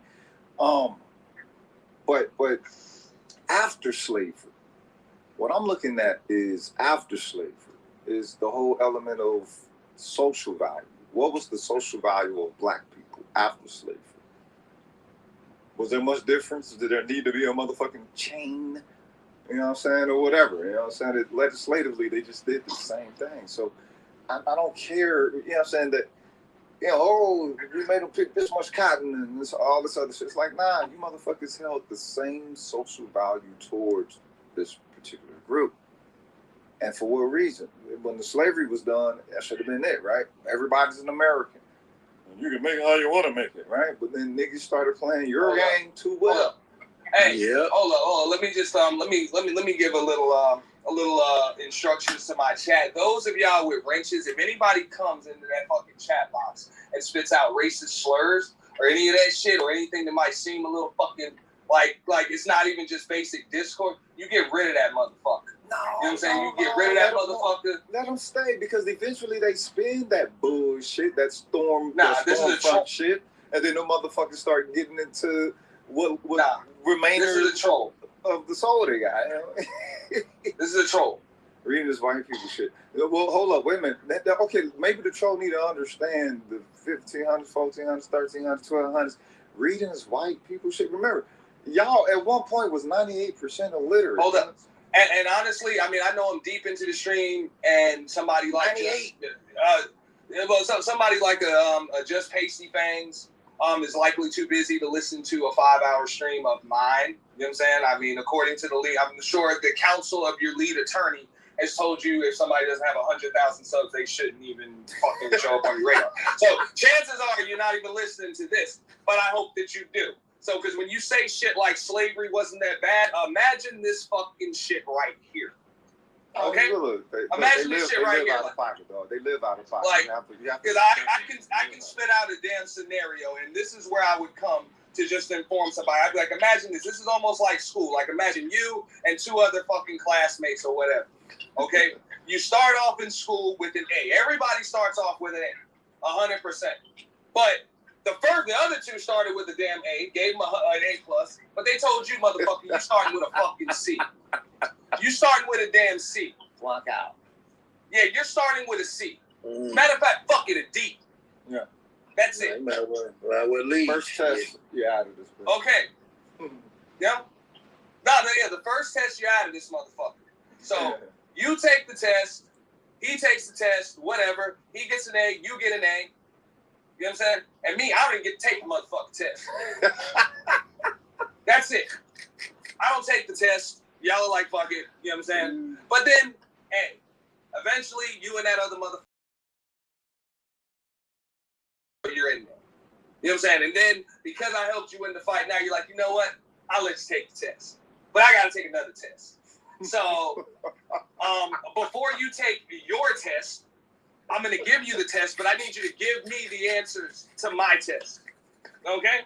Because, straight up, because that's the way it is. They're like, that's the way they're coming at you. Like, goddamn. Struck you as compensatory? Like, this is the thing. I don't understand why we call them into the accountability that we call them into when most of the things that they do is clearly compensatory, cuz. Wait, there's more, because that's what you tell them. Because then they come at you like, look, I'm taking the test. You're taking the test, but then it's like, then they're like, you know what? Fuck it. Quit. You keep complaining. All right, here's your test. You can take your test now. We finally gonna let you take the test. And then I get the test, and then I'm like, fuck, I can't read. And then they're like, well, what the fuck's wrong with you? It's like, bitch, you made it illegal for me to read. So I can't read. I don't even know what the fuck this shit says. You know what I'm saying? And then they look at you, well, I got an A on my test. Why can't you get an A on yours? It's like, bitch, I gave you the answers. I spoke the answers to you. That's why you got an A. So if you can teach me how to read this motherfucker, at least I got a chance to get an A. I got the aptitude. I know the answers. I just don't speak the language. But hold up, Roguish, I ain't done yet. Wait, there's more. So then they're like, whatever. Test day will be in another fucking 50 years, again, next time. Come back when you can read. And no, we ain't gonna teach you. So luckily for us, you know what I'm saying, they have some refugees from some other companies, and I don't know, maybe some people that weren't that bad, so they came and taught one person how to read, and then they taught a few other people how to read. And then test day comes. Test day comes a few years later. And I don't get invited in, but I still show up on time. And because I learned how to read, I studied. You know what I'm saying? I studied. I'm ready. Let's go. Okay. I show up to take the test. That motherfucker hand me my sheet, and I'm like, all right, let's go. And the motherfucker's like, you got a pencil? I'm like, I didn't know I needed a pencil, but can I have one? It's like, nah, motherfucker, bring your own damn pencil. It's like, you own all the pencils. Let me get one. Like, let me get it. You own them all. And then they're like, yo, well, no, motherfucker. Like, why don't you I got my pencils. I own them all. Why don't you got your own pencils? And then they're like, and then I'm like, but I'm the motherfucker that manufactured. Hold on, Roguish. I'm the motherfucker that manufactured them pencils for them. So can I at least get one just to take this test? Okay? And they're like, well, by the time you actually get the pencil, we ain't doing hey, Roguish, we ain't doing tests no more. So how about this? We'll be doing another test 50 more years from now and come back with a pencil. So, hey, so now I'm like, yo, all right, I got you. I get it. It's pretty fucked up. You did me a little dirty, but I'm going to go get me a pencil. I'm going to go get me a job. I'm going to put in labor because I know how to work. I've been doing that shit for the last 300 fucking years, and I'll buy my pencil. So 50 years later, I got an extra pencil, too, just in case this one breaks and they say I ain't got no sharpener. Okay, I'm ready. I done studied. I got everything. And then I show up to take the test again. Hey, I show up to take the test again. And now, and I'm like, yo, I got a pencil and all. So try me, motherfucker. I'm about to ace this shit. And then you know what the fuck they say to me? Motherfucker, hey, we don't do pencils no more. You gotta take this one. Bro,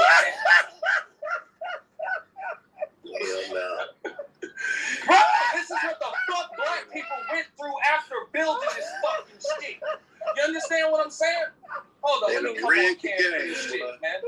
Let me come on, because I ain't done yet, motherfucker. Black people had to go through after. Wait, I ain't done yet, bro. Because when it comes to the fucking analogy,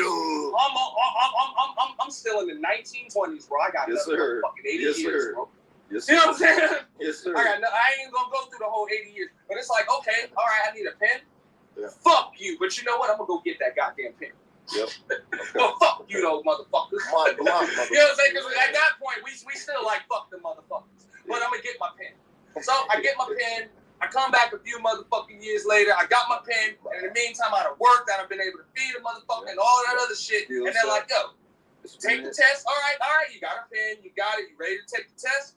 You know what I'm saying? They let me take it. I take it with the pen. Cool. You know what I'm saying? And then they like, well, you know what? You did get 100% on the test, but there's a little minor formality, some shit with that Constitution shit. For every 100 you get, we're only allowed to give you a 75. You know what I'm saying? I'm sorry, not a 75. We're only allowed to give you a 60%. A 60, because you know. Well, the thing is, you as a black man in this country, you're only 3/5 of a man. So even though you got a perfect 5 out of 5 on your test, we can only give you 3. Right. You know what I'm saying? Because you're only 3/5.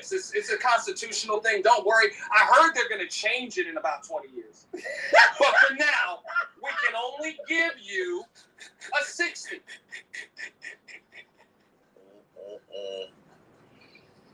But don't worry. Hey, don't worry. At least you're worth more than my bitch. Because she ain't worth shit. Your bitch ain't worth shit either. My bitch ain't worth shit. She can't vote. She can't do shit. So don't worry. At least you're still a man. You know what I'm saying? So playing tonight. No, hold on. Wait. There's more. 20 years later, hey, guess what? You're a whole man now. We fix that shit. Now you can take the test. You got a pen and you got a pencil and you done study. You can change all that shit. We good. You take the test. Get 100%. That motherfucker grades the shit. Gives you 100%. And then, right before you supposed to get your motherfucking paper back, graded paper, that proves you got 100%, that motherfucker just rip that shit up in your motherfucking face. I.e. Tulsa, Oklahoma, Black Wall Street, just burn that shit down. All your motherfucking churches, all that other shit. Just burn your shit down. Just rip up your motherfucking test right in your face, even though you got 100%. You feel me? Mm-hmm. You got the 60, then they ripped it up. But you got the 100, you were 350 human beings, so they only gave you 60. Now they done ripped it up now. Huh? Mm-hmm. Have you heard that, Rogish? Nah, I missed that. I said that. I done came back. I got a pen. I got all that shit. I done studied. Okay? I'm good. I'm on time. I know everything. I'm punctual. And this time I take the test, I ace it. And you even tell me I aced the motherfucker, bro. But then when I'm supposed to get my graded paper back, because you know that shit come with a degree. Yeah. That shit come with a degree. Yeah. When I get my diploma, that motherfucker, before he hands it to me, you just rip that shit up in my motherfucking face and say, fuck that shit. Yeah. That's what happened with that That's what happened in Tulsa with Black Wall Street and all that shit. Y'all was like, fuck that. We gonna burn that shit down. You built something? Fuck that. We burn that shit down. Hey, bro, I'm from Tulsa, bro. Born and raised, North Tulsa.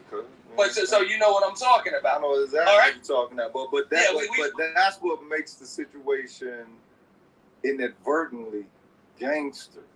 And not gangster to where, okay, you just immediately get in it like that. No, you start looking at it from the ties that it looks like it actually has. The whole American thing seems to be more of the commercial sense of an American. You know what I'm saying? Like the American dream is a product of the United States that is powered by niggas and the culture that is created by niggas through having to strive with this, you know what I'm saying, closeted inferiority that, you know what I'm saying, they try to call supremacy. What's going on, James? Most black Hold on, y'all. people want to go along to get along. They don't mind that these motherfuckers are the rulers of everything. They just Right. have an issue with us. And it's like, all right, well, what is your I'll issue? sit back and work on a little bit of music, but, you know. Already some pretty much devils, whatever. There's a bunch of goofy shit going on, though. You know what I'm saying? Anything else? Hold on, y'all. Let me charge this laptop. What is it? It has to be something within a factor of not fear, because those black people weren't fearful. Those black people weren't being fearful. They spoke the language, knew the culture, the same names, you know what I'm saying? Celebrate the holidays, all that shit, right? Church, Jesus, and all that old shit, right? Now, what would happen? The niggas was excellent. That was an excellence, because those thriving economic, you know what I'm saying, centers, which were cities, but to y'all, they were thriving economic centers. To us, we were just trying to make something for ourselves. But to the Pilgrims, oh no, them motherfuckers was competition. And lawful competition. You feel me? So it's like, all right, well, wait a minute. But then they were permitted whitely to come into the town, you know what I'm saying? Lie, say motherfucker rape a white bitch when anybody who ever had the motherfucking Pilgrim bitch cookies. You understand? You ain't got to fight for them. They throw that shit to you. I'm good, man. I'm thinking about reacting to this Pearly thing. Anton Daniels conversation, since it's a business combo. But I am on the record as saying I know how to deal with Becky. Say whatever you want, dog. I'm still working on how to deal with Keisha, but I know how to deal with Becky. Goddamn. Oh, nigga, Becky easy, cuz. I don't know if Becky easy, but she's damn sure simple. Yeah, I mean, but that's the thing. In the morning, huh? They all something to work with, but when it comes to Becky, the thing is, Becky swoon to a motherfucker's charm. You know what I'm talking about? White women let themselves feel the whole motherfucking love. And so, you know what I'm saying? That's what. Shout outs to Auntie. Let me see. Before I jump in and do this Anton Daniels video, let's see. Let's get 15 minutes into it, and then I'll stop the show, come back up, and yeah, we'll talk about this, because Anton is a smart businessman, but I doubt he knows anything about the record industry or running a business that's centered around recording. So let's see. What's going on is Anton from AntonDaniels.com. I appreciate you guys for continuing to rock with me. We got a special Saturday live stream. I think that it would be good for you guys to be educated about a lot more than what it is that you think things are. But it's an opportunity for you guys. Usually this is actually something that I only do for the bag chasers, right?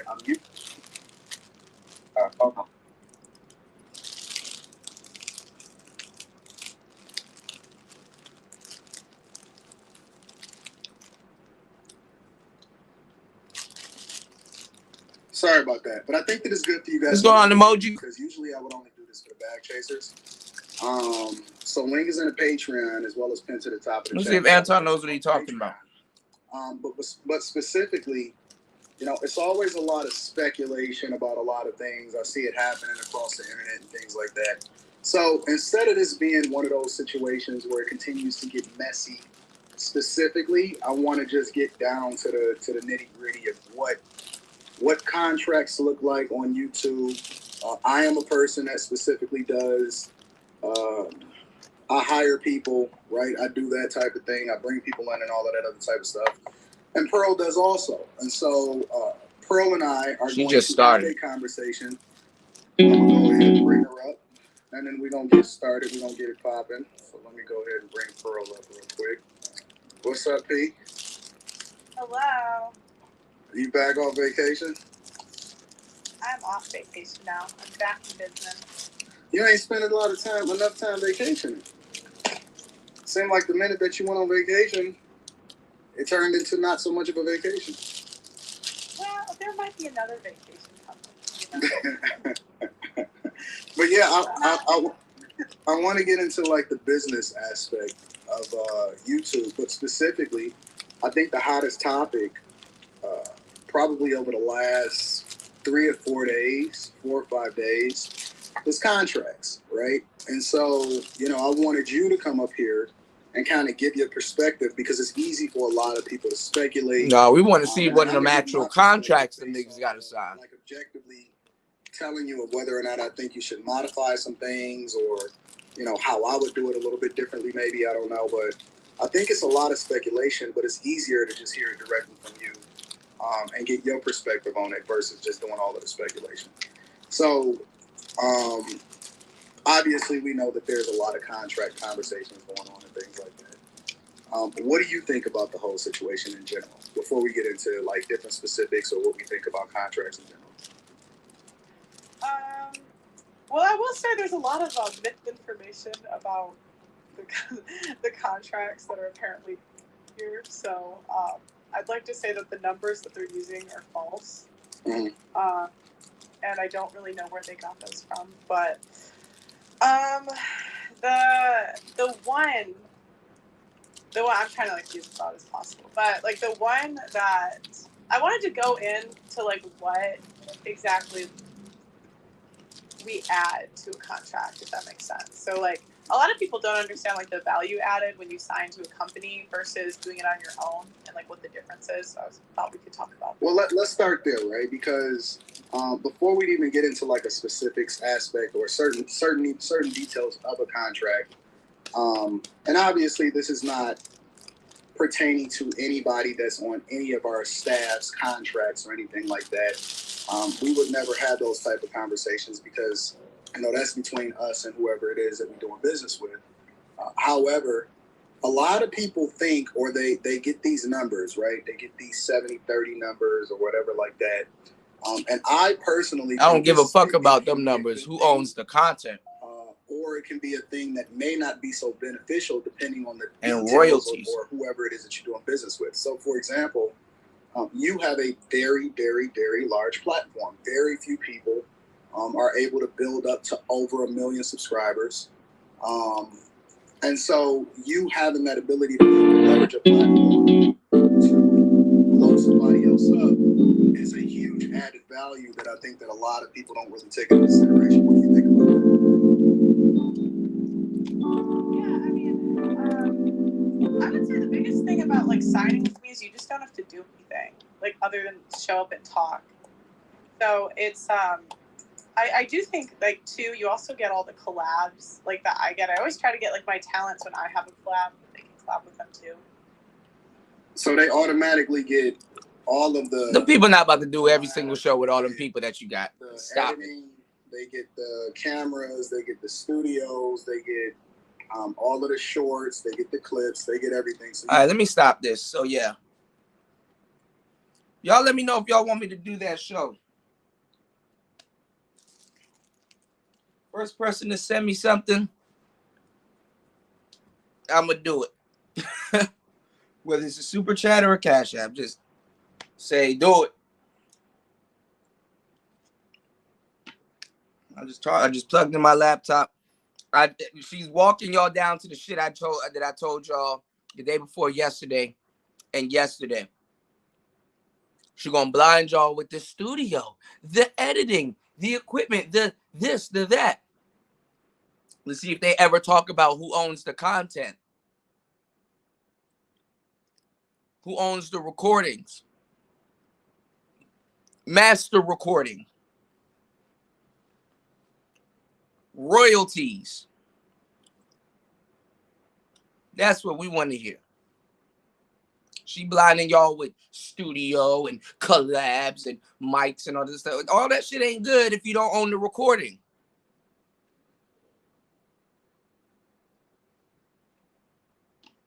Bullshit. You telling me that the only thing that your people have to do is just show up and talk? That's a lie. Because I was trying to think of like what I would have wanted to do. Like, because I always think of when I was like 21 or 22, and you could go the route of like learning all this stuff about YouTube, right? You could learn how to do that. And, there's no shame in that. Like honestly, in the long term, it's a really good option. But when it comes to I don't know. I was just thinking when I was 21, if I could just show up and talk, it would have been so much easier than learning all this equipment. If when you learning all this equipment, she don't even know the equipment. You had a YouTube platform, right? How many subscribers do you think you had? Maybe, no, I think I got it. I started my channel in 2020. I had like 20,000 subscribers for like a year. I was on TikTok for like a year before that, and I also had really on TikTok. TikTok's a lot quicker though. It's like a different platform. So you decided to transition. What made you transition over more to YouTube? Was it anything in particular? Or was it just that, I'm tired of TikTok, or I'm having problems on TikTok? Why did you transition over to YouTube? Like, why did you start to spend more time trying to build a YouTube platform? They banned my TikTok. So I was like, okay. And my first video was like a house tour. So basically, when I did the house tour, I just saw that the ad rates were a lot better on TikTok.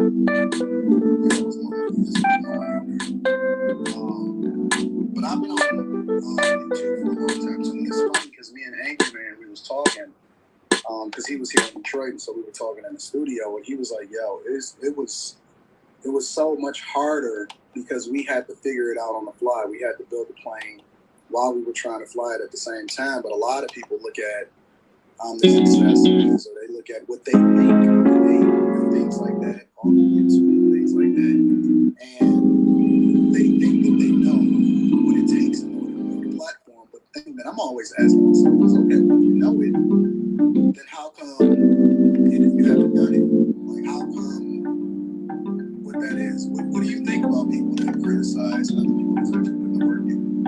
Matter of fact, let me back for a minute. What is your days like?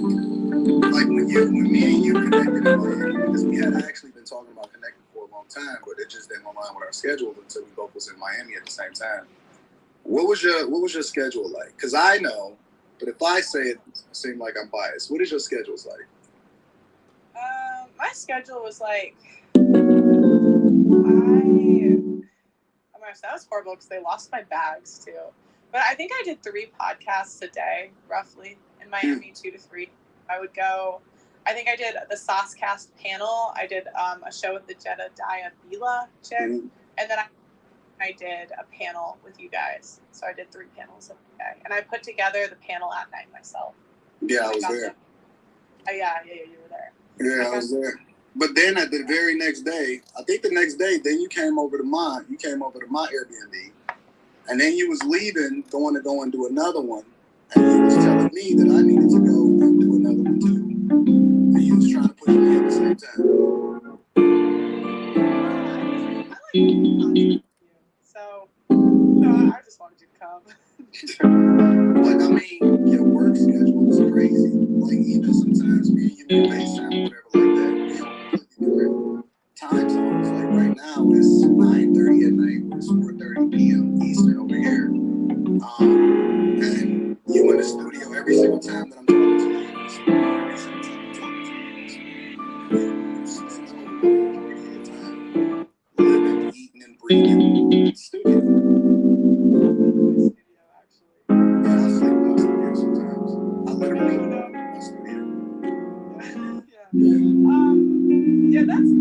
It's been such an interesting transition from like doing my own channel to like managing others, and there's just been a lot of like challenges that I tell you about them, didn't really see coming. But yeah, a lot of people don't know how much it takes to like go into it. Like first you have to coordinate everybody, you have to budget, you have to like set up the gosh, there's just so much that goes into it. What do you a lot of times after this I want to go into the actual contracts. Me personally, I have a lot of problems because I deal with people don't work as hard as I work, and that bothers me sometimes. Guests sometimes aren't on time, and panel members aren't on time. Talent is not on this necessarily not on time all the time. Sometimes they don't even show up. Trying to call and figure out what's going on and things like that. When you think about what it takes in order to run a successful business, let alone content creation platform, What do you think is the difference between people that look at it as maybe from a talent perspective, like a worker or an employee, and people that kind of look at it from this is my baby?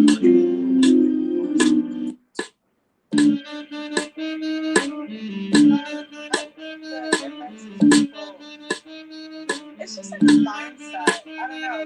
You have to be really passionate about it. Like, you're not get anywhere if you're not passionate about it. So, yeah, for me, I just love it.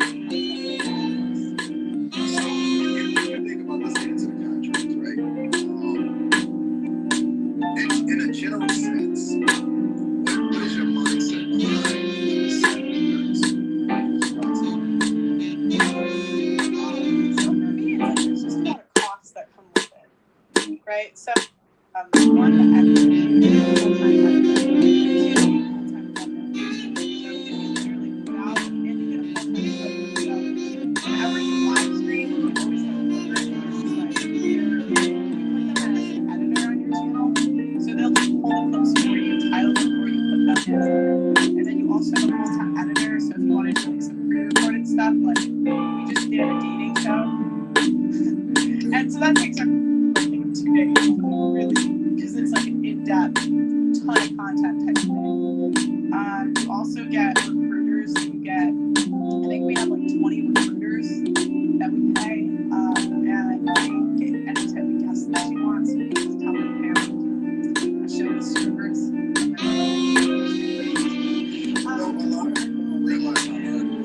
Let's go about it point by point, right? For me, I do a combination myself because I know that I'm a person that's actually it's like my recruiting process. Feel free to share or not share certain secrets you won't want to.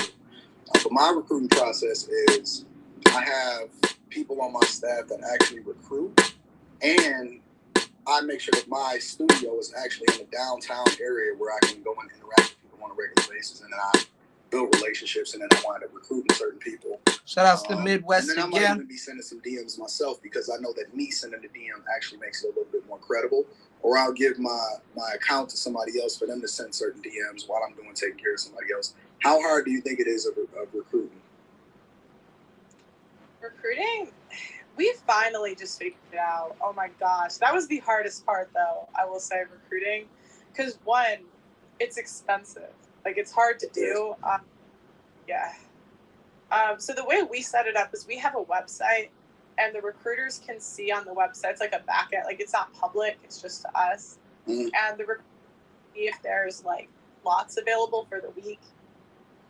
And so then they basically go in and they book the person. So they'll like put 3 or 4 guests, whatever they want to do.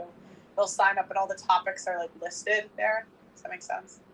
Do you how do you deal with like even when people sign up but they don't necessarily show up because you may not have enough people? Man, y'all talking about bullshit. How do you deal with that? Y'all talking about bullshit. Double. So I always want get into the actual business. Stop asking people what's going on with staff. That's our new assistant. Her name's Helen. Shout out. I think he's watching. He's like. All right, let's do the show. So if there's anything that he doesn't like. Shout out to the supporters. Let's do the show. Hold on.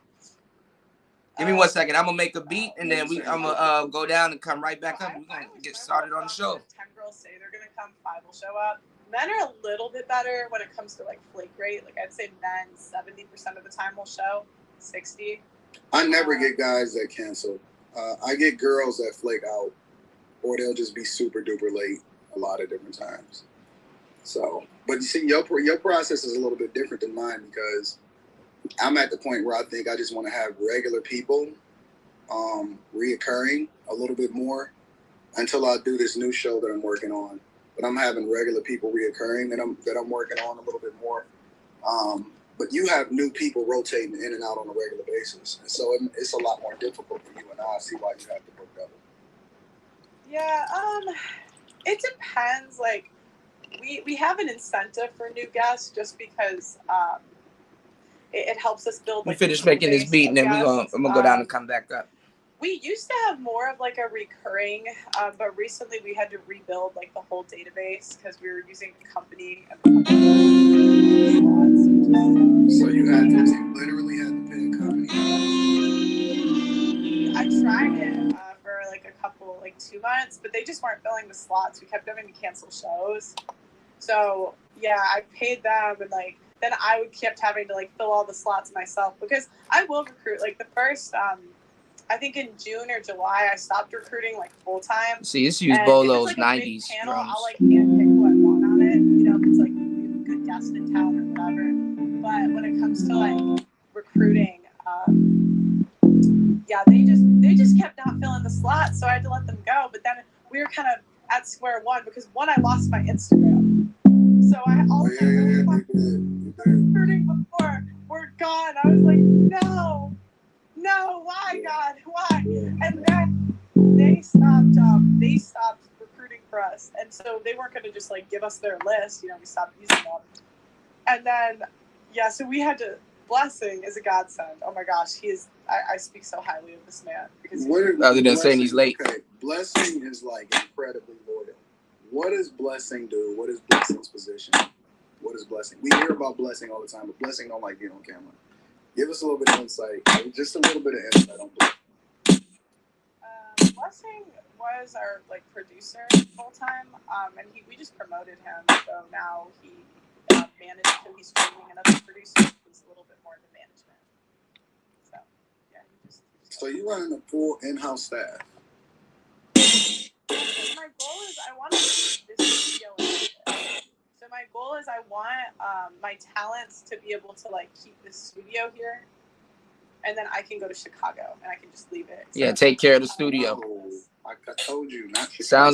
Sounds like not showing up and talking, y'all. Well, my dad has a compound. I don't know. We'll see. I know that, but that's where they got flights, and you can stay in Chicago is much closer than Nashville to Chicago or London, Chicago, right? It don't take as long to get over there. Whereas you set up in Nashville, you can set up in Florida somewhere. It's much easier to recruit talent in those locations specifically. It's much better from a tax perspective. She got a whole manager, and she got to go to Anton to talk about this shit. Close to family. You homesick. It all depends. So I have. It depends how big. If there's 2 routes I could go here, right? We could have locations in different cities, and that's something we're like kind of playing around with. But I would need someone to like manage. Like I just don't see myself like.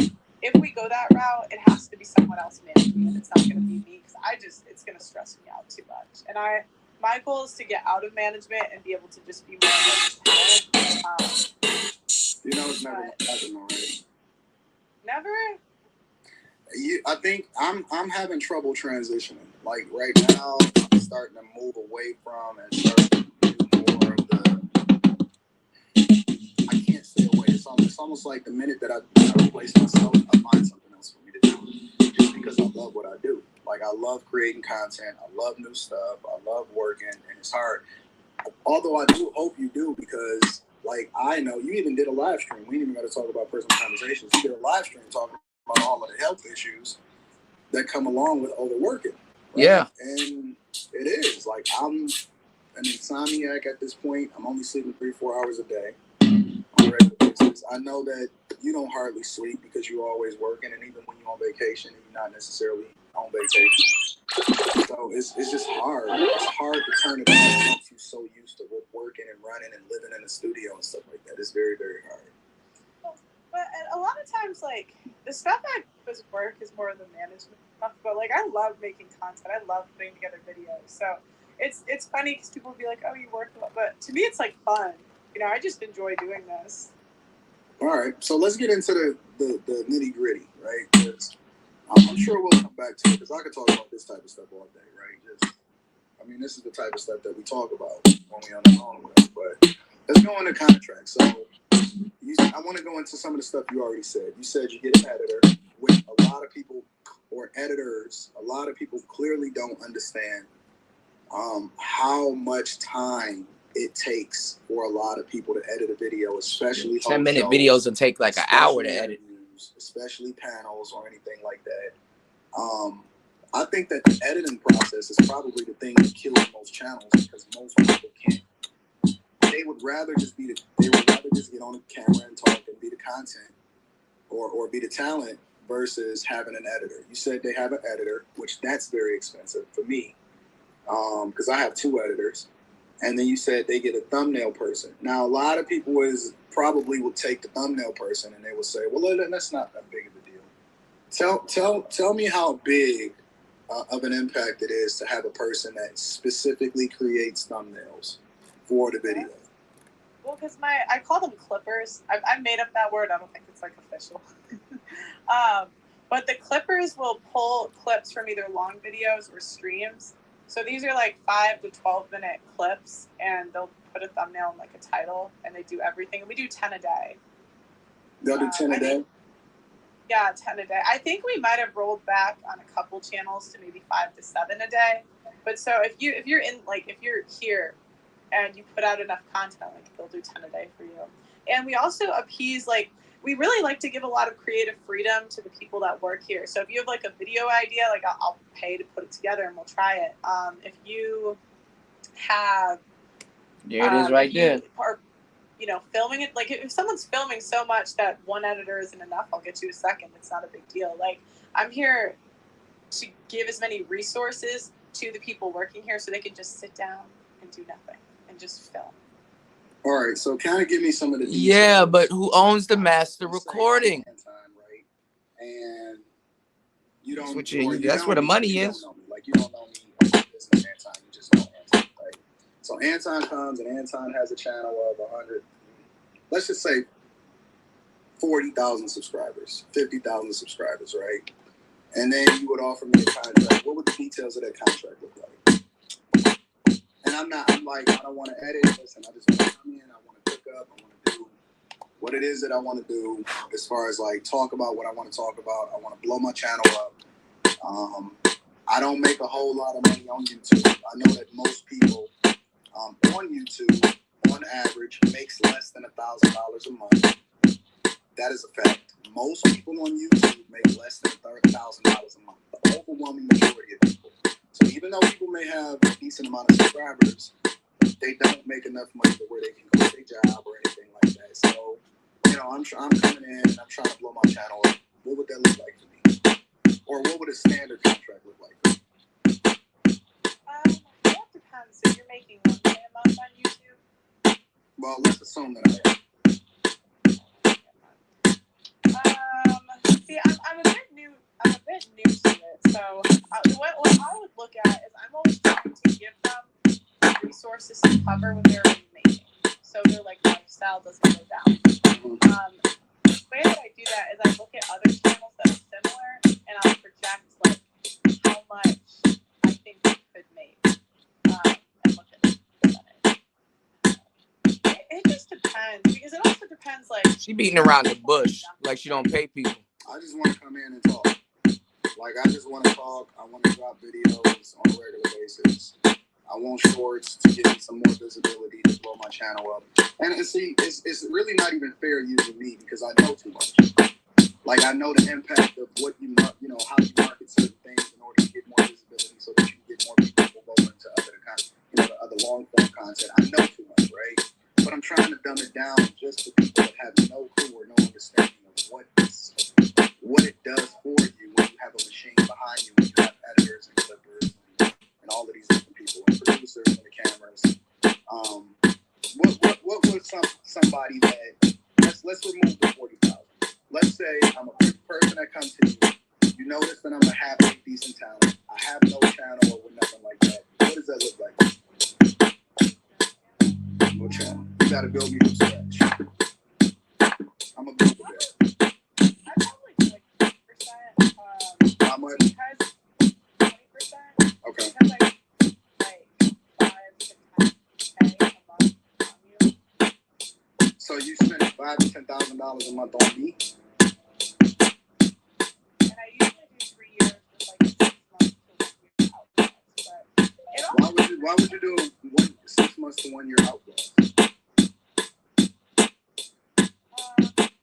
Right. You don't see him grilling her as he did Sarah. In case anything goes wrong.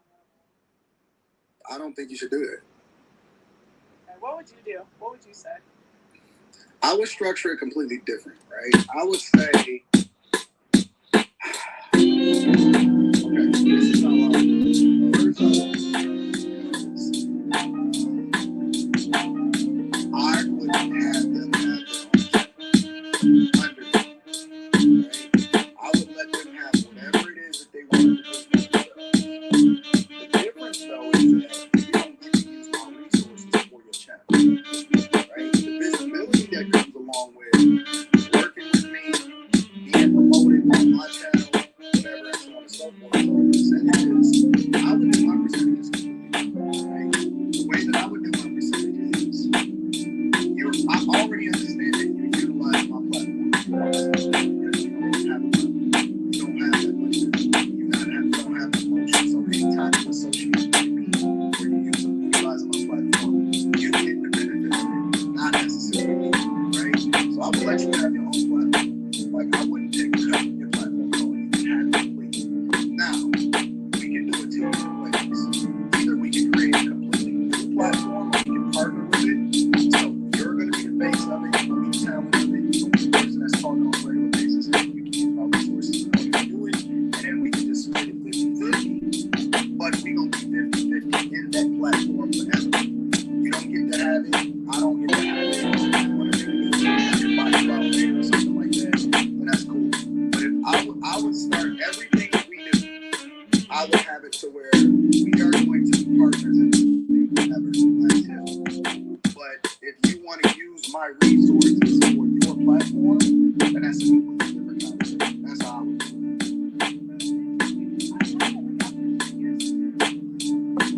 Right, which I think that's a bad deal for you.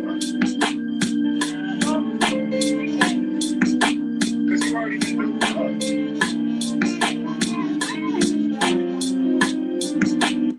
You know what I mean? Like, I'm never going to try to, like, use someone something they want to get. Well, the reason why it works better this way is because you remove anything that they can say negative about you, because now they have a vested interest in your success. See, if your channel fails, then you're not making a ton of money, right? And that's something, because now we take it to this, right?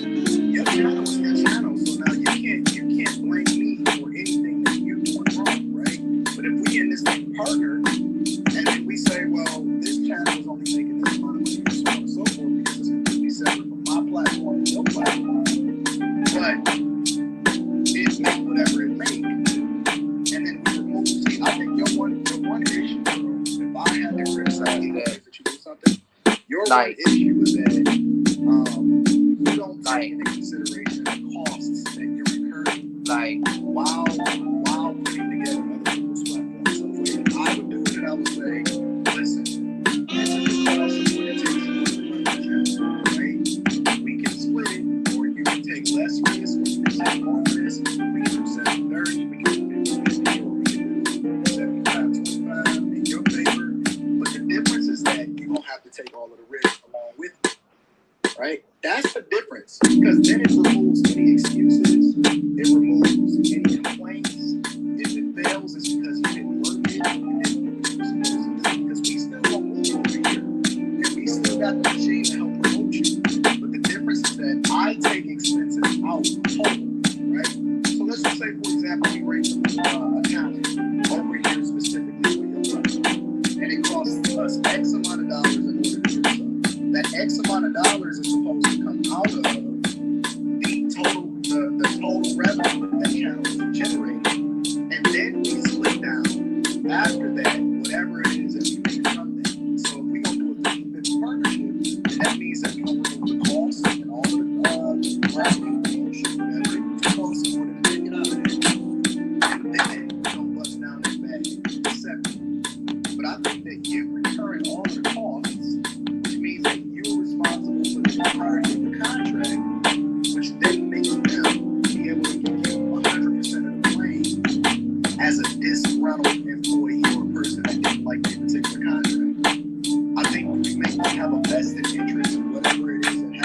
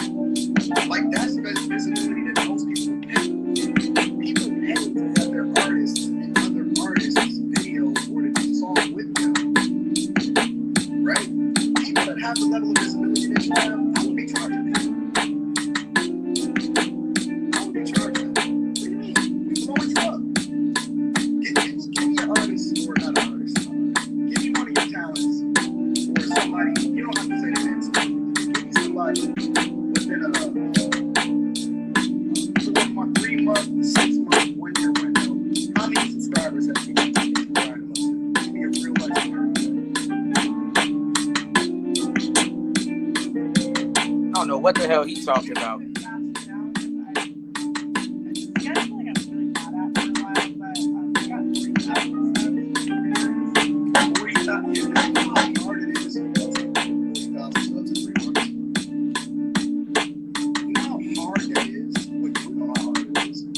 Don't pay for JT's verse.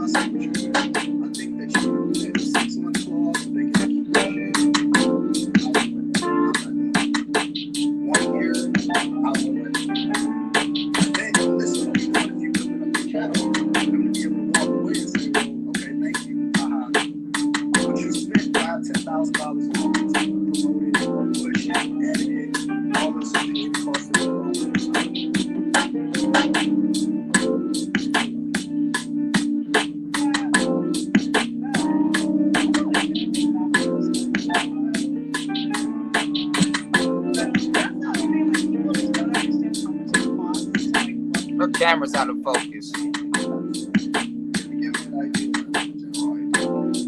Well, first of all,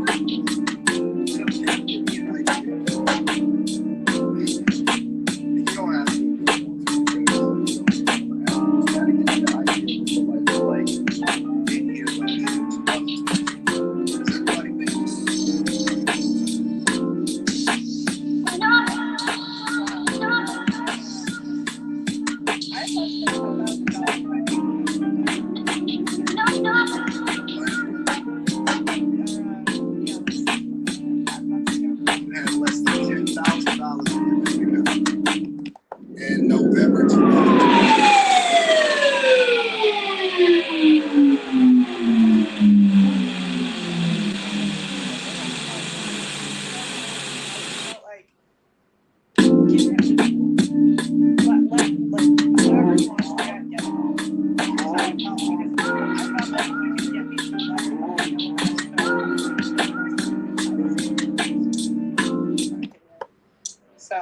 So you spent all of your money on doing like any money that you were making.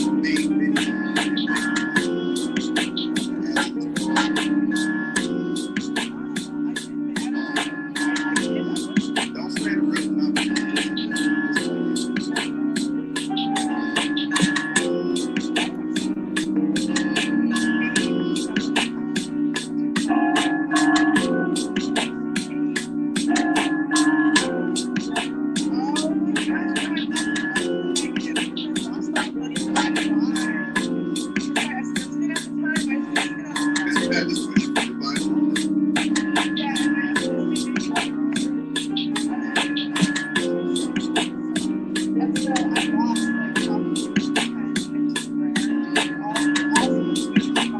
I remember. And this is Most of my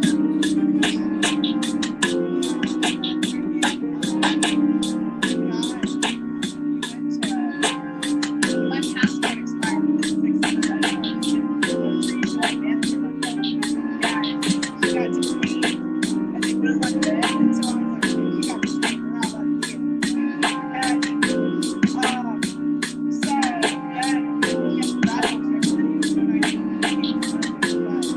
a lot of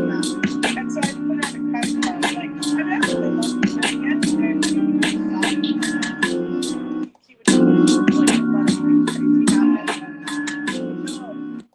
I don't really enjoy it. 26 movie. God, it's not super fun. But then it's funny because I remember I was on the phone with you one day, and I was like, That's his girl. He's been on the phone with her.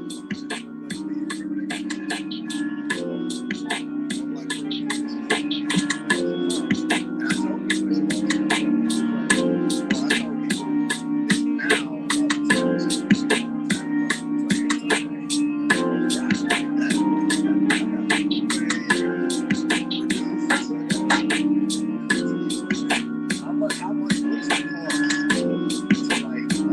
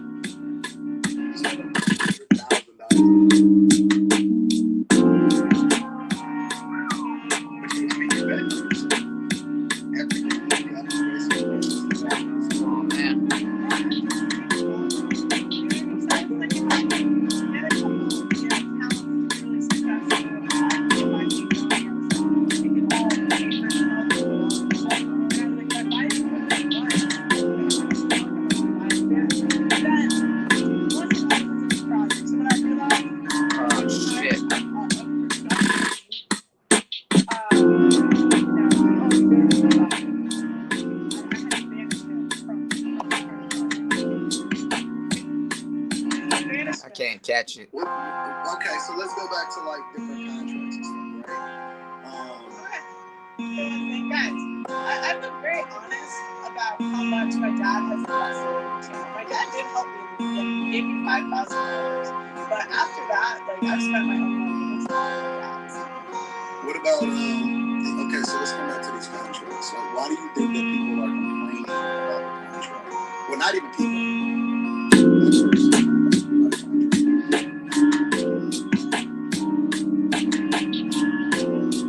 Hold on, y'all.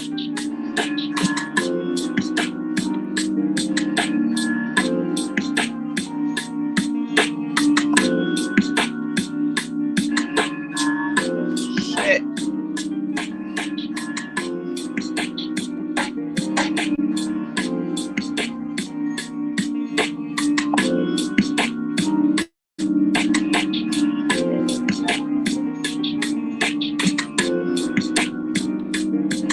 That shit not working. I'm trying to get the...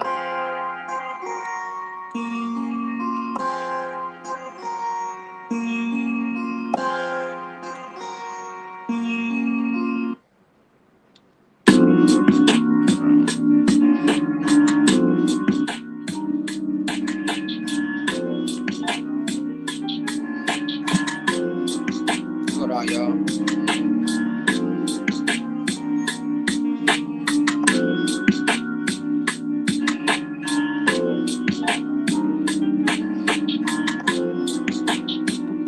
Yeah, that joint not working.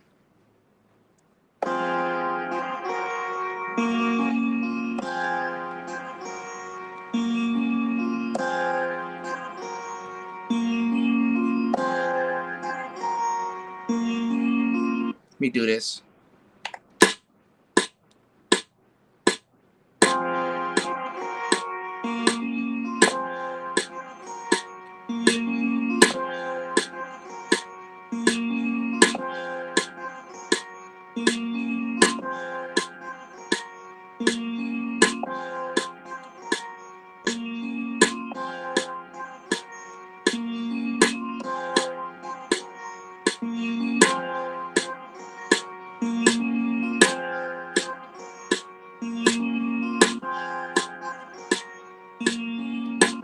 I'm off. It's because it's quantized. That's what's killing it. All right. What time is it? All right, we'll let this play a little bit. I'm gonna do another show where we're gonna go over this whole thing because they're just circle jerking and not really talking about nothing. And Anton is actually putting out there that he and her actually have a relationship behind the camera. So he's on some. When we spoke on the phone last week, like it's like, bruh,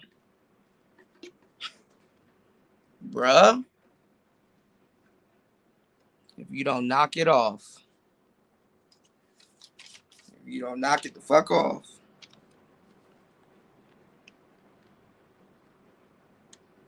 Let's go.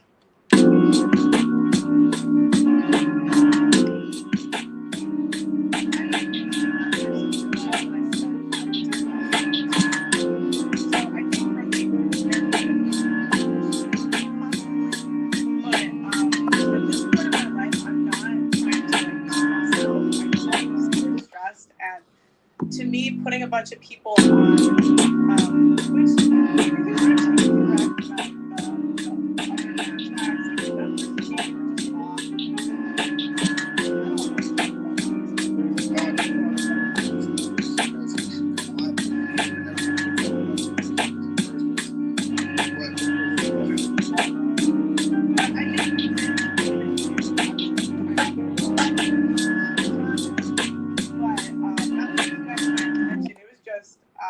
right now we're cash low and we're not doing those type of contracts. Maybe in the future,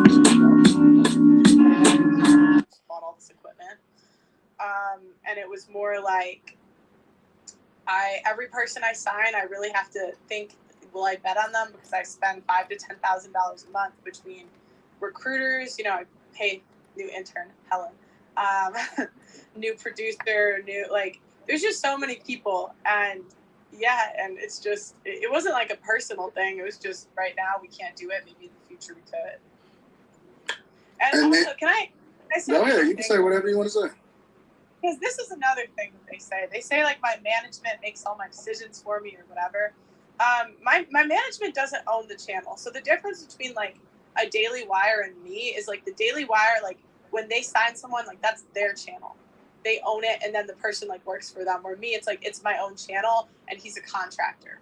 So I think I use the word wrong. Like I think he'd probably be more of a consultant, but I always say manager. And he also doesn't work at the Daily Wire anymore. I don't know why everyone says that. He doesn't work there. So you got to pay your manager too, though. Yeah, that's true. Yeah, it's a lot, but it's a whole lot. Yeah. Oh, and they get management too. They get like his consulting every month too. Pearl, I think you need to cut costs. Honestly. No, I do. Honestly, like if I'm running the business, I'm running it completely. But I mean, I have the. Try to make one more beat and then we go. What's going on, Tony? Man, that is also built and started up multiple different businesses across different industries. I've worked all the way up and through corporate America. I understand exactly the difference between running a small business or a startup versus operating within a large facility. And you're operating like a large company. Like you're growing like a large company, which is a good thing. But then at the same time, I think that it can be,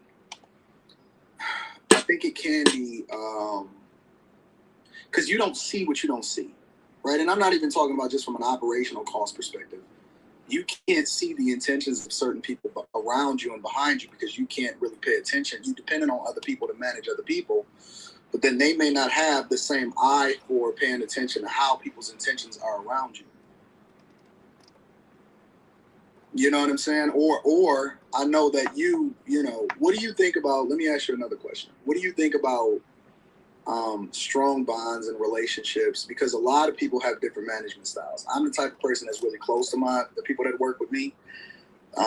It seemed like you're the type of person that's close to people that work with you. But then I know other people that say, yo, I don't even really see or pay attention to or interact with people that's close to me because I don't want them to say anything about me negative. What do you think about that? I need to like start separating like business from like you just said sometimes I take things personally, but it's not personal. Business. I will say like I am pretty close to my team. I genuinely think leaders work too. But it's definitely something I struggle with because I feel like I'm just the type of person like I wear my heart on my sleeve a little bit, so I just think that sometimes I should be more careful. Somebody got a question. Let me highlight it. I think this is a good one. Can I say one more thing? Yeah, go ahead. Someone said right here in the chat. I know I'm not supposed to read the chat. I'm reading the chat. But everyone's like, oh, managers tell them what to say. It's like sometimes when you get consulted, there's a very big difference between something and asking. I want to ask this question. AK says, would it be possible to ask her a rough percentage of what the outgoings are to run a successful channel? So basically, they saying what percentage of the money that you have to bring in. I can kind of answer it, but I'm gonna let you add the context. Basically, she's saying what percentage of the money that you bring in, I guess from an AdSense revenue perspective, do you have to spend towards building up the other channels or building out or to run a successful channel? So if I'm making, YouTube take whatever their cut is, but let's just say take YouTube's cut out of it, whatever you make. Let's say you make out of every $1,000, how much do you think that you got to reallocate towards spending money on a channel for every $1,000? How much do you think you got to spend in order to continue to build and grow the channel? Like, I don't know if you want to consult me on this because I just spent everything. Yeah, Pearl is a bad money manager in that way. I was like, I'm going all in. I'm a woman, you know what I mean? So Pearl. It'll be fine. It'll work out. Pearl's. When I he invested. That's why he cursed out Sunrock. Pearl will say, okay, it's like listen, getting it in his way. So all in, spend everything on upgrading stuff. Let's build this thing out. Let's continue to promote. Let's get some more editors and shit like that. So Pearl just be focused on running. Like he just focused on continuing to keep the momentum. Hey, listen, we got to get this person. Oh, snaps, Andrew Tate. We got an opportunity to get him, whatever, so on and so forth. So Pearl just be building shit. She just be running shit. Me, I look at the percentages, so it's a little bit different for me. You gotta take a dice roll. Yeah, Damn, even ABL said she playing dumb. I just went all in. But I will say, I'm in a little different position. Okay, not everyone has a blessing, and it also depends what you're trying to do. Honestly, there's so many YouTubers that just get on the screen, give their monologues, and honestly, that's probably an easier way to go about it than putting on a full show. Oh my gosh, the amount of work it takes. Don't do it. Just sit here and give your monologue and do the Zoom call-ins. Keep your costs low. But then again, at the same time, people don't understand the YouTube game because I would also say I don't think that live streams are as profitable as pre-recorded shows or pre-recorded content. I think that pre-recorded content is incredibly more profitable. Unless you make a lot of money from super chats, I wouldn't say that live streams are a way for the YouTube community in order to get your streaming hours up if you're just trying to get monetized, right? I look at live streaming as, how can I put this? As a way to continue to build engagement with the audience and get visibility to the channel. That's how I look at live streaming. I make way more money from pre-recorded content. And then hopefully people re-stream the live stream because then you can add ads in throughout the video.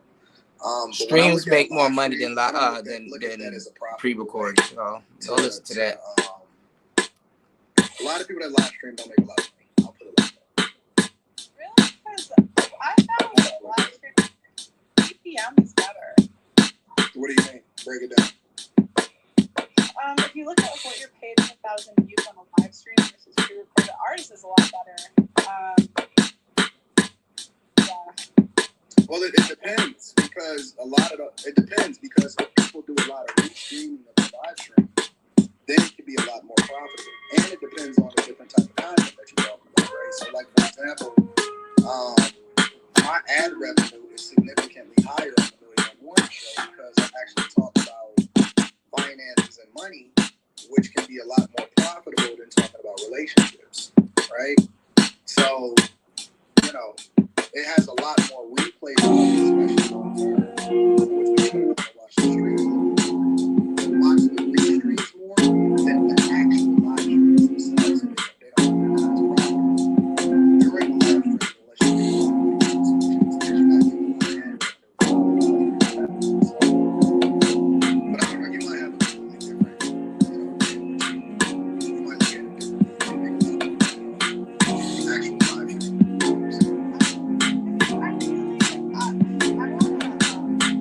I do want to go more to pre-recorded only because I can't do a schedule anymore. I just have to stay away. So I do want to go to pre-recorded shows, but I just don't want to see friends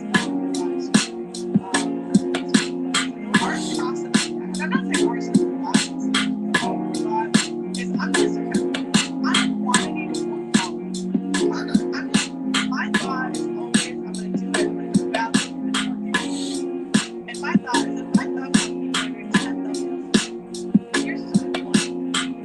Mine's going to be better than yours. That was just 10,000.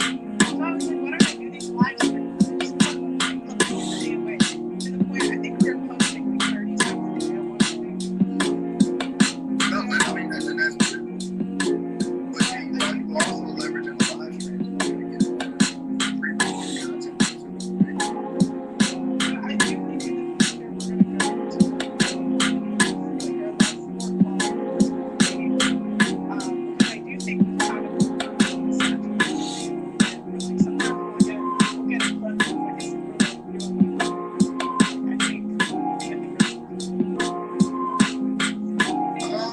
I think it's that, but see, these are the conversations that you have behind the scenes when you're looking at the analytics and things like that. I think that a lot of people, just to get back to the content, the illustrates themselves, a lot of people don't know this. They're not looking at the analytics, they're not studying the data, they're not looking at, how much you make it per video depending on which, where YouTube slots into the category perspective. Is it entertainment? Is it how-to? Is it education? All of these different things. And so we have this in there behind the scenes, working and understanding the metrics, understanding exactly what the value add of this particular person is. Like when I'm building up a show, I will say this, when I'm building up a show, I'm starting to get traction, I'm starting to, do stuff. Because what I usually do is I'll use the main channel and then vet out a specific concept to use an audience in order to leverage that, see what people work, and then kind of offshoot, right? So then can possibly, depending on whether it's possible, it can turn into its own platform, which we then, that's when I then start talking about numbers with people, and that's when I start saying, okay, listen, percentages, this, that, so on and so forth. But the only difference between me, I think the biggest difference between me and you is that you let people leverage the equipment and the facilities that you've built, which then that should factor into the additional cost of the person's channel. When you're just giving them 30%, whatever percentage is of the revenue, but you're not taking this into consideration the net revenue, right? It's the gross revenue, which is how much it generates from AdSense or whatever. And then it's the net revenue. The gross revenue is how much it generates. The net revenue is how much it generates. And the cost is this, blow it up. And so you're just giving them 30% of the revenue. I think that's a bad deal. And no fucking way I would ever give them a 6 months out clause if that's the type of deal that they sign. No Funny way. how they're talking about equipment, y'all. That's what I know when I be right about shit, man. Yeah, it's a good deal for them. Because all they got to do is show up and talk. Think about it. Because again, and this is, maybe it's just different for me because I've been in business for a long time. If somebody can show up and talk, because listen, if you want to bet on yourself and you want to do your own job, then do it. That's the thing that I don't understand. Why are people complaining about something that nobody has got to any advantage? Then you just want to show up and talk. That's different. I have people that listen. And sometimes I just want to show up on Thursday nights. Sometimes I just want to show up on Mondays. Or I just want to show up on Fridays. Recording. I was telling you show last night. And they just show up, they talk for 2 hours. And they go about the day. That's it. Like I was telling you, 37, you know, if you put out the right type of person, if you're the type of person that would rather, you know, I will say, like, it's long term doing it right now. But there's certain type of people that are never going to figure it out on their own. It's not they'd rather, and a lot of them don't want to, like, you know, like, women, I like, it's a lot. You just, and it's not for everyone. I just think it's like kind of where you're at in your life. It's like a year ago, so like contact like that, I would say no, very much. Like I knew all the equipment by then, all the titles, Well, people don't want to put thousands of dollars per account. They don't want to spend thousands of dollars on written elements that you get on the cameras. All the people that you got to pay regardless of whether they don't care about it. Nobody cares about it. But I would say if I was still entertaining to go, I absolutely. It's just a little bit thinking how much time I've spent the last year. Like, I'd rather just like take something. You would never do that. You're not built to, you're not the type of person to not know the world. And so here's the difference, bro. This is the thing that people don't understand. There's a difference between a person that's a go-getter and a person that just wants to work, that wants a job. A person that wants a job, they need to set up investment. They're probably not taking on expenses. The person that just wants to get talent, they want to show up and rap, they want to show up and do live stream, they want to show up and talk, then do that. A person that's a go-getter is very focused, and that's why it's not that, yeah, you would love to do it, yeah, I would love to do it too. The problem is that I can't do it because I know that there's more work to do. I love creating content so much, and so I'm not the type of person to just sit there and just do my shit. I'm the type of person who wants to get it. That's your personality. That's how you really do it. I don't think you would.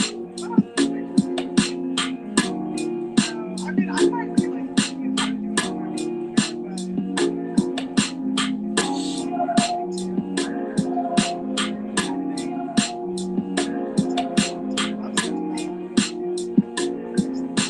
that's the other thing. Like, there's two mindsets too. I feel like people have to stand.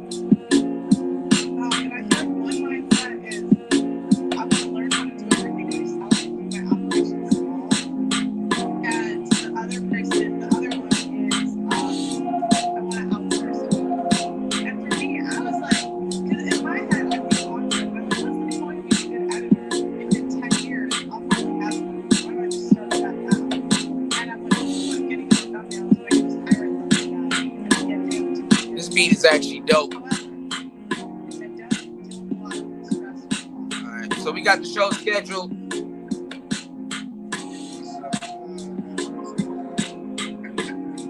"35 minutes from now, we're gonna be back up." They're not talking about what y'all need to talk about.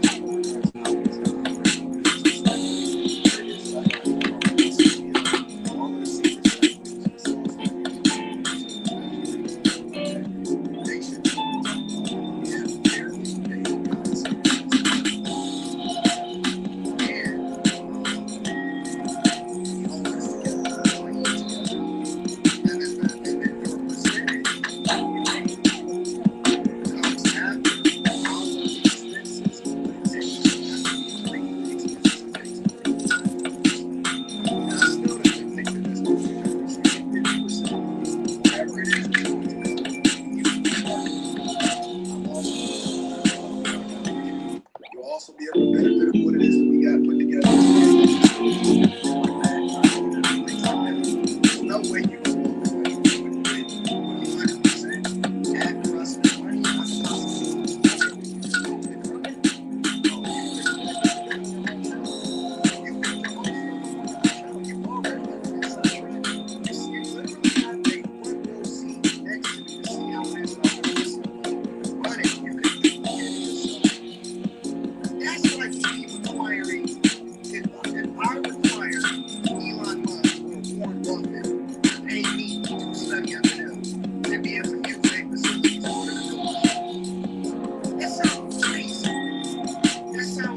Answer wrong as fuck.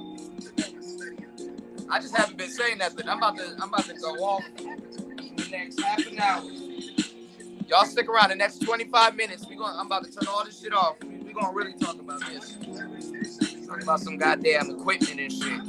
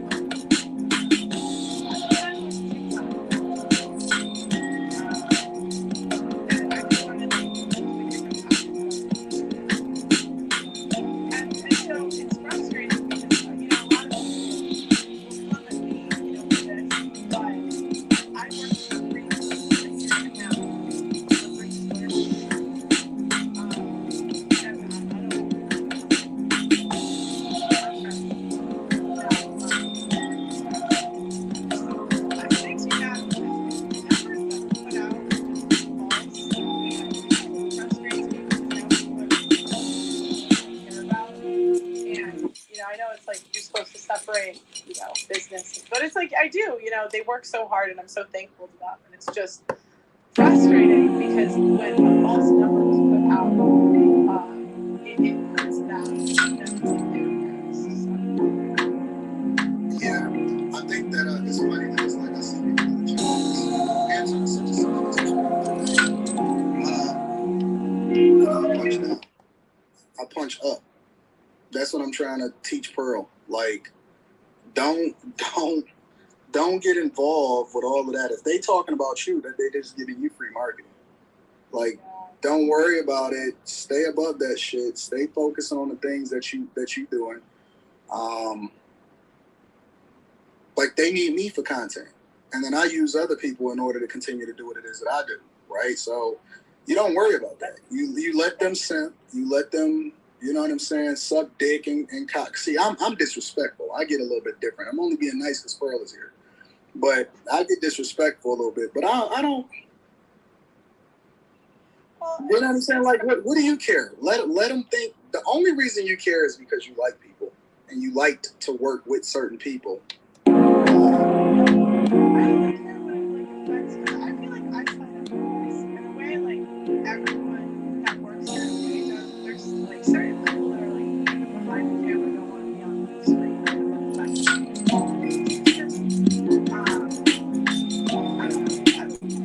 It's just frustrating.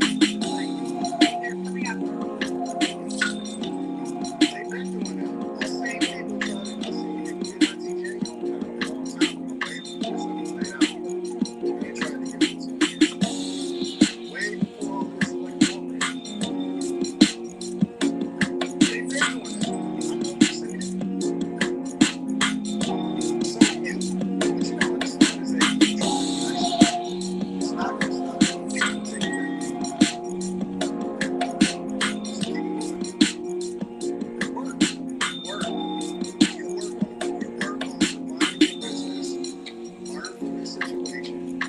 Change that. that contract up to actually be informed of like what it is that I'm teaching.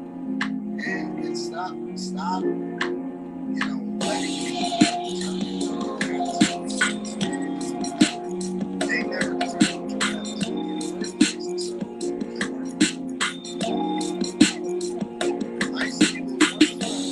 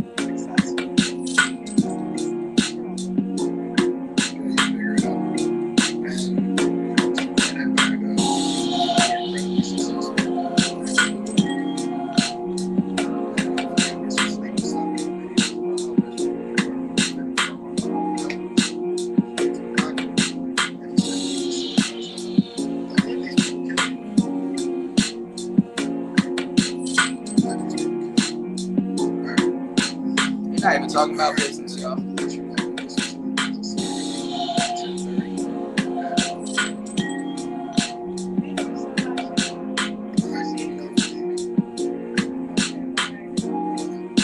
Yeah, we're gonna go over this because they didn't even talk about no goddamn real business, man. This is just an interview to clear her name.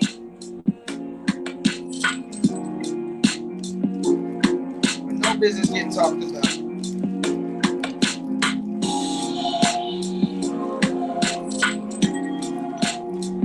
Didn't even go into the contracts, none of that.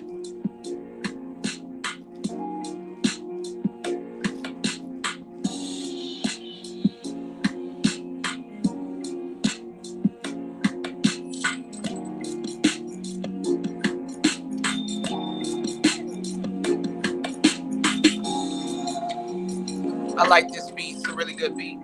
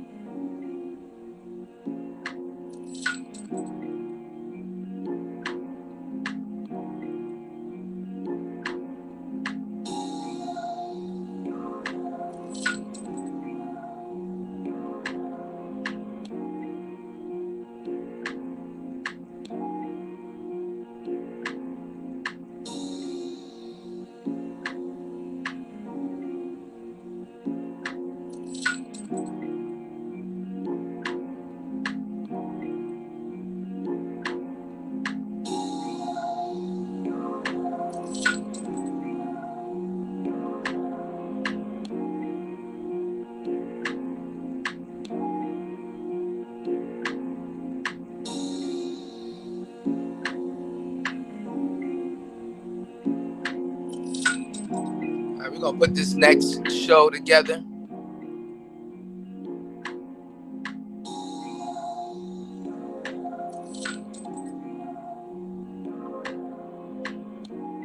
Go get my microphones. Hold on, y'all. Give me 1 second. Right back.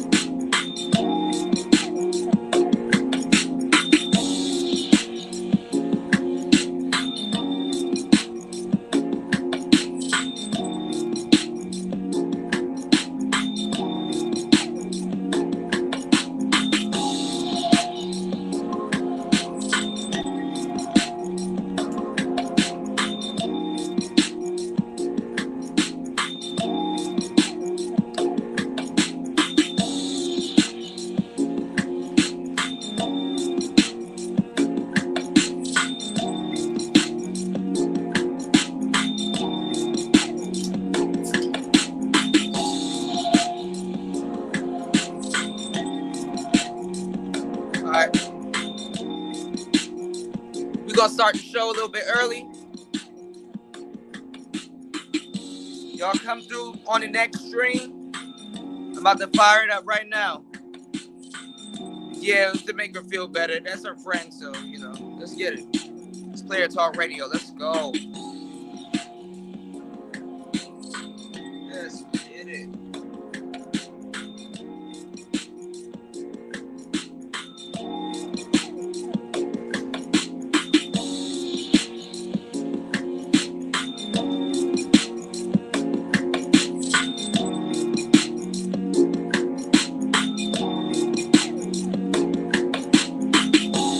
Headphones at. Hold on, y'all.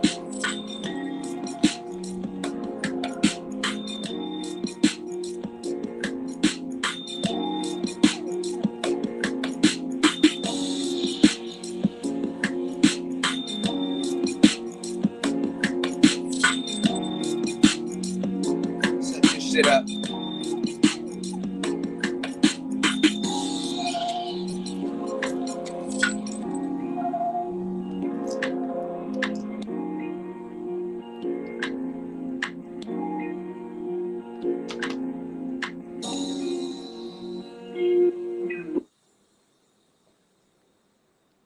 All right. Make sure y'all click on the next show. We're gonna be up in 2 minutes. Let's go. It's Player Talk.